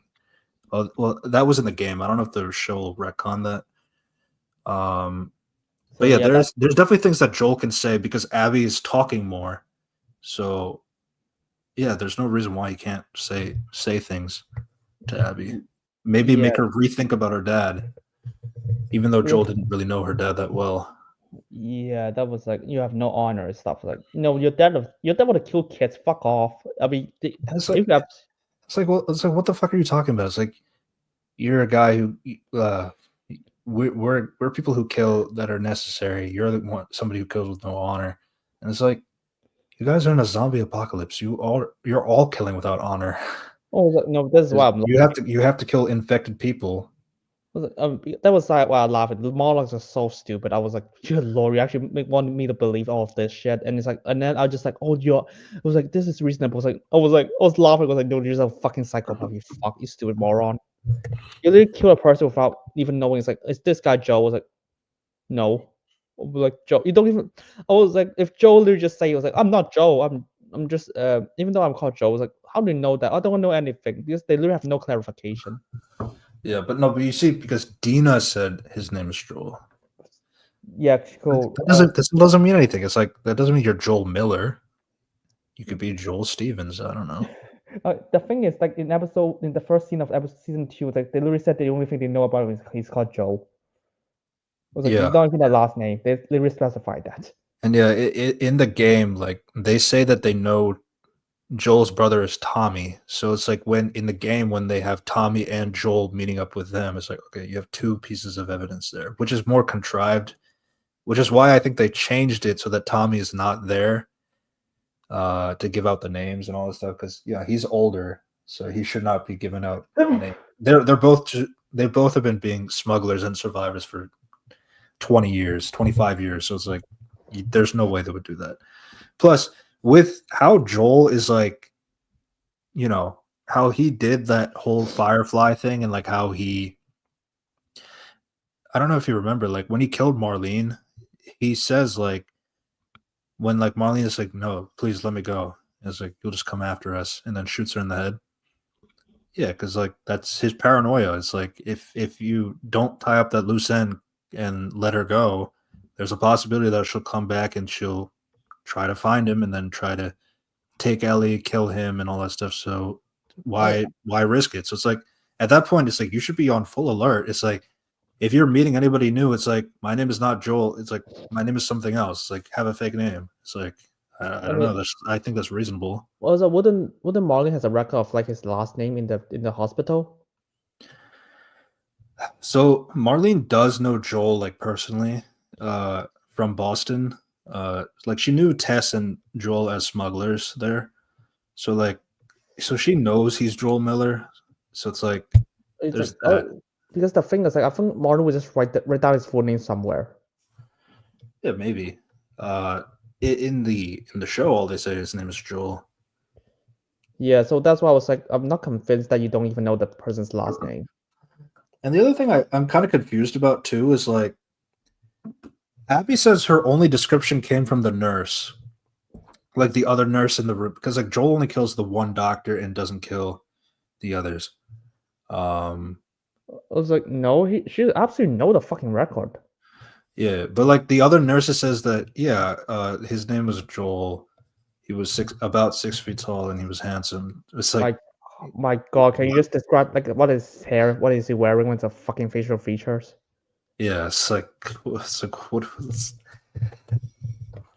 like, what if you find Joel and you're looking for a black guy? It's like, I mean, did you check? You didn't ask for that? Yeah, what if he's like what if he's from Mars?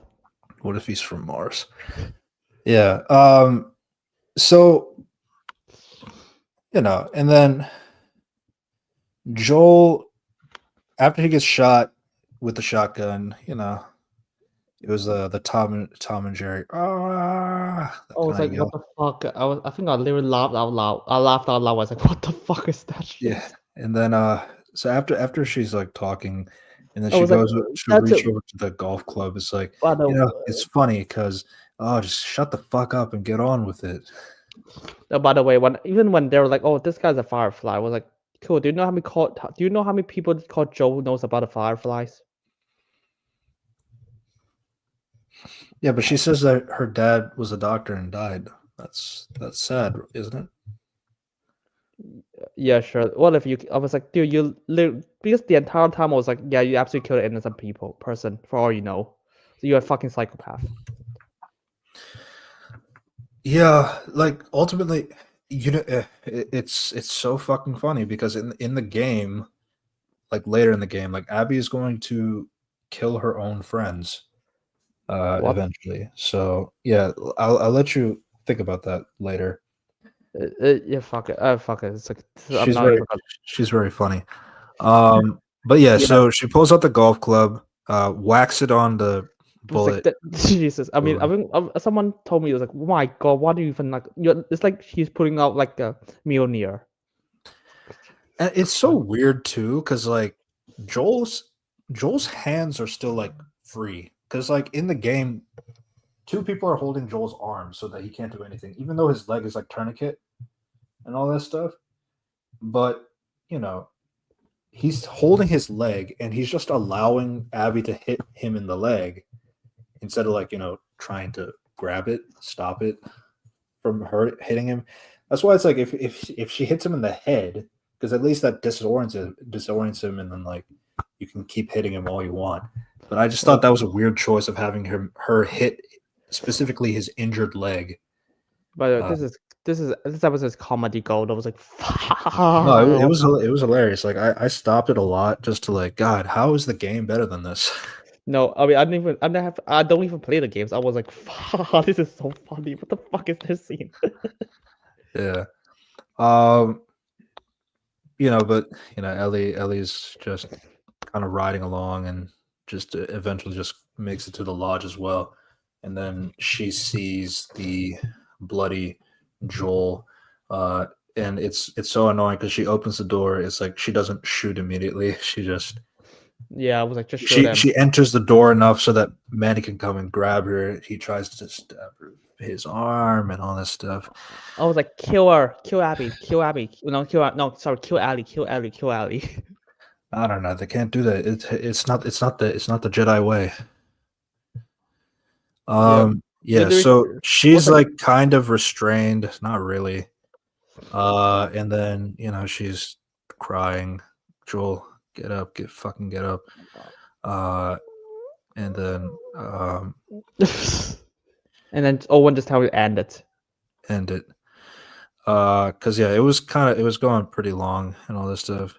I was like, you idiots. I was like, yeah. I was like, fuck it. I was like, yeah, the fucking everyone's got reported at this point. It's so fucking hilarious. So like what she does is like she grabs like the broken golf club because she hit him so hard that it broke the golf club. God, like first off, weak ass golf club. Like, did you buy that from Amazon? No shit. No, that's game mechanic. It's game mechanic golf. It's game mechanic golf club. You just keep using it until it breaks. Yeah, nah, because like golf clubs are way stronger than that. Like, yeah. So she takes this is the funniest part. It's like she takes the broken edge and just stabs it through his neck. It's like it looked gross. No, it was like that was funny. What the fuck, man? That was funny. No, it was funny, but like it was. Yeah, but it didn't really have that same impact.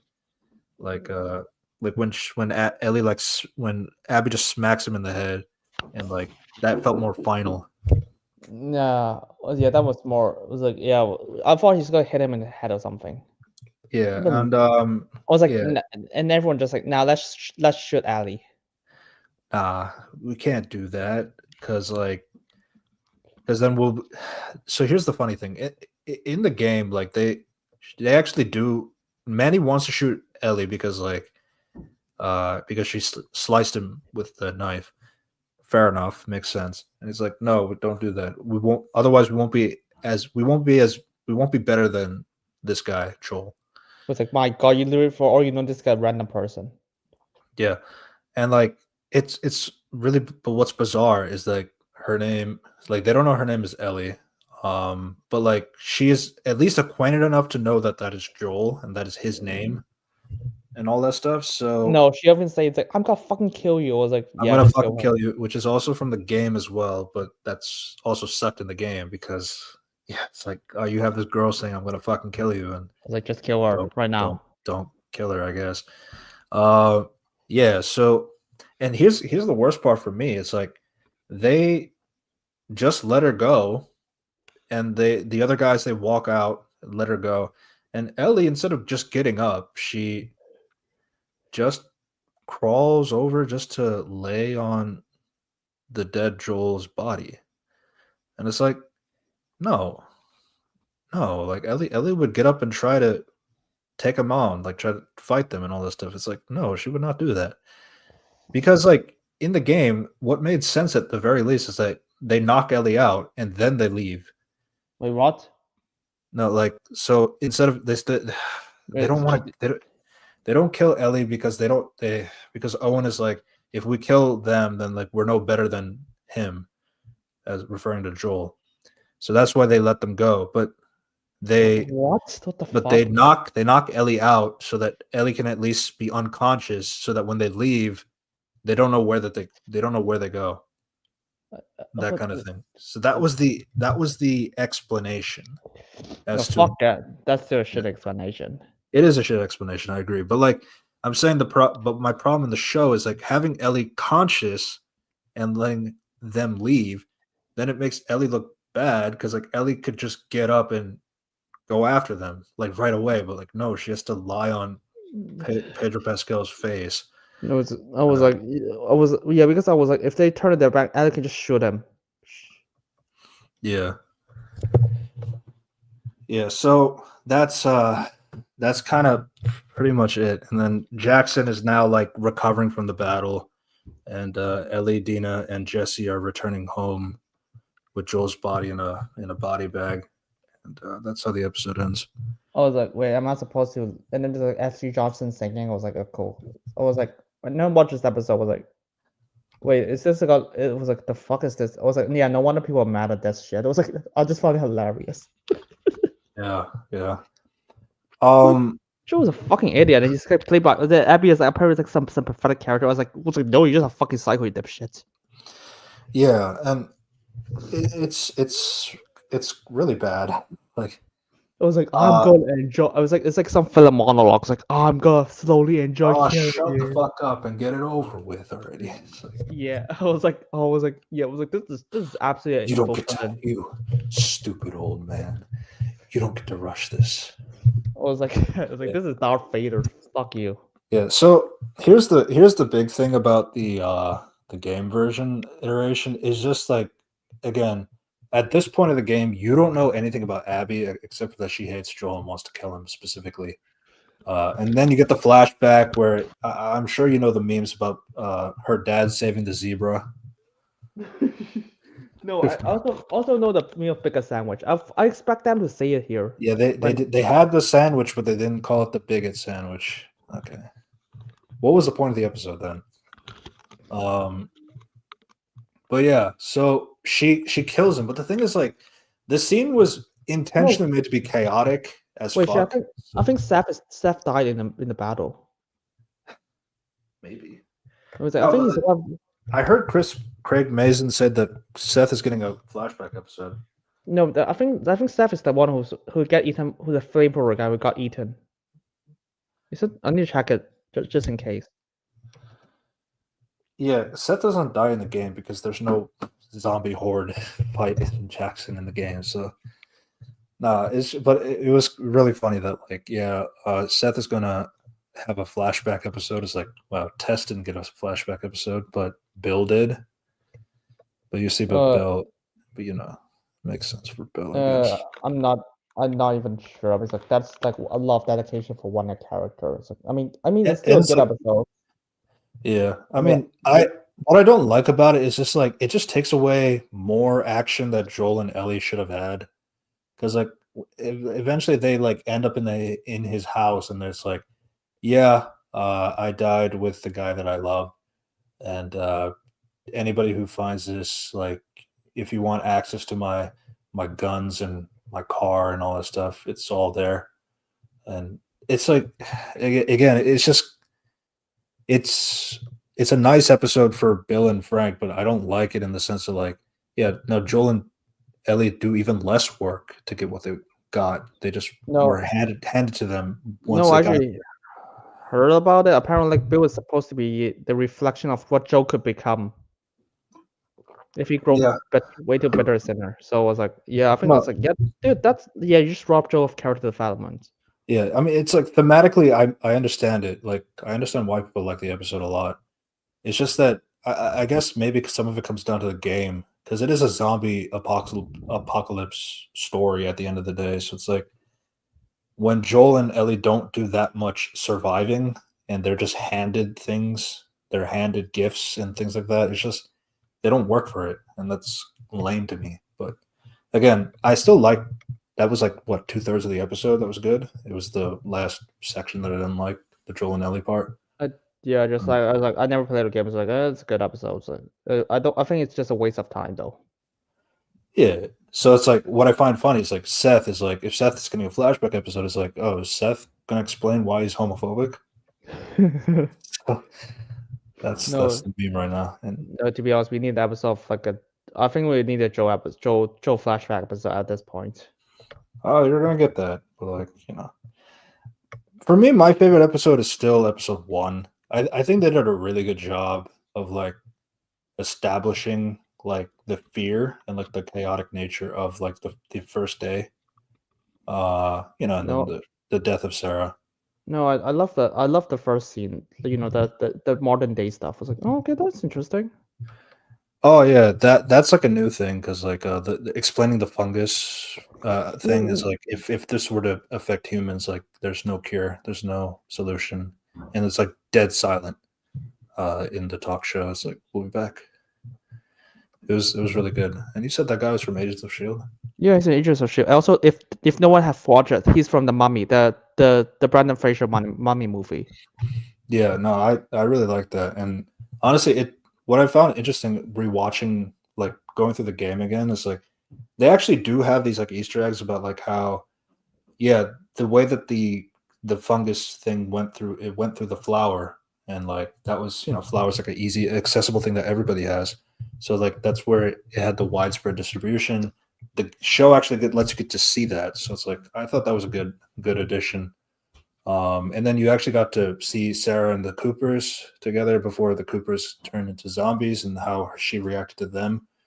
And then yeah, like everything with like, I honestly like I feel like pre zombie invasion Pedro, I think that's like his strongest scenes, honestly, because he doesn't have like that burden yet, the survivor burden yet. So No, I mean his best role is I don't know. Yeah, trust me, his best role is like the role you don't even know he's playing. I mean, last year, in these 2 years, he's literally he's in the Wild Robot, and I literally surprised everyone. Was like, yeah, that's Pedro Pascal, by the way. They were like, everyone in my watch party was like, what? That's Pedro Pascal? Holy shit, he's actually acting. Yeah, it's so hilarious. But like, it's the blockbuster, so like, God, I really don't want to see more of him, man. But like, no, I'm not gonna. He's still a very good actor. I'm not gonna take that away from him. I just don't like him being in so many like lead roles, especially like Reed Richards next. But like, I'm not. That doesn't mean I think he's a bad actor. No, he's a very good actor. But yeah, shout out to Pedro. Yeah, I mean, I still love you in the Wild Robot. Yeah, no, you're right.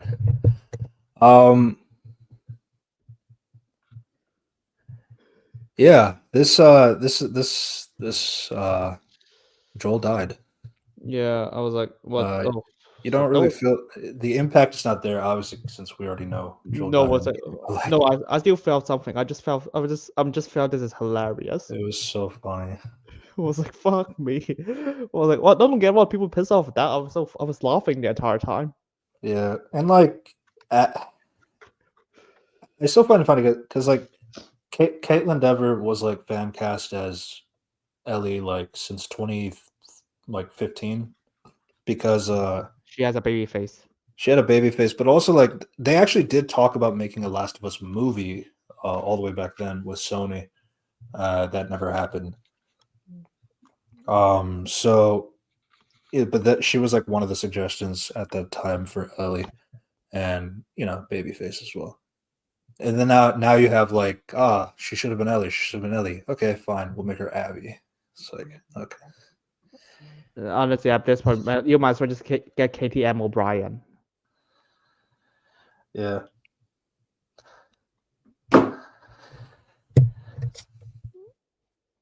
Yeah, And- but otherwise, she's too old. But like, let's face it, I guess it doesn't really matter.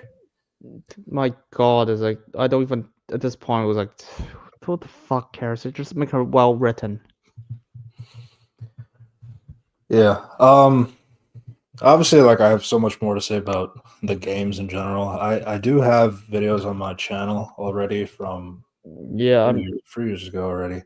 I'm just going through like Describing the games, but yeah, I'm just going through what the show tell me. I was like, well, that was shit. yeah. It's surprising. Like again, I knew this was gonna happen, but like the game, you're getting me to defend the game, and I hate that so much.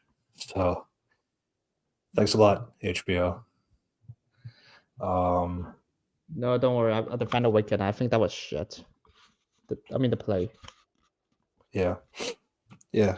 I guess we No, all had to have something like that. no. The thing is that the Wicked play is the most popular play in Broadway. It was like, fuck me. Yeah. But yeah, that was our review breakdowns of all these episodes for the premieres for season 2 of Andor, Doctor Who, and The Last of Us. So there you go. Yeah, that was 3 shows at once. For some reason. Yeah, God, I don't even. I mean, next week we gotta do the same thing, but 1 episode each. Aside for Andor, Andor is 3 episodes each. I think that will be a little bit smoother, I think, because most of them are 1 episodes. Yeah, I have a binge it like the day before we do podcast. Andor, the downside is that, yeah, coming out on Tuesday. Yeah. I wish it was Thursday, then like you can use the weekend and then talk about it the next week. It is what it is. I know Thunderbolts is also coming out as well. No, that's coming next Friday. Next Friday though. So we gotta talk about it the week after. mhm. I hate it. God. I'm gonna have But a lot yeah, of workload. let's call it a night. So thanks for watching, everybody. We appreciate everybody who watches, likes, subscribe to another Reviews Corp podcast where we archive these videos. Subscribe to Unity Reviews and Analysis. Subscribe to Red Devil O's Reviews. Subscribe to our guest Rangi Nui. All of these links are in the description down below. And yeah, we'll talk about other episodes as well. We'll talk about other movies as well. It is getting to the final stretch, I know, for those that are in college. So Yeah. we'll try to make our best with what we have. And yeah, thanks again. See you next time. Bye, guys. Yeah. Bye. God, I hate this.